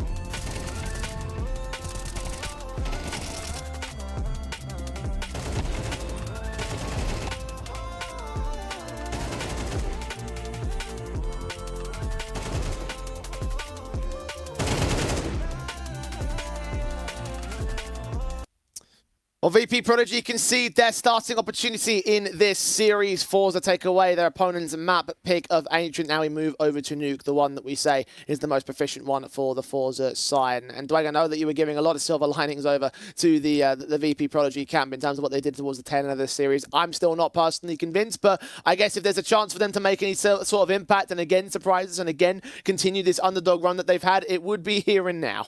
I think you'd have to be silly to say that this is going to be a clean, comfortable, easy map for Forze. I mean, I'm definitely expecting this to be a 2-0. There's no denying that one. But, man, they have just brought so much in every single map that they're going to be wanting to try and contest, especially the first half being on a city side of Nuke. Well, our MVP of the first map of Ancient is Seltzer. Dropped himself 19 kills over the course of the first map of the series. And not necessarily the kinds of massive impact of Result and what he was able to do over the course of his quarterfinal matchup. But in terms of, like, just again, taking a look at those stars that can emerge from the Forza side, they have a lot of significant players that can take over games. I don't think Seltzer took over the game per se, but no. I feel like that, again, they've had their moments and they've had their own team style of play. Yeah, personally, I'd give it to Goku Shima. I actually thought he was pivotal with the AWP, had some really good trade round situations. For Seltzer, his kills are going to be overinflated because he's the A anchor. And the first half, I mean, we really didn't see many B plays at all from VP Prodigy. On them on T side, they kept punishing the A splits. They kept trying to work the A hit. So overall, that's why Seltzer's up there at 19 kills, basically just because he kept getting action. Well, Goku Shima was only 2 behind him, so in terms of the actual numbers of his own stats with the extra impact, I mean, I guess you could certainly make that argument. I think you're going to absolutely go for it. So in terms of, again, Forze have several players that they could certainly step up and show that themselves had the opportunities to just, again, take over as much as they could against the likes of VP Prodigy. And that individual skill, and plus the nature of the formation of the Forze side is so well encouraging, again, going into Nuke. It is their map pick. They were able to get the 13-5 over the likes of Prodigy during their quarterfinal matchup, which was the one where we were like, wow, okay, they weren't even given a look in over the course of that series. And just in general, their 3-map win streak had been very one-sided against the opposition. It's true. One caveat I kind of would say, though, from Forza is that the 2 maps that got played in the Prezi series and the last 2 maps against Na'Vi Jr., they didn't get tested. They kind of went in there and it was just really clean. It was really easy. Now they've actually been tested. Now this is the first time in like a follow-on effect of now BO3s where they've actually had a bit of a challenge. So I do look at VP Prodigy, and with what I saw from them against TSM and, of course, what I've seen with the 12 rounds in a row against Guild Eagles, they'll give it a good crack out here on Nuke to try and see if they can at least pull a competitive affair. Oh, you mentioned that series against Na'Vi Jr. and how the second and third maps weren't all that testing. Well, Ancient was another 13-10, and that was the opening one in that series against Na'Vi Jr. So I would say that Forza are still locked on to try and make this look like a comfortable affair. Even so, right? Like VP have done so much great stuff, but I'm just not as convinced as you seem to be. Yeah, and look, for Forza, this would be them going to their second grand final in the span of only a couple of weeks, and when they faced off against Aurora, that's going to mean a lot for someone like Seltzer to get into another grand final, to go up against some guys that are familiar. I mean, we know that you've got Zorti out there on the BetBoom side. Where did he make his career? It was on Forza. So there's going to be a lot of rivalries, and there's going to be a lot on the line in that best of 5 for not only qualifying to the main event, but just trying to beat out one another when they had a competitive series only a couple of weeks ago. Yeah, BetBoom Forza match in the finals would certainly prove to have its intrigue around it, not just because of the form that both teams will be coming into that final with, but also just those individual stories, right? Like, so much about them has a lot to follow in that. So for Forza, it's the case of just closing this one down and trying to make it a 2-0, trying to make it into that grand final as quickly as you can. But again, how far can VP Prodigy press this? We've seen them do so much great work over the course of their qualifier run. Underdogs in every single matchup. Will it end here? Will they carry forward? Will they push us one extra map Let's find out. Well, they'll need to deal with Result. He may have had a bit of a quiet showing out there on Ancient, but Nuke last time around against Prodigy, he was just owning. So deal with Result, and you might have a chance here on Nuke. Difficult proposition for anyone, though. Forze setting on the T side. VP, Prodigy. Defensive pistols locking into the bomb site. Goku Shima sees them coming out, and Kusmi will catch off that opening kill. Extended with a follow-up as well. Very nice that none of these pistols. Headshots gained effectively and efficiently on the CT basis. Kusmi's looking for more. Extended does find Tanir, and Shelfie is left alone, not even doing any damage towards the CT side here. Finally, a tag comes forward, but no casualties taken by VP in the pistol. It's a lovely pistol. It's a strike out there from Forze where they try and go aggressive top main. They try and get outside, and they just get siphoned off so quickly. VP Prodigy can get off with the start and look to try and see if they can carry on a 2-0, a 3-0, a 4-0, and just put a bit of emphasis back on Forze. And no bomb plant for the T, so no buy. See if the Zeus's can get any casualties back and put the hurt up on VP Prodigy if at all possible. SMG set in for Crispy, but 4 rifles brought in by VP here. Forze will try and hope to catch off anyone aggressively. That's where the Zeus's can find the majority of the kills. No aggression from VP just yet, though. Closest man would be either the one outside of the hut entrance, this Dwushko just watching for utility, or the man on top of hut itself. M4 to extend his area. Does take first contact on outside. Dish out some damage to Tanir. Shelfie also taking the tag elsewhere. Tanir finally goes down. So we saw in that TSM series, obviously VP Prodigy losing their map pick of Ancient, going into Nuke, and they were down 4-8 at the half on the CT side. How a few rounds differently could have been TSM getting that 2-0 and changing the course of this entire bracket of who Forze would have played.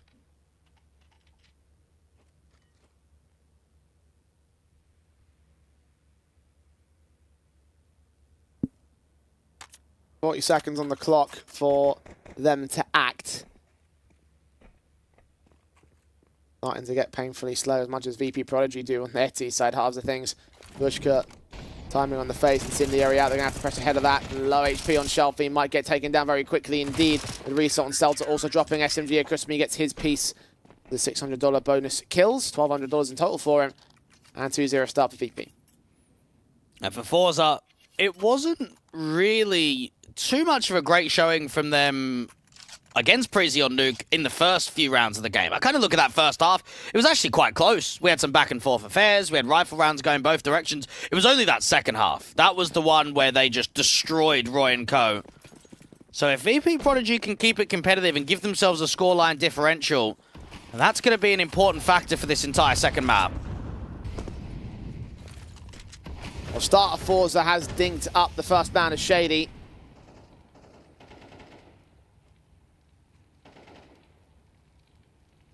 .1 HP, going to fall back out of position. Forza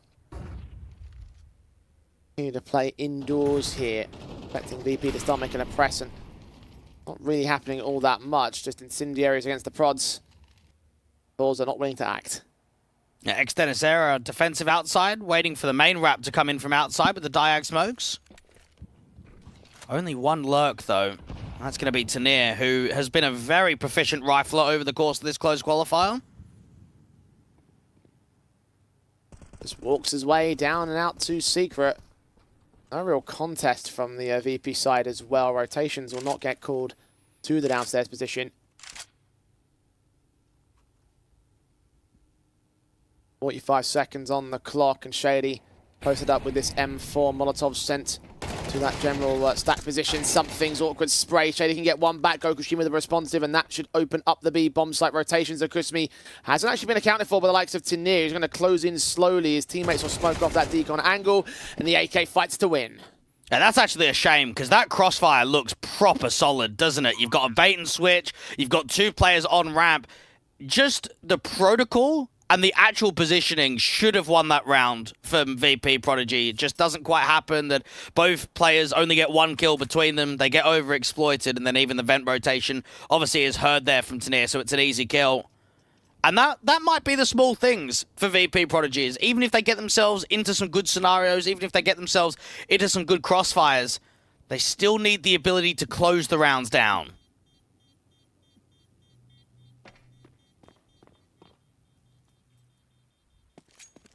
And I'll be the first on the board of the Forze side. And a chance to start stacking up some decent rounds of their rifle bases. Of course, there will be a rebuy back from VP with the 2 guns that were saved. We did see Nuke played out against the TSM side, and I think we both agree that the CT sides in that particular map-up was extremely shoddy from both teams. That's one way to put it. Only 4 rounds were scored by VP Prodigy against the TSM camp when they played them on it. Halfway to that against Forze here and now, but again, the guns are starting to come forward for the T's, so let's see how they play for it. Aggressive topside util to start the round off. Shady, fast, outside from the back of T. Red looking to strike with the orb. Shelfie and Externazero, they get those first couple of picks back into near, dropped upon Shelfie, going to get out of an escape. Damage done to Externazero will keep him at low HP, but a 4v4 set in. Shelfie regaining from lobby. Now they worked a lot to the lower bomb site last time around for Tanir. This time it's Result.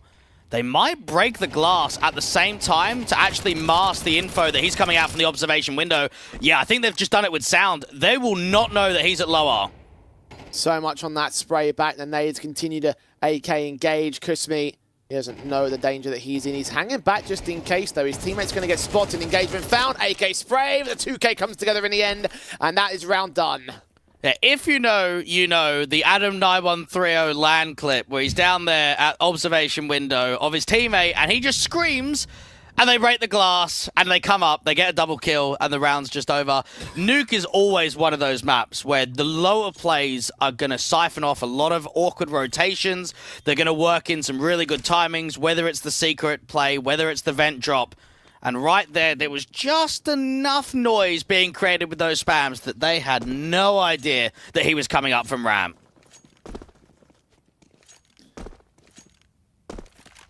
Used to be a key point of skill if you had the outside control. I remember from the older versions of Nuke that you would pop open the lockers window at the same time as Decon, because they are so similar that you can't tell the difference. Or you couldn't, at least. In that round, it didn't matter whether they popped open the windows simultaneously, just the spam of the FAMAS. No clear indication to VP Prodigy. Forze with 2 on the trot, bounce back to evens very early. Yeah, definitely in Go. You used to go T-roof and then jump where you'd throw your default molly, and then you would break the glass at the exact same time. But really, in CS2, with just how chalk the whole sounds are, you actually can just get away with it with just a couple of footsteps or even just the spamming of the weapons. Forze, 2 pretty good rounds in a row for them. VP Prodigy are looking to respond in quickly. FAMAS and SMG on the Virtus Pro rebuy, still not going to be ideal for them. AK straight in for Result, gets Dushka, gets out of the way, and actually takes a very little damage. I thought that Dushka would have held more in that exchange. I actually don't know how he's won that, because he's actually carried on the spray while trying to retreat. Shady drops towards outside, and now we're seeing a couple of duels that is just pure question marks on how that actually happens. Now Result's going to follow up on Kusmi for 5 versus 2 rather. Forze just lights out in this kind of a round. Virtus Pro can't get any answer back. Something removed from play. I think it shows they're getting desperate too. Like they're losing these early fights, and this is where they're trying to respond in straight away. And Forze have obviously got a very good basis on their defaults. They're going to have some really good crossfires. They're going to work some really good utility and timings. So VP Prodigy have got to work a counter. They've got to be able to adapt. And I want to say getting on the front foot is probably going to be the way. Like pressing outside aggressively, maybe making some insertions in there at door or ramp or hut, and making Forze uncomfortable. If you kind of play back and deep, that's where you'd give them too much respect for my money.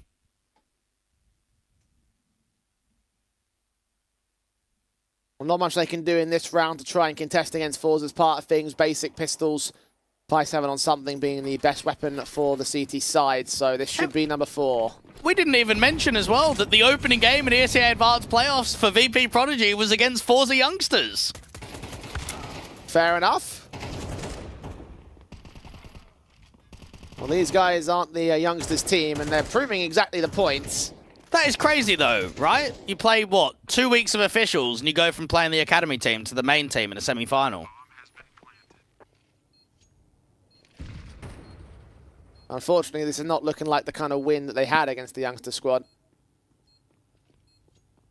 Lost out map number 1 here in this best of 3, and now down on the deficit for map number 2. Forze will face the bye once again of VP Prodigy, their next chance to try and contest. And it is moments like this where I look at the Tenier round where he denied the bomb from long, obviously on the B side of Ancient. I go, okay, fair play. But then I look at the other one where Celta's hugging at the back site and there's 10 odd seconds on the clock and no one's cleared back site and he comes out and there's, what, a player A main, there's a player planting and there's another player scaling towards default and obviously he denies the bomb from going down. But it's just, if that one round, if they just clear back plat, and of course, if they don't choke the anti-eco, which is what, a hero AK and a couple of upgraded pistols, mate, it's probably 13-11 in the other direction. It's those kind of games that hurt the most for the underdog when you are in such a high-pressure semi-final in a derby that 1 round, 2 rounds difference, and it changes the course of a best of 3.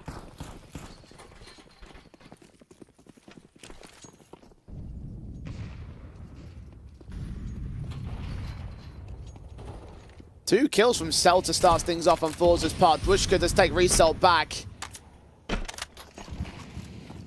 Advantage still maintained by Forze here. Externazero going to try and get downstairs because the walkout secret is coming in. They've spotted one doing damage, looking for the secondary kill back. They do catch Shulfi in the end, so it is a 3 versus 3, but Tenier starts walking down the corridors. When does he see CT contact? Dwushka's caught. Externazero also gives up enough of a shoulder for a headshot, and it's all left to Kusmi now. Yeah, unfortunately, Jay, I can't really unpack what happened there. I know that Celta ran ramp and got 2 kills, but don't really know how that happened, whether it was an aggressive approach to come in from VP Prodigy or what. But that round, I mean, anytime you get a double entry within the first 15 seconds of the round, you're pretty much securing it from there. So, yeah, Celta run ramp, double kill, see you later. 5 in a row for Forze. VP got absolutely pumped in that round, and they went for the harsher investment. There's no real cash in reserves. UMP on Externazero being the best that they can break out here. Forze should be hitting 6 and may look to carry even further forward. This was the thing I feared the most, and this is what I was halfway expecting out of Forze in this map. Their most proficient one in the pool. Result, what an adjustment. Dwushka caught first. Yeah, some of the shots that Forze are hitting are just silly. Just opening kills off of pure reaction. And there's been so many adaptations of outside. We've seen the diag smokes of one player go to secret. We've seen the diag smokes to go into main. We've now seen the L smokes to get into garage. And if you are VP Prodigy, it must just be so frustrating that you're up against so many different variations of what's happening outside.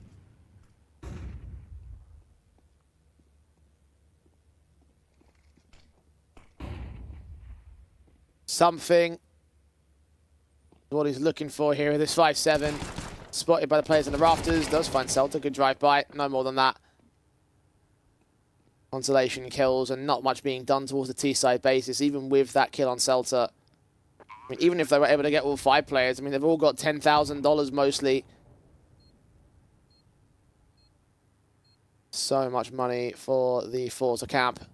And I'd be intrigued, obviously, tomorrow, where we're kind of anticipating Forze and BetBoom. Nuke is going to come through. There's no way that it's going to get banned out. But knowing that it was a punish pick from BetBoom and knowing that they've had some real poor results against high-end competition and then the performance we saw against Fnatic, Nuke could actually be quite contested tomorrow. It actually could be quite a fun map to watch.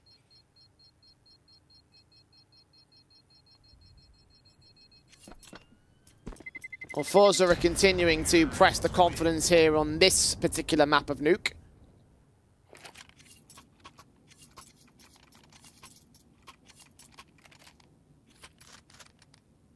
Forze had a good minimum 6 hits. VP bring back their weapons, the double orbs on Shady and something, and I think that screams desperation at the moment right here for these boys, losing as many in a row as they can. I mean, I would say there was actually a couple of rounds on the City side of Ancient that they ran the double AWPs, not only in map 1, but also that series against TSN. They've been quite keen to run these out. Selfie, first aggress, does get caught by Kusmi, so the M4 is what wins the opening fight. Result so fast to respond to Dushka.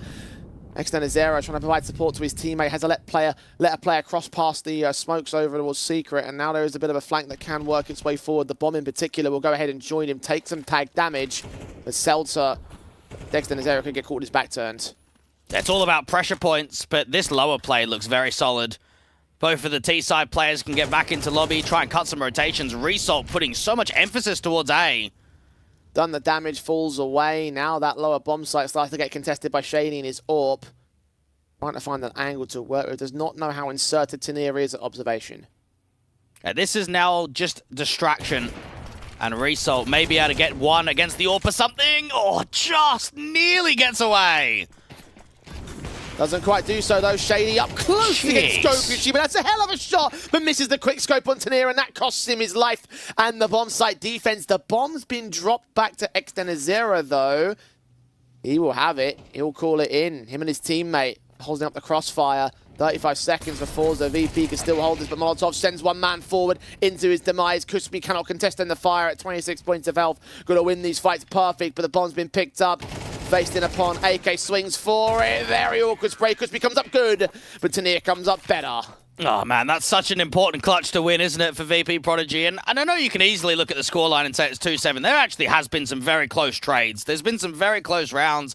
That one, I mean, what a shot from Shady out to the double doors. The issue that I think I'm noticing, though, is that VP Prodigy like the respect of being able to slow play the game, just being able to literally bring the pace down. And for Forza, they are constantly pressuring different parts of the map at the same time. While we're seeing walks at Secret, we're seeing a peek from Hut. While we're seeing sort of a combination at Ramp, something else is happening. The opening start goes the way of VP this time. Result taken aback by him. Yeah, same as last round, no? Didn't Kusmi get that first kill towards Door? Yes, that's true. Anyway, very little HP done down towards the man. Externazera. Hearing nothing as they cross pass over at Secret. Shady does see the man is inserted deep over towards this outside control though. Tania caught off guard. Now Dushka to hold against the 3 with an SMG. It just needs to get one hit. Forza, pack heavy. Oh, Shelfie with a straight swing. That's something. Cubby corner control, engaging the player over towards Ramp, tries to line up 2, gets 1 and 2. Gokushima low HP, and it looks like VP have outplayed Forza, but he's still trying to contest this. 27 points of health though, surely he doesn't win. He's going to try and fight again, and Externazera is actually playing this really well. Play super defensive. Wait for Gokushima to make the advance. 35 seconds on the clock. Starts his walk up, checking hell. Ramp left away by Externazera, getting to the center of the bomb site directly on upper. Gokushima needs to hit some cracking headshots in order to make this work. 15 seconds, opens the window. One's in to the trap that Externazera is waiting for. Third of the board of VP, they break the streak. And you can say whatever you like about the positioning and the protocol, mate. When Shelfie and Gokushima are hitting shots like that, there actually isn't much you can do against it. Like, some of the entries that we are seeing from Forza just seem silly. Man, they're sharp. They are really hitting hard out here on the T side of Nuke. Gonna have to keep hitting hard though. Virtus Pro racing against the investments of Forza every single round for the rest of this half, and there's only 2 of them left. This one by a player sneaking his way down vents already. Again, this insertion point towards that B bomb site. Something. Incendiary pretty well timed against the players making their way into trophy, and the nades to pop it open to check out anything that might be ahead of that smoke, but nothing more gained. Between the secret walk and the vent drop, it's pretty much been a lower play every round. Just constantly being a thorn to the rotations. Externazera, deep in garage, has not been warranted a lot of success with this position in the past. And they're hugging the smokes. Flashes against ENCE are not going to catch him for anything. They're not going to walk through those smokes either. They just make their way down secret. But footsteps have been heard only from one player. And that could be misdirection. Shady doesn't see anything out from T-Red. ENCE is going to be wary about trying to make that aggressive stance in case there's someone at Africa. Something. He's down at lower. The issue is he's got no util. He's literally only got the M4. 33 seconds. They're starting to draw attention back here.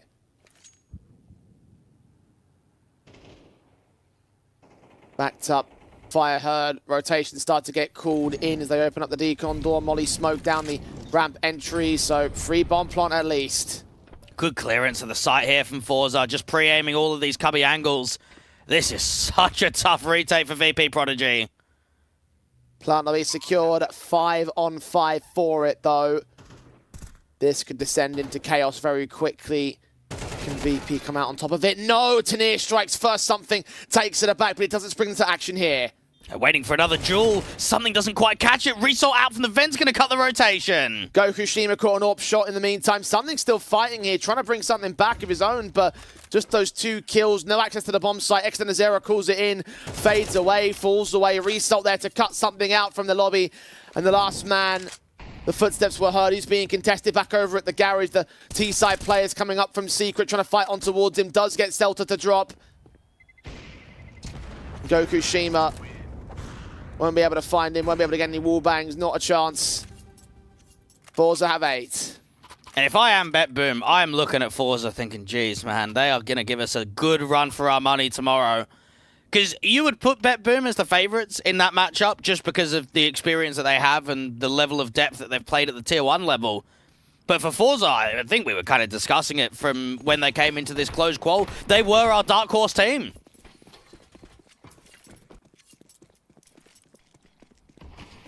And they are just storming ahead with that Monaco well earned and looking like a consistent, cohesive unit here. Shady does catch Result off guard, so that's another opening pick against his name. Forze able to bounce back from that in the past. ENCE still not finding anything outside. I'm sure ENCE is being watched right now from Celta. Oh, yeah. Today, yes, he definitely is. So it's just trigger discipline. Hearing footsteps as well coming in towards Hell. This is wonderful stuff. Nade set, positions checked. Look for the pick, look for the center of the bomb site. Oh, this is lovely. This is wonderful stuff. Kill found against something. Kusmi drops. They know that the player's out towards credit card. Doesn't quite hit the shot on the AWPs. It's near. Comes in with supportive elements. Shelfie gets the likes of Dushka. ENCE is completely surrounded. Overwhelmed in the end.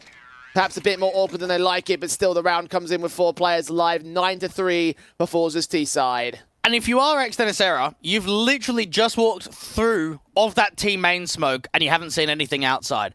You will be baffled on how is he heaven? Obviously, it's just a slight mistiming, right? That he slips the net probably 3-4 seconds earlier than that advantage. VP Prodigy, I would say they've had chances, but they haven't had many, right? There's been a lot of rounds where they've had 5v4s. There's been a couple of rounds where they've had some good crossfires, but it's the mid to late rounds where they've struggled a lot. They just have not been able to deal with Forze. And their nuke, I mean, this is now the 10th time in the last 3 months in Best of 3 history on HLTV that it gets picked. It's the #1 map in the pool for them. And they're showing exactly why.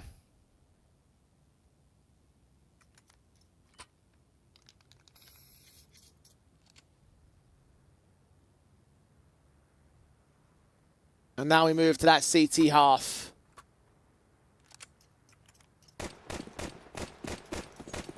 The Forze are the one which they were able to flawlessly defeat Prezi with.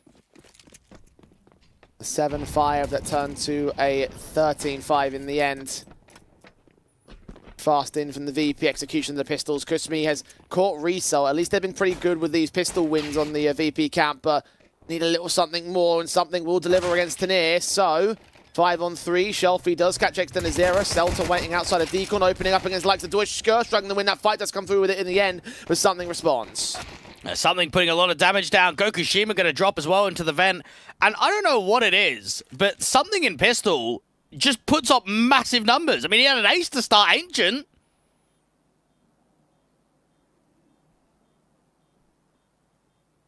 And for VP, and there's another one to add to their tally. 3 out of 4 in pistols, 1 so far in this series, and there's nothing Forze can do about it, nothing the Shelfie can do about it. Might allow this to press a little bit further onwards in the T side. We saw how much they were able to return in the first half. The 2 rounds returned by 7 in a row by Forze's camp.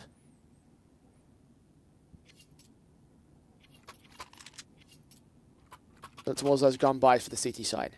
Yeah, I really don't even know why Shelfie saved there. I mean, you just give the T's extra money if they don't kill you, and all he was saving was a kit.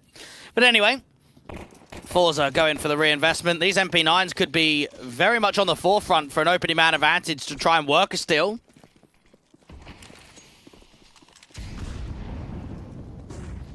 Shelfie straight in SMGs to charge them down, win out a fight against something.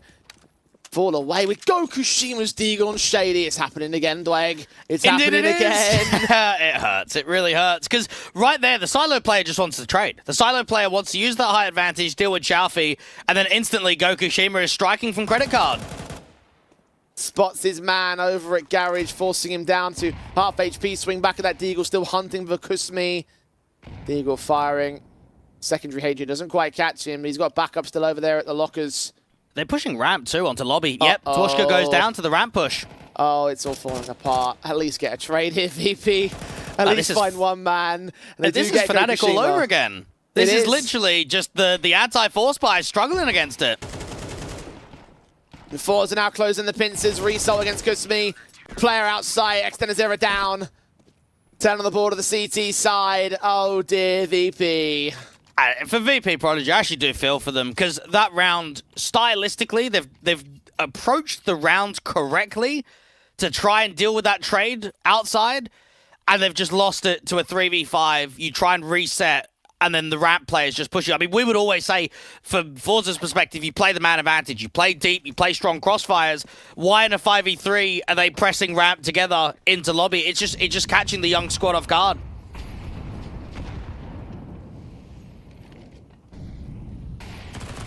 Forze do that again to extend a zero. Shelfie and Selta with the opening picks. Nothing gained by these pistols outside of HP damage, not even a casualty taken as Forze look to steamroll their way onto the grand finals. 11-4 now in the second map.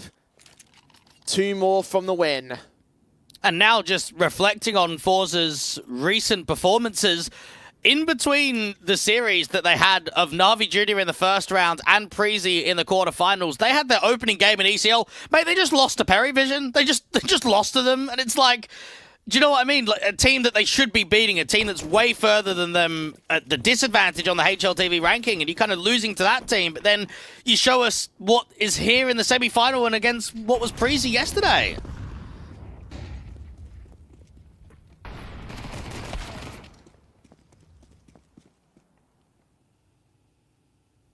Overwhelming force of Forze eventually compounds their map pick, their home territory, their confidence on full display here. 5-on-3 has been gained. The bomb out of T-side control. Extendazera at least combining with Kusmi to get one player down. But look at the force forward to the CT side. Oh, no!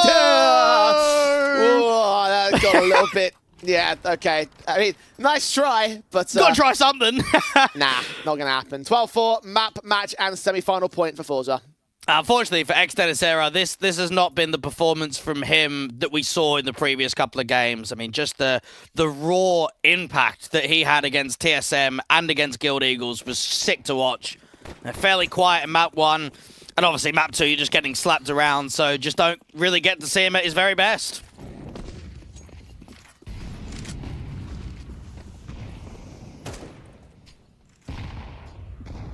Bye from VP Prodigy.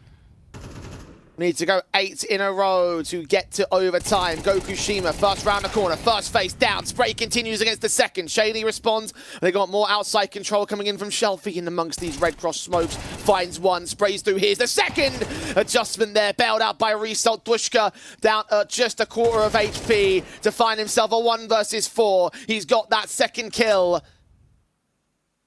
2 more will not come easy for him, especially with Shelfie continuing to press and result.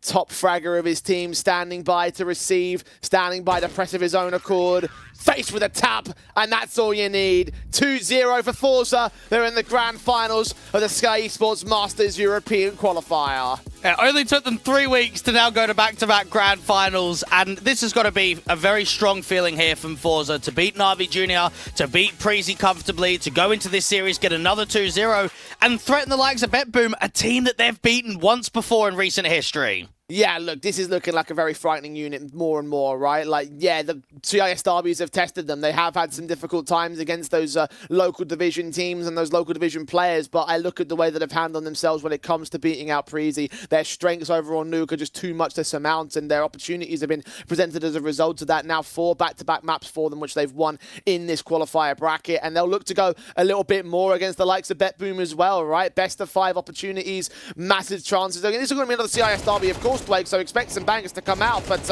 even in this second map, it was a 13-4 stomper in the end. Yeah, for Forze, so they played BetBoom in the first round of the lower bracket in the Chengdu Closed Qualifiers, and map number 1 was actually picked by Forze, and they got smoked on it and ended up returning to a double overtime out on Overpass, and then went down and had a 10-2 scoreline in the first half of Anubis. So we had a bit of a wild series in that previous best of 3, and I actually think we're going to get a fairly similar wild best of 5. I think it could be very entertaining. I'm looking forward to it massively. So for Forze, they press on, and of course, as expected in this kind of matchup, we did have them as favourites, and they do come out on top with a 2-0 fashion. For Virtus Pro Prodigy, though, I mean, look, you've got to tip your hat to them. No matter what the outcome of this series was going to be, every single time we had them as underdogs, we thought TSM should be winning against them. They should go towards the quarterfinals. We said the Guild Eagles, yeah, they're on shaky territory. They should be able to beat out VP Prodigy, though they lose out 12 rounds in a row and from a 5-1 advantage on the second map, and VP Prodigy beat them in 2-0 fashion, and it just continues on and on until finally they hit their maker, they meet their opposition of Forze, and it was a little bit too much for them to take in the end of it. But for a team that was among probably the bottom 3 possibly of this 12-team situation, I think they can be proud of what they've done. Yeah, they've gone from ESEA main to ESEA advanced to now holding their weight against tier 2 competition. That's pretty good. And for a team that's got less than 30 maps on HLTV for an entire squad across the last 9 months of playing, this is a brand new level of competition for them. And I actually, do you know what it reminds me of when Furia kind of had those early days and that gimmicky playstyle was catching a lot of teams off? I actually think that if they get some invites to some stronger tier 2 cups against these kind of teams, I actually reckon they're going to be really tough to deal with. They're going to cause a lot of upsets. They're going to give a lot of strong tier 2 teams trouble. Do you know what, Dwight? I think you're probably right on that one, and I honestly believe that these guys have earned an opportunity to sort of like get, at the very least, those beginning end levels of those tier 2 cups. At least to try and prove themselves, to try and press a little bit further on, and just try and earn another opportunity to take on top end tier 2 opposition. Because I think these guys have shown a lot of potential in this bracket. I think it's been proof in the pudding that they can do really good work against these higher level and mid-level tier 2 teams, and I think that they've just, again, they can be happy with what they did because they shouldn't have done what they did, and 2 thumbs up from me regardless of the loss in my eyes. Yeah, I'm very impressed. Again, stylistically, they play some good CS. They might be really annoying and it might be quite frustrating with the pace, but the way that they encounter themselves for a team that really hasn't had that many chances of playing top-end competition, I am impressed. So, yeah, I want to see more from VP Prodigy over the next few months. I think we should see them a lot more frequently in the Tier 2 atmosphere, and hopefully getting more chances on HLTV as well, because this is what a young team like them really need. Yeah, absolutely. That opportunity just to play against those higher level teams and just to develop experience, right? Because I think the one thing that hurt them the most over the course of their run was the fact that they were playing against players that were so much more well-rounded than them. Yeah. And that's to be fair, right? They are an academy team. They have got some players that are very, very new to this level of competition and new to relevant level Tier 2 CS in general, right? Like, again, we've talked about how these players have sort of come out from nowhere and then joined this VP Prodigy product to do some work here and now sort of develop a new academy team. So the idea that one of the key things they'll need is that practice and that match sharpness against higher level tier 2 opposition to develop themselves as players, to really stress test their strat book and really stress test their protocols in some of these matchups. Like, a lot of that would come if they got some of those invites. Yeah, and again for Forza, I mean, now that they're kind of in the grand final, I know in the past they've missed their opportunities. They missed it at the RMR Closed Qualifier to make it to the LAN event. I remember last season of ECL, they went all the way to the grand final when Crad was still a part of the roster, and they lost to 3D Max. So they then lost the spot to ESL Pro League. So now you're kind of looking at this one. You've beaten BetBoom in the past. One best of 5 gets you into the main event. This is probably the qualification that Forza are looking for in 2024. The opportunity as well to do one over on Crad's part of things as well. A new developed Forza squad taking on their former teammate in the grand finals. A lot of intrigue around that grand final matchup. I think the Forza certainly were the expected victors of today. I think that they've shown us so much in their run. They've looked comfortable in many particular positions over the course of the 7 maps that they've played, and I'm very intrigued. I'm very intrigued how this will go against BetBoom. You have to look at it as BetBoom being the favourites, but just kind of looking at Forza and seeing some of their players and what they can achieve, Resolt's going to be key. He's definitely going to be a player that across the series is probably the one to watch, I would say, for Forza. Yeah, we've seen how high he can go against Prodigy. Didn't quite get the chance to really have the massive, loud games here in this best of 3 as we've seen in the past. But I don't think he always needs to, because I think that in this best of 3 especially, Forza were just outclassing VP because of the fact that they were so experienced across the entire border. And that was the reason why ultimately they were able to push this one, especially on Nuke, to a very good series. And for Forza, they'll look to redeem themselves after the ESL Challenger qualifiers as well. Losing out to Aurora would have hurt for Celta. It would have hurt for the Forza side, because that game was really close. That entire best of 3 was down to the wire. So coming here, they'll be looking for revenge in the grand final. Well, obviously, it's still going to be another CIS derby, so we have to take a look at how the CIS derbies have worked out for the Forza side and see whether or not they will get pressured at all by the BetBoom camp. And the way that things have gone right here and now, though, comfortable 13-4 on the second map of the series on that Nuke, and will be a nice little thing that they have in their back pockets to be able to utilize in that best of 5 matchup. It's pretty much guaranteed that we will see Nuke, so for Forza, It's a case of just establishing themselves and just continuing with this solid run on this map. Yeah, we know that the Instaban for BetBoom is Inferno, and there's no way they're going to risk banning Nuke and letting Inferno through. So they'll just have to play it. And what it does mean is towards the lower end of the veto, mate, we could actually see some weaker maps for both BetBoom and Forza. Both of these teams don't frequently play best of 5s. Well, we'll find out how far they can go in the best of 5s in tomorrow's grand finals. BetBoom have beaten Fnatic and Bait on their way to this position. Forza have trumped up Na'Vi Jr., Prezi, and VP Prodigy a moment ago to meet their opposition. The CIS derby once again to close out the Skyesports Masters European Closed Qualifier. And I think that honestly, we're in for a good show. You don't want to miss tomorrow's best of 5 in my eyes. No, and it's quite easy to look at the run from Forza and say, oh man, but look at the run they've had. Like, look at the draw. They had an academy team in their opening game. They had an academy team in the semi-finals. That performance that we saw from Prezi, that silences everything. It doesn't even really matter what happened in those other best of 3s. We saw them absolutely destroy a high-end tier 2 team. Well, any excuses you can make against Forza will be put to the test, and in my personal opinion, I believe silenced by them in tomorrow's grand final. I have a lot of faith in this team as well. I think that they're a key dark horse, and I think that against the likes of BetBoom, that is a very winnable series for the likes of Forza. It will be a pressing affair. It will be a stressing best of 5, but it'll all excitement to see and prove exactly who deserves that 7th spot in the Skyesports Masters. But that's all coming in tomorrow's proceeding in the grand finals of the European Closed Qualifier. There is still plenty more action to come in this week's proceedings. But Dwayne, today is all done. The semi-finals are done. So give me some closing thoughts on these matches. We're going to have a really competitive grand final. BetBoom surprised me a lot with their result against Fnatic and how one-sided some of the maps were as well. So I'm really looking forward to the best of 5. Forza are still my dark horses, but BetBoom are going to be the favourites. We kick off tomorrow at the same time as we always do with the grand finals between BetBoom and Forza, the best of 5 extravaganza that will prove to see who is going to the Skyesports Masters main event. But until that point, we bid you all adieu for today. We'll see you back here at noon CET. A good night for now.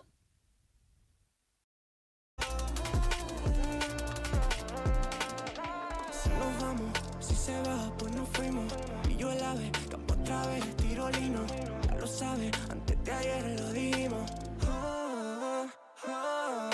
Y si nos vamos, de nadie nos despedimos. Pilla la vez, avión. coche alquilo limo. No lo saben, pero hace 5 dimos. Nena, por tu forma de hablar, intuyo que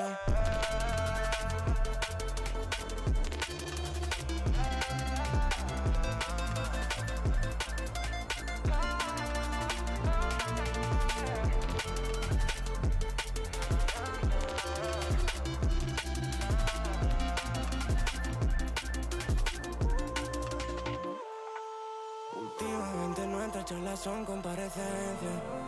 Un pasito más para la indulgencia. Un abogado por si acaso, y si el juez está de paso, termina dictaminando la sentencia. Salimos presuntos de inocencia. Pasito para atrás por si nos arrepentimos. Si nadie es culpable, pues culpamos al destino con él.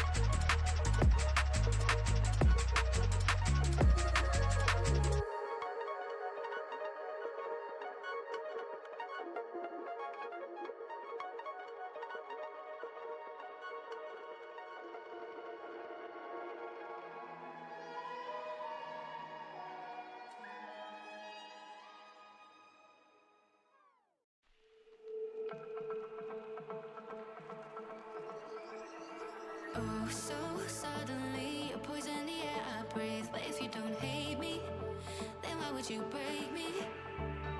Feel it in my bones, I'm about to lose control. Only so much I'm taking, so get yourself to safety. 'Cause baby, a storm is coming.